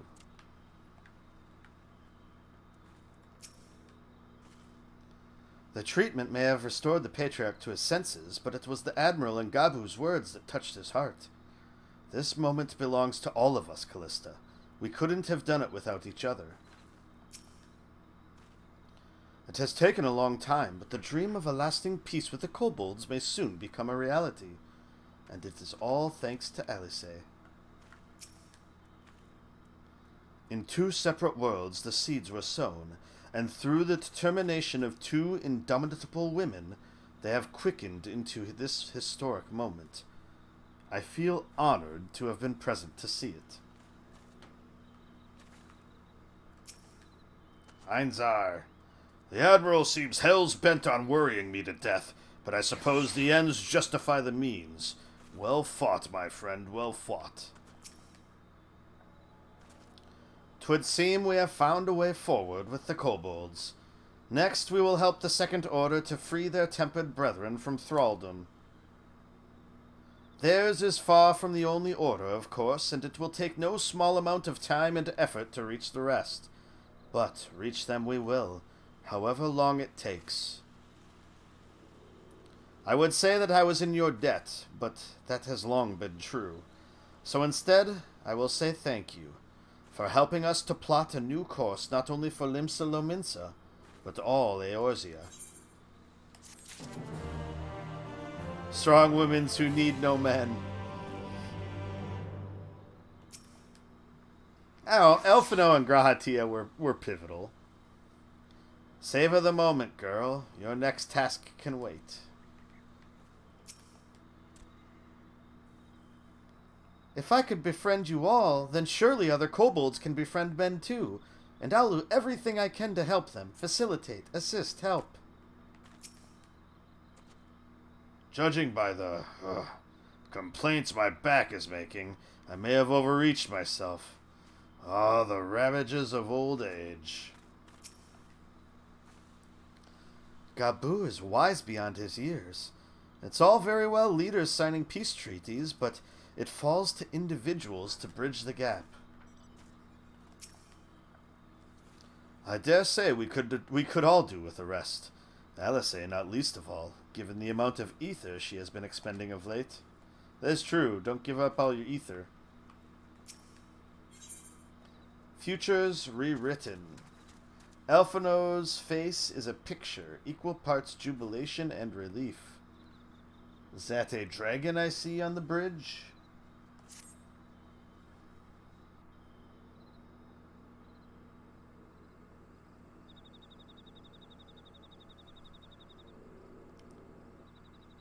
Right. Let's return to the Rising Stones. Maybe. Uh-oh. Admiral, something strange is afoot at the floating city. Breathe, man. What is it? I think it's best you see for yourself. Please, come with me.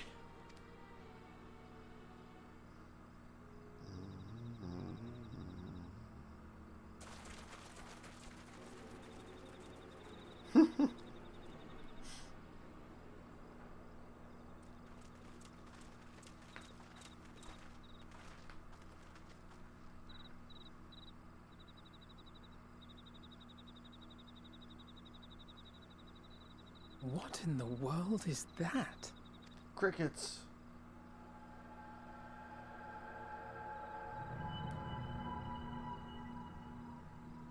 A tower? You can see it too, then? I feared I was losing my wits. One moment I was patrolling as usual, and the next it was just there.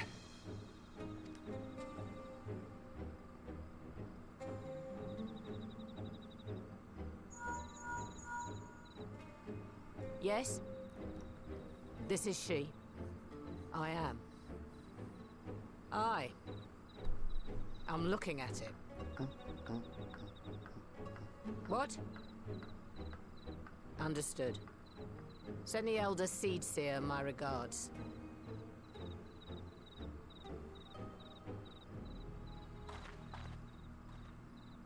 The communications officer. It seems this isn't the only tower. They've sprung up all across Eorzea.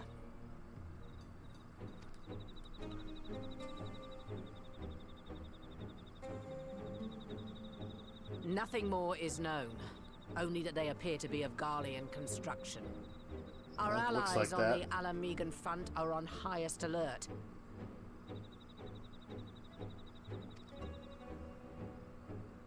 Forgive my directness, but would you join them? They may well need the help. Of course, Admiral. We shall make all haste. My thanks. I will return to Limsa to weigh our response.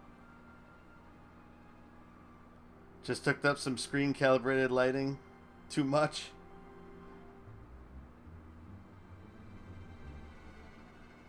Might be. What do you want? The towers, what are they for? Yeah, what do you want? We'll start with that. We'll get to the towers, I'm sure, eventually. My, straight to business, is it? Suit yourself. It is my intention to recreate the final days. To which end I have distributed a collection of rather ingenious devices, or towers, which will, in time, give rise to the grandest of spectacles. The final days? But it was the Ascians who labored to prevent them. You're quite right, though I would expect no less from one responsible for eliminating my unsundered colleagues. Honestly, the three of them were obsessed with restoring the one true world. As a sovereign individual, however, I never had much interest in such things. I mean, why bother when you're just another sundered minion? Admittedly, Elidibus was not convinced by that argument, but thanks to you, I'm finally free of his incessant nagging. Free to use my powers as I see fit, to fulfill my heart's desire.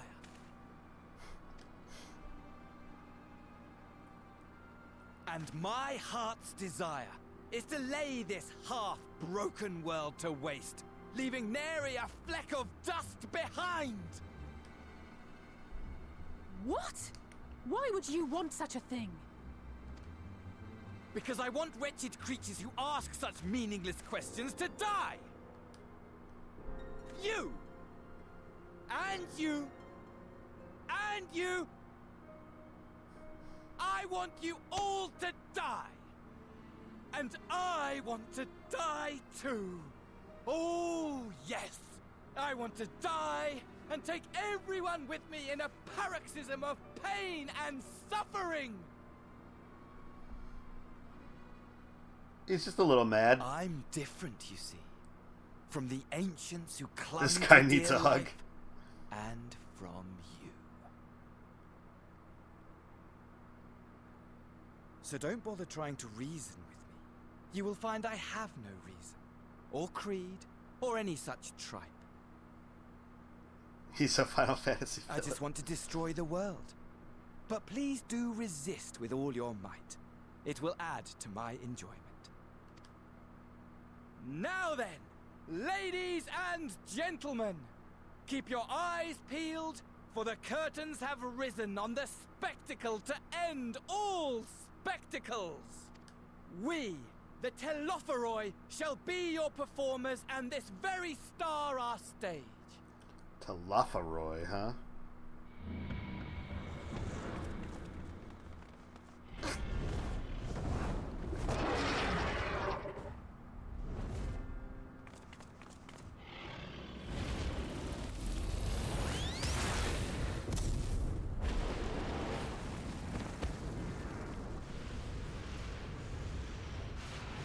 Like the most basic. Yeah, especially cut from like the Kefka crazy Final Fantasy villain cloth.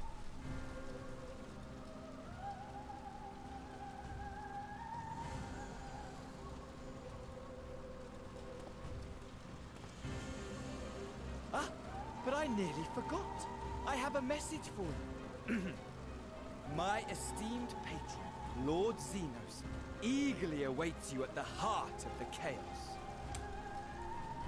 While I wish only to destroy the world, he exists solely to relive a certain, transcendent moment with you. And it is for that reason he would reduce all to ash. Pray see to it his dreams do not go unfulfilled. For if you should disappoint him, my trusty companion here, whom I've dubbed Lunar Bahamut, will burn your cities and everyone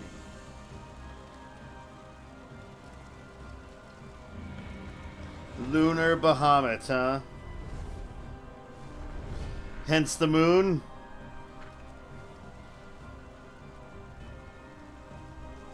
Everyone out! My men will tend to the blaze.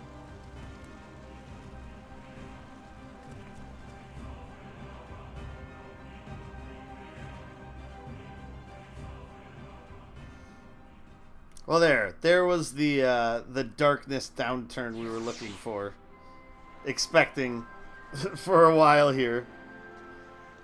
So the lights have a camera that watches your screen and changes the colors on them. Kind of cool. Okay, so kind of like how a lot of TVs, or not a lot, how some TVs have like that backlighting that matches what's on the screen to some extent.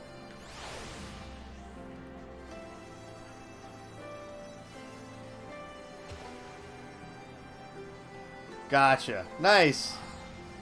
Well, that's fun. Well, there's a few people here. This must be where a lot of the quests are happening for 5.5, huh? Thank goodness everyone's safe. We've managed to put out the fire, though not quickly enough to save the garden.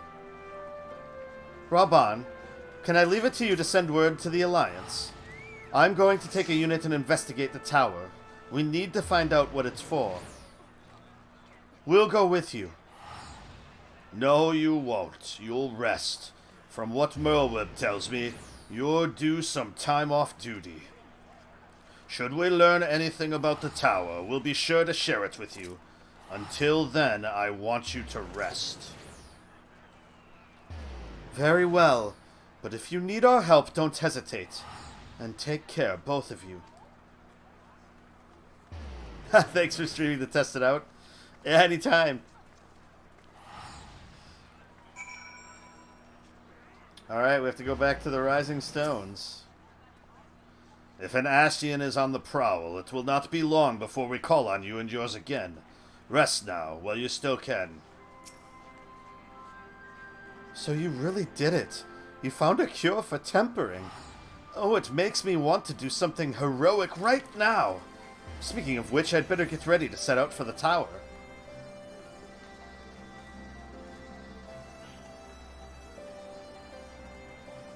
Alright, well. Back to Mordona then.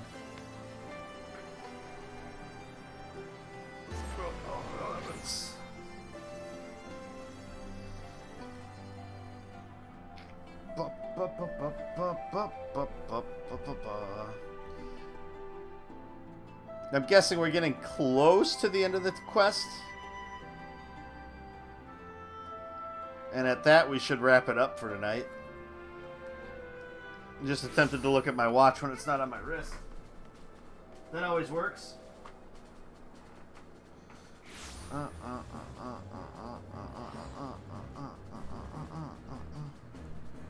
Yeah, that's what I thought. I figured this was because usually it's the quest that's the name of the patch is usually the final quest. So I figured this was the end of 5.4. Which means we'll probably get several cutscenes in order. Once we chat with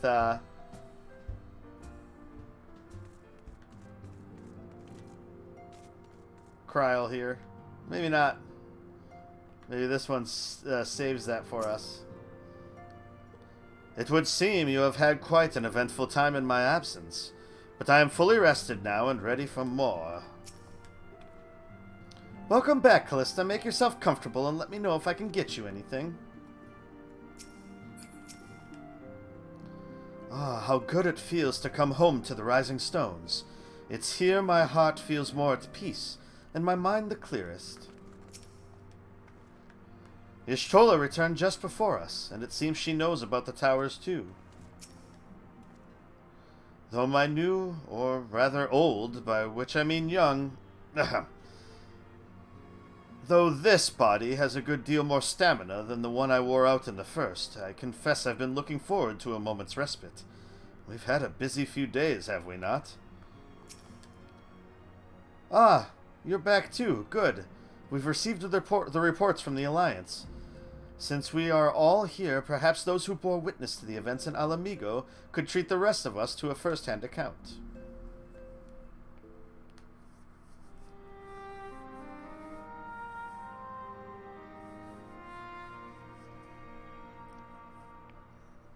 No sooner do we overcome one problem than another appears. It would all seem tediously predictable but for the endless variety of our foes. This Fandaniel sounds even more unhinged than his patron. Unhinged, perhaps, but no fool. For all his pantomime theatrics, he gave away little about his plot. We know only that he intends to recreate the final days, and that the towers will somehow facilitate this.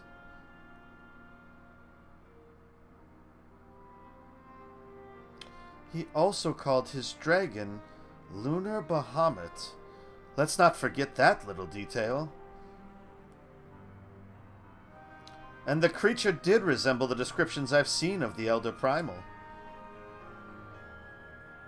That may be, but the fact that it answered to Fandaniel would suggest they are not one and the same entity.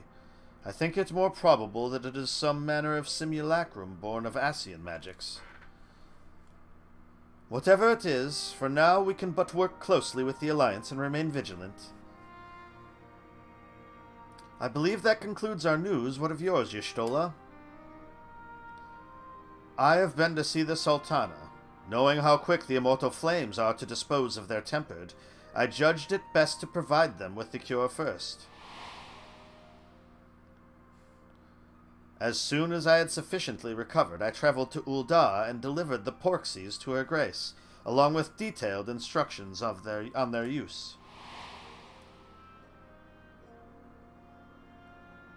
Yet my visit chanced to coincide with the arrival of some troubling tidings.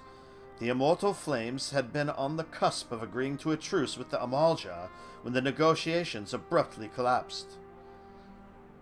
The Amalja claim that a number of their kind have been abducted, and that men are responsible. Naught is known of the perpetrators as yet, but as the immortal flames went about investigating the abductions, they came upon one of Fandaniel's towers. On the subject of the towers, you may be interested to learn that they are not an exclusively Eorzean phenomenon. According to the Alliance, they have been sighted as far afield as Yangsha. Then it would seem reasonable to assume that they are everywhere. We simply have not found them. Well, as you said yourself, we can do little for now save remain vigilant. And since we are dealing with a dragon, ostensibly at least, I believe it would behoove us to enlist the aid of an authority on such foes. Estinian! Calm down, Elfino. Estinian? Now, just a moment. If he could be persuaded to lend us his lance, I would be the first to welcome it. But the truth is, we will struggle even to find him. Now he walks in the door. Hee, you let me and Cryo worry about that. We'll sniff him out, no matter where he's hiding. If indeed he is hiding, we have ways of locating him regardless, so if there are no objections, we shall depart at once. Elfino wants to go with. With his bromance with Estinian. Well, rather than sitting around, I think I might go teach each of the city-states and educate them in the use of Porxies. They would doubtless appreciate it, but might you consider taking a moment to rest before leaving? You would be fresher for the tasks ahead.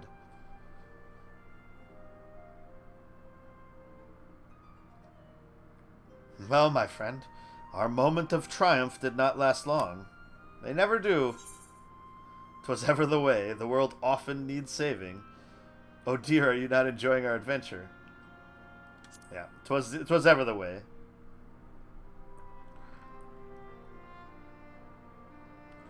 And save it we shall. I, for one, do not intend to allow a nihilistic madman to take us all to the grave with him. Not when the future holds such promise. Nay, I will do all in my power to protect those whom I hold dear, just as you have always done.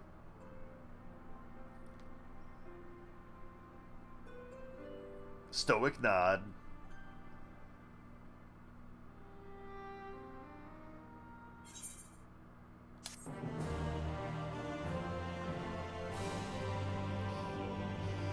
Now a glimpse of Xenos. as tends to happen at the end of these expansions, or these patches. Meanwhile, somewhere in the locks...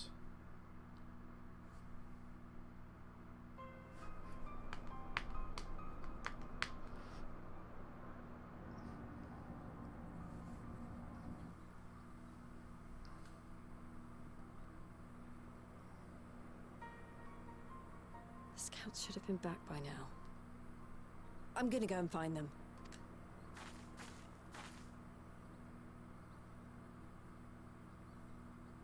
Oh, that's a scout. Things didn't go well. Oh, thank goodness for that.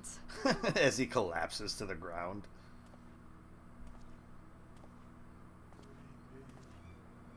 Oh no.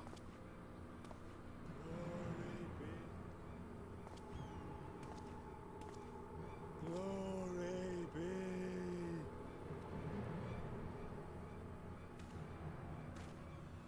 Glory be to Garlemald!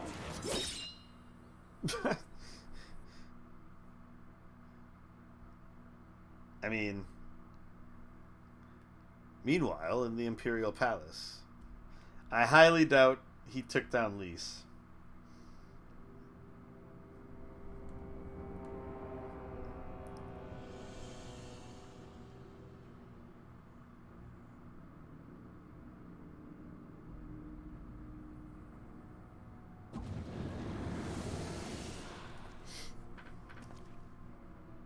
The piles have been driven as planned, and the first of the beasts has roared to life.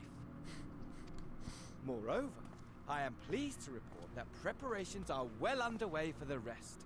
Ere long, chaos shall reign over all the land, as befits the final days. Call it what you will, so long as my friend returns to me, fangs bared and claws sharpened. I care not. Of course, my lord. By strange coincidence, your dear friend chanced to be present when I made my declaration. I took the liberty of informing her that you await her coming, though I confess, I may have singed her a little in the process. And why do you tell me this? Are you Yeah, it's hilarious. Ah, my apologies. I must guard my tongue lest it be the end of me. Though, there is something to be said for such a glorious death. Better to fall to one who has it all than falter before an inferior. Huh. I shall keep it in mind as a contingency. For now, however, I shall proceed with the plan. My lord.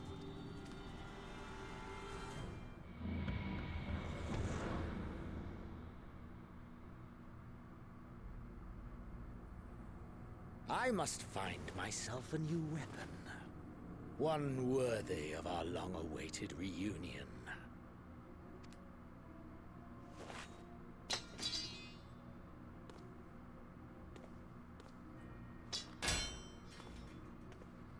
I mean, that takes some force to be able to snap a sword like that. Either that or else Xenos is very heavy. Like, super thick. Like he's made out of cement or something.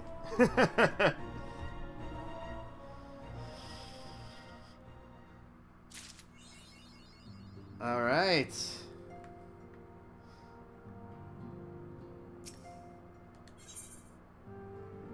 No, I better not pick it up because I don't know if it's going to be like a long thing.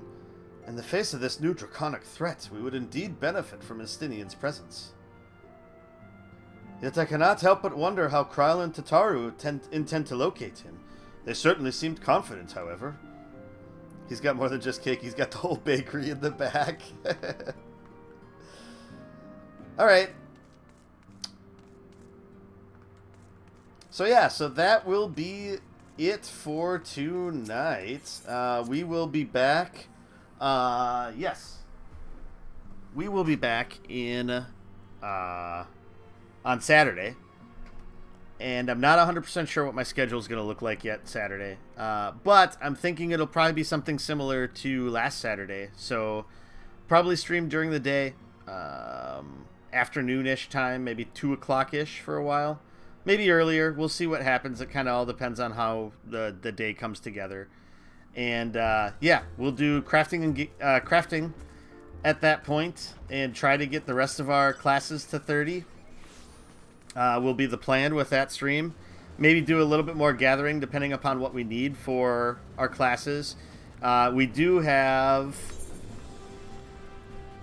the mining quest to finish yet, of which I don't think I've... Yeah, we have to go to Kurthus and collect jade, which I have not done yet. So that might be the little bit of crafting stuff, or gathering stuff we do. Otherwise, it'll be doing all of the level 25, then level 30 quests for the rest of the crafting classes. So that will be the plan for Saturday, and then Sunday, either Saturday night or most likely Sunday, we will get into the 5.5 MSQ. And by that point, I think in one session, we'd probably be able to get caught up to that, which would mean then moving forward, we'd be looking at doing Wurlit, and then going back to do alliance raids that I haven't done, and then we'll kind of go from there. So that's kind of what we're looking at. So yeah, thanks everybody for stopping by. Baby Smell, Ox, good to chat with you. Tom, you were here earlier as well. It was good to see you in here again. But yeah, that is everything for tonight, and we'll be back on Saturday. So hope you all have a good rest of the week and a good night. Take care, everyone.